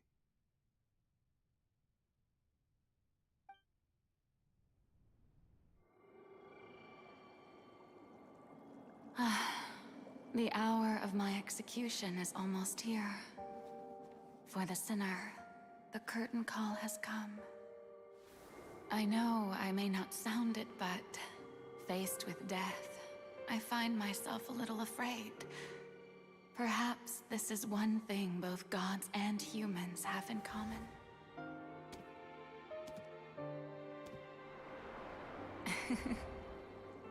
Farewell, Nervalette. I hope you've enjoyed the part you played these 500 years.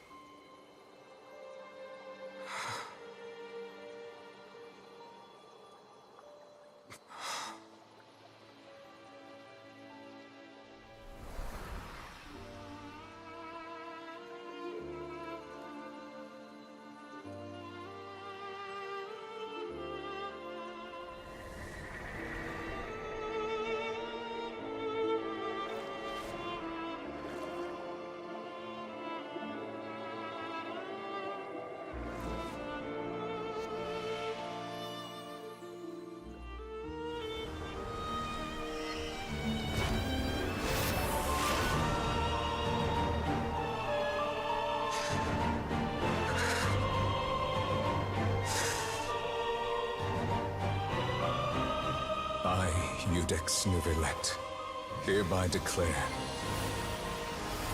people of Fontaine, your sins are forgiven.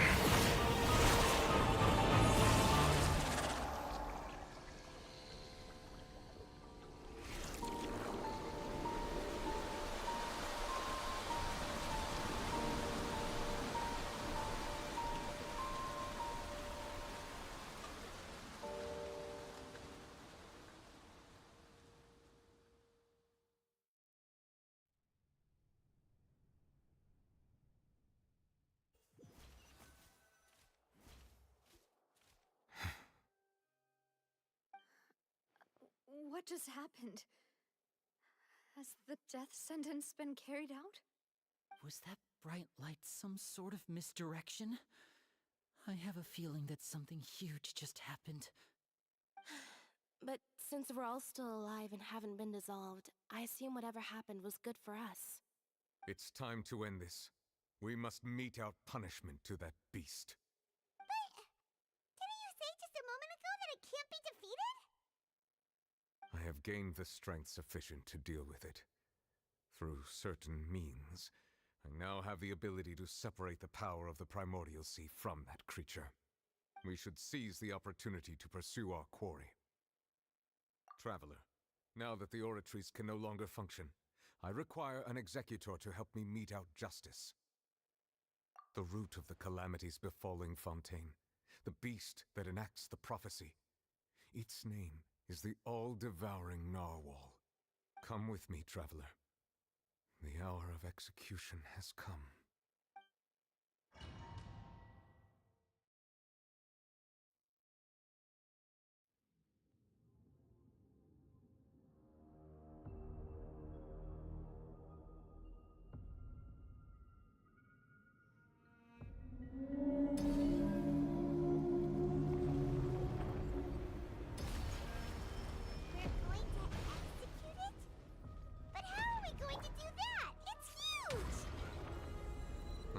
Done my best to separate the power of the Primordial Sea from the way.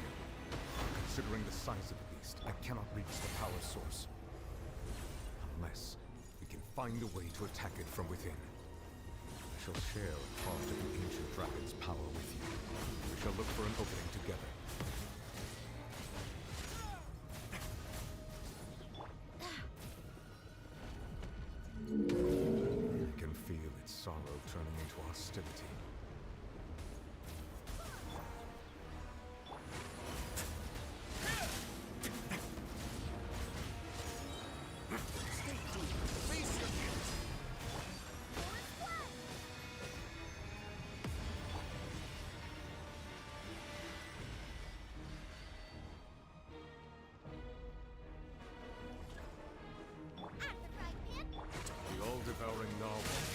resist its instinct to devour, continue to trigger its hostility, chance will present itself.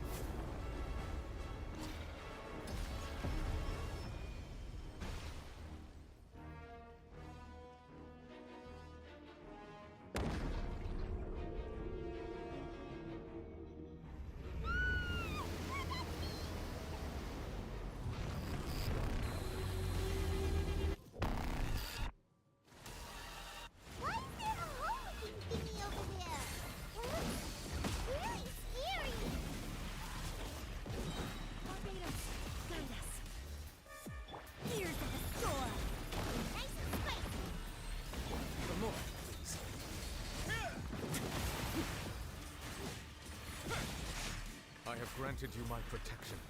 Do not fear. Seize the moment and use my power to suppress its root from within.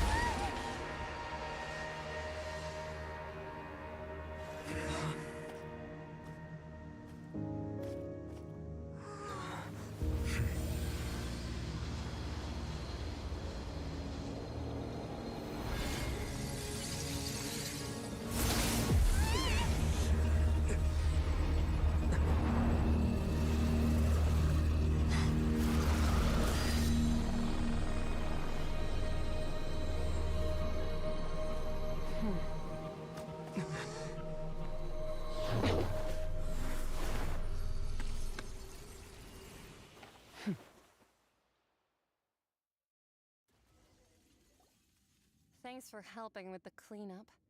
It should have been my job, but... oh well. It was just supposed to be a short private training session for me.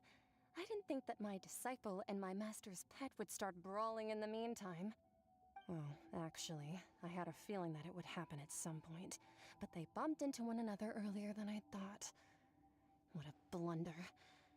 I suppose I'll have to swing my sword 3 million times as penance. That power. Who are you exactly? Paimon has an idea. From what she said earlier, she must be Child's master. Skirk, right? It's just that he gave us the impression that she was the less talkative person. I simply did not have anything to say to the weak. But you, on the other hand, managed to defeat the all-devouring narwhal without using power from beyond this world. So you may speak to me as equals. I have to agree. It's a strange use of a planet's primordial waters just to raise an all-devouring narwhal. That kind of power is wasted on it. It's not cooperative, it eats too much, and I have more important things to do with my time than pet sitting. The only thing that creature has going for it is its looks. All in all, it fails as a pet. Miss Skirk? I think you might have missed the point. The point being? Well, being that this pet almost destroyed an entire nation. So what sort of person is your master? Well, Child's master's master. Wait, is that right? Oh, right. So you don't know him. Sorry, I assumed you did. His name is Sertologi. I am unfamiliar with that name. Huh. So Master isn't sufficiently famous. How should I describe him then? Have you heard of the name The Fowl? The Fowl? Still nothing? Well, how about the Visionary? Vetterfulnir then? Or Gold Rhine-daughter? Ooh, that one we've heard! Rhine-daughter's part of the Hexen Circle. She's Albedo's mom, right? Oh, So you do know that name. To be honest, I also heard all of those names and titles from my master. I don't actually know them either. But I suppose you understand now, yes? My master is likely a similar sort to Rhindaughter. They are both pursuing some form of perfection. Wait! Didn't you also mention a visionary person? Paimon didn't quite catch their... Actually, never mind that. I believe it expedient to inform you that the all-devouring narwhal used up nearly all its strength fighting you. Such roiling hydro energies will prove difficult for the planet's deep seas to digest. As such, the Fontaine back on the surface has most likely been thrown into chaos. In other words, the prophecy that you've been fretting over should now be in full swing. What?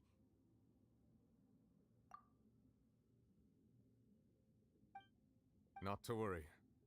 Focalor has already managed to deceive the heavenly principles. In the end, the people will all be dissolved into the waters, and only Farina will remain, weeping on her throne.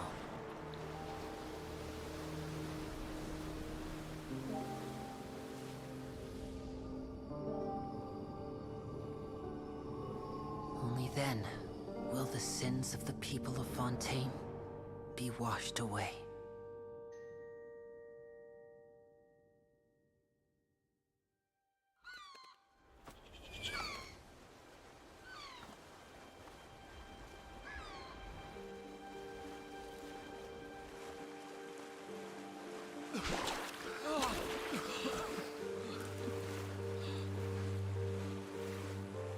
Hey! Help! Over here!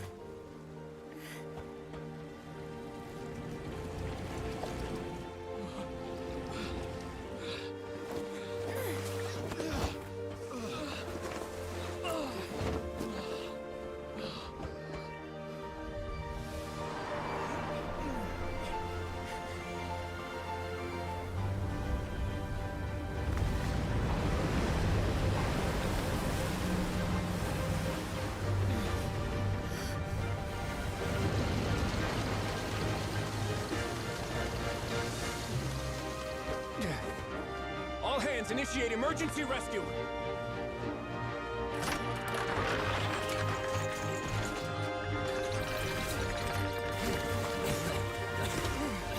Hurry!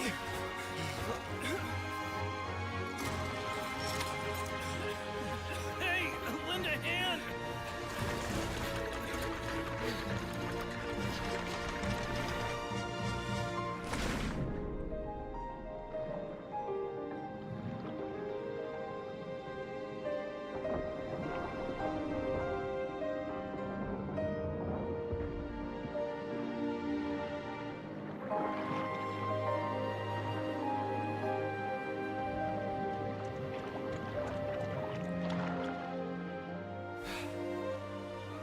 Look! The water's receding!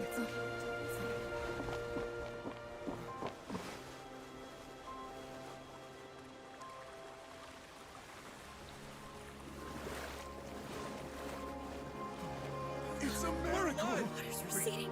We didn't dissolve. The prophecy was wrong! The prophecy was wrong!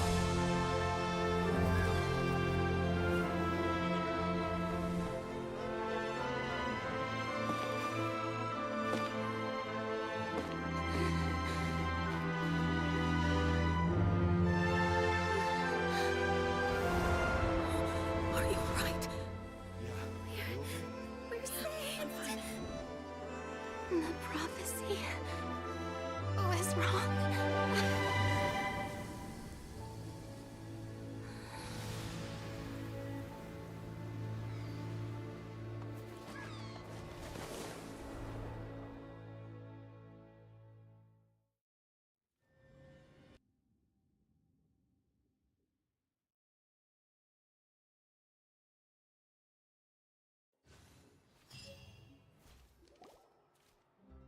The soil renewed. The Svina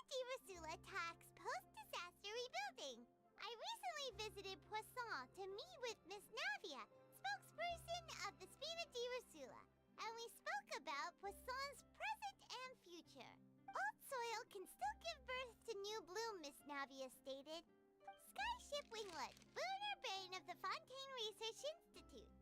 The various disputes that have arisen on account of Mr. Edwin have suddenly become a shield over the Institute, with Jurier turning out to be a once overlooked hidden gem.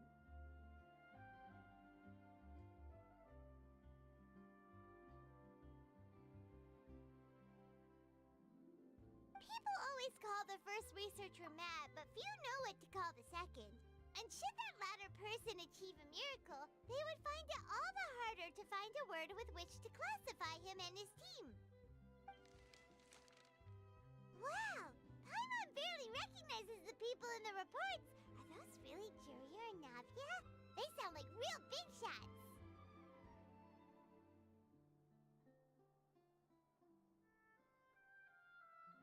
What do you think? Pretty enthralling, huh? The Steambird's idea was pretty simple. With the disaster just having passed, we would print a free edition packed to the margins with good news to calm people down. The value for these big scoops lies in their inevitable follow-ups. We'll publish further reports and go into the stories behind those people. Edwin's assistant, Jurier, created a true flying ship, while Navia is leading people in the reconstruction of their home. I'm sure that these stories could draw even your well-traveled eye. Paimon's curious too! Wait a minute. Didn't we watch everything happen from start to finish? What's there to be curious about? And that's exactly why I'd like you to come conduct interviews with me. You're the best incubators of news, if you haven't noticed. And also, with you around, I'm sure I'll get to see that Duke. Are you sure? Hasn't he turned you down several times already? Oh, this time will be different. Come on, let's head to Poisson first, and then make a trip to the fortress. There are some things you'll only know when you get there.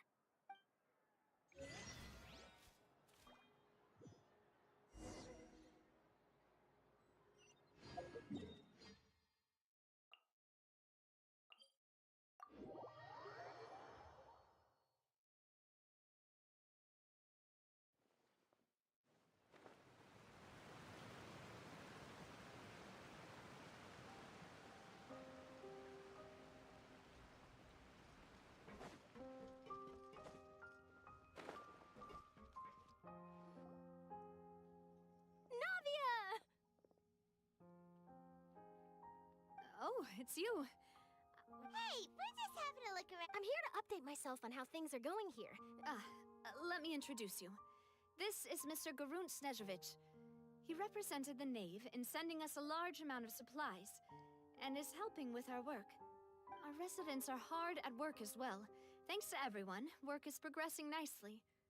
We've lost a lot of people, but we're moving forward. Hello, Miss Charlotte. I'm a big fan of yours. I especially like that article you wrote last year about Fontaine's stray cats. But if you don't mind, could you not emphasize our role too much in your report? It's not charity we're doing here. We just happen to share the same interests as Despina. I get where you're coming from. I'll keep it as simple as possible. Or would you be willing to feature as friendly neighbors? That would be fine. Thanks. Oh, you're back too. How are things? We finished laying down the construction materials. It'll be another hour before the workers are able to go over there. Huh? You're here too, Clarant? Well, her reputation's greatly risen after that whole duel business with Miss Farina. So she's here in Poisson to wait out the heat. All right. She really came here to help me out. There's too much to consider in the reconstruction of Poisson. The Spina has need of more decision-makers. And, well, I do already happen to be connected to Mr. Callis. Oh, wait just a moment. Do you mind me asking a few questions? You know, about how you felt before the duel, about what it was like facing down a god. There's... Forget it. I'm sure you can find a better theme than that, Miss Shaw.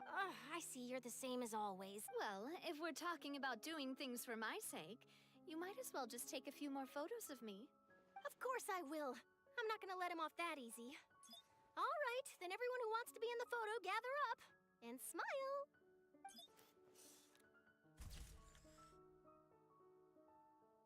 How did it go? Was it a good shot? Did Paimon look cute in it? Not bad. Your addition really helped the composition of the picture.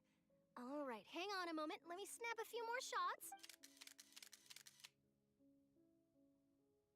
All right, that should do it. I'll be back here later anyway, so let's call it a day. You're very quick. Speed is of the essence when it comes to the news, and freshness is the key. Also, not to brag, but I'm pretty good at building connections. Who knows? I might eventually get that interview with you after all, Miss Clarand. Wow, you really do have that never say die spirit. I'll hazard a guess that this is how you got that interview at the Fortress of Meripede. Whoa, you're well informed. Let me make a guess, too. I asked Sijuin, who told Monsieur Nervillette, and he told you, right? That's a very complete information chain. In truth, all Monsieur Neuvillette asked me, I told him that it was best not. You're right. I've got to treasure. Stay safe now. And tell me if you hear any.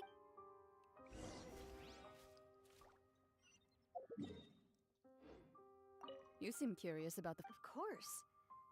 That Wriothesley. I still remember going down to the fortress to grill him for information on my father's case. But he did invite you to. 2 large pots of it, in fact. I have to agree. Speaking of that. Well, I'd. Wow, it's like we've got a menu. Good. What flavor of biscuits would you like, Mr. Me? I'm fine. All right. I'll go over the newly. That works great for me. Huh. Is it? I did. It was a gift from Sijuin.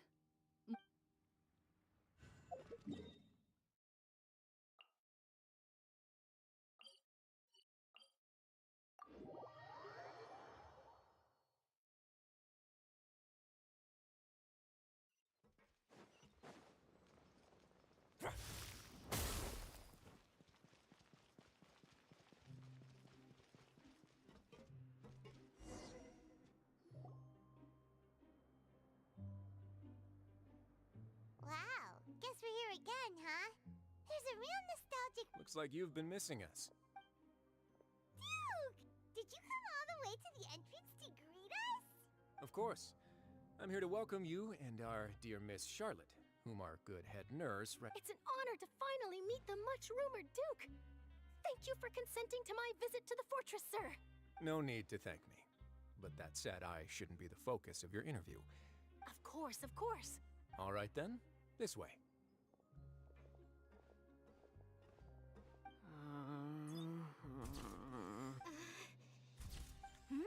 Hey, no need to be so Miss Charlotte. It would seem that Miss Lorvine doesn't want her face to appear. Sir, please don't say that. But it looks like dear Mr. Jurier denies it. No, I just... This... Now, I might not look it, but I actually did meet Mr. Edwin once. And I'll be honest, I enjoyed chatting with you more. The boat that brought about a miracle, the ark that saved the people. Why, you recreated a myth back there. Like it... Still, if I might ask, where's that flying ship now? Huh. Looks like Charlotte's trying to get herself another exclusive scoop. I have to apologize, but that ship is presently in the bowels of our factory. I'm afraid it won't be easy for you to get a shot of it. Really? Well, then in that case... You already know my answer, I'm afraid. Best you interview our head nurse instead. Or perhaps you'd like to take another photo of this couple of researchers? Did you really have to use the word couple? Well, then, 2 solo photos will do. Is my hair messed up? Please, someone help me have a look. Things sure are getting pretty lively here. We've seen this kind of thing before. Oh, seems like everyone's here. Would any of you like to try this new drink I came up with? Ah, Sijuin. Hey, Miss Charlotte. Why don't you, take some pretty photos of our head nurse? Sure. Come on, Miss Sijuin. Over this way. Let's find a brighter... Sure. Do I have to smile? So, how have things been at the fortress? Same old, as you can see. Other than that flying ship, it got a tad too much attention, I think. That's why I decided to let the interview go through. We should direct more public opinions toward the behind-the-scenes heroes. You're too kind, sir.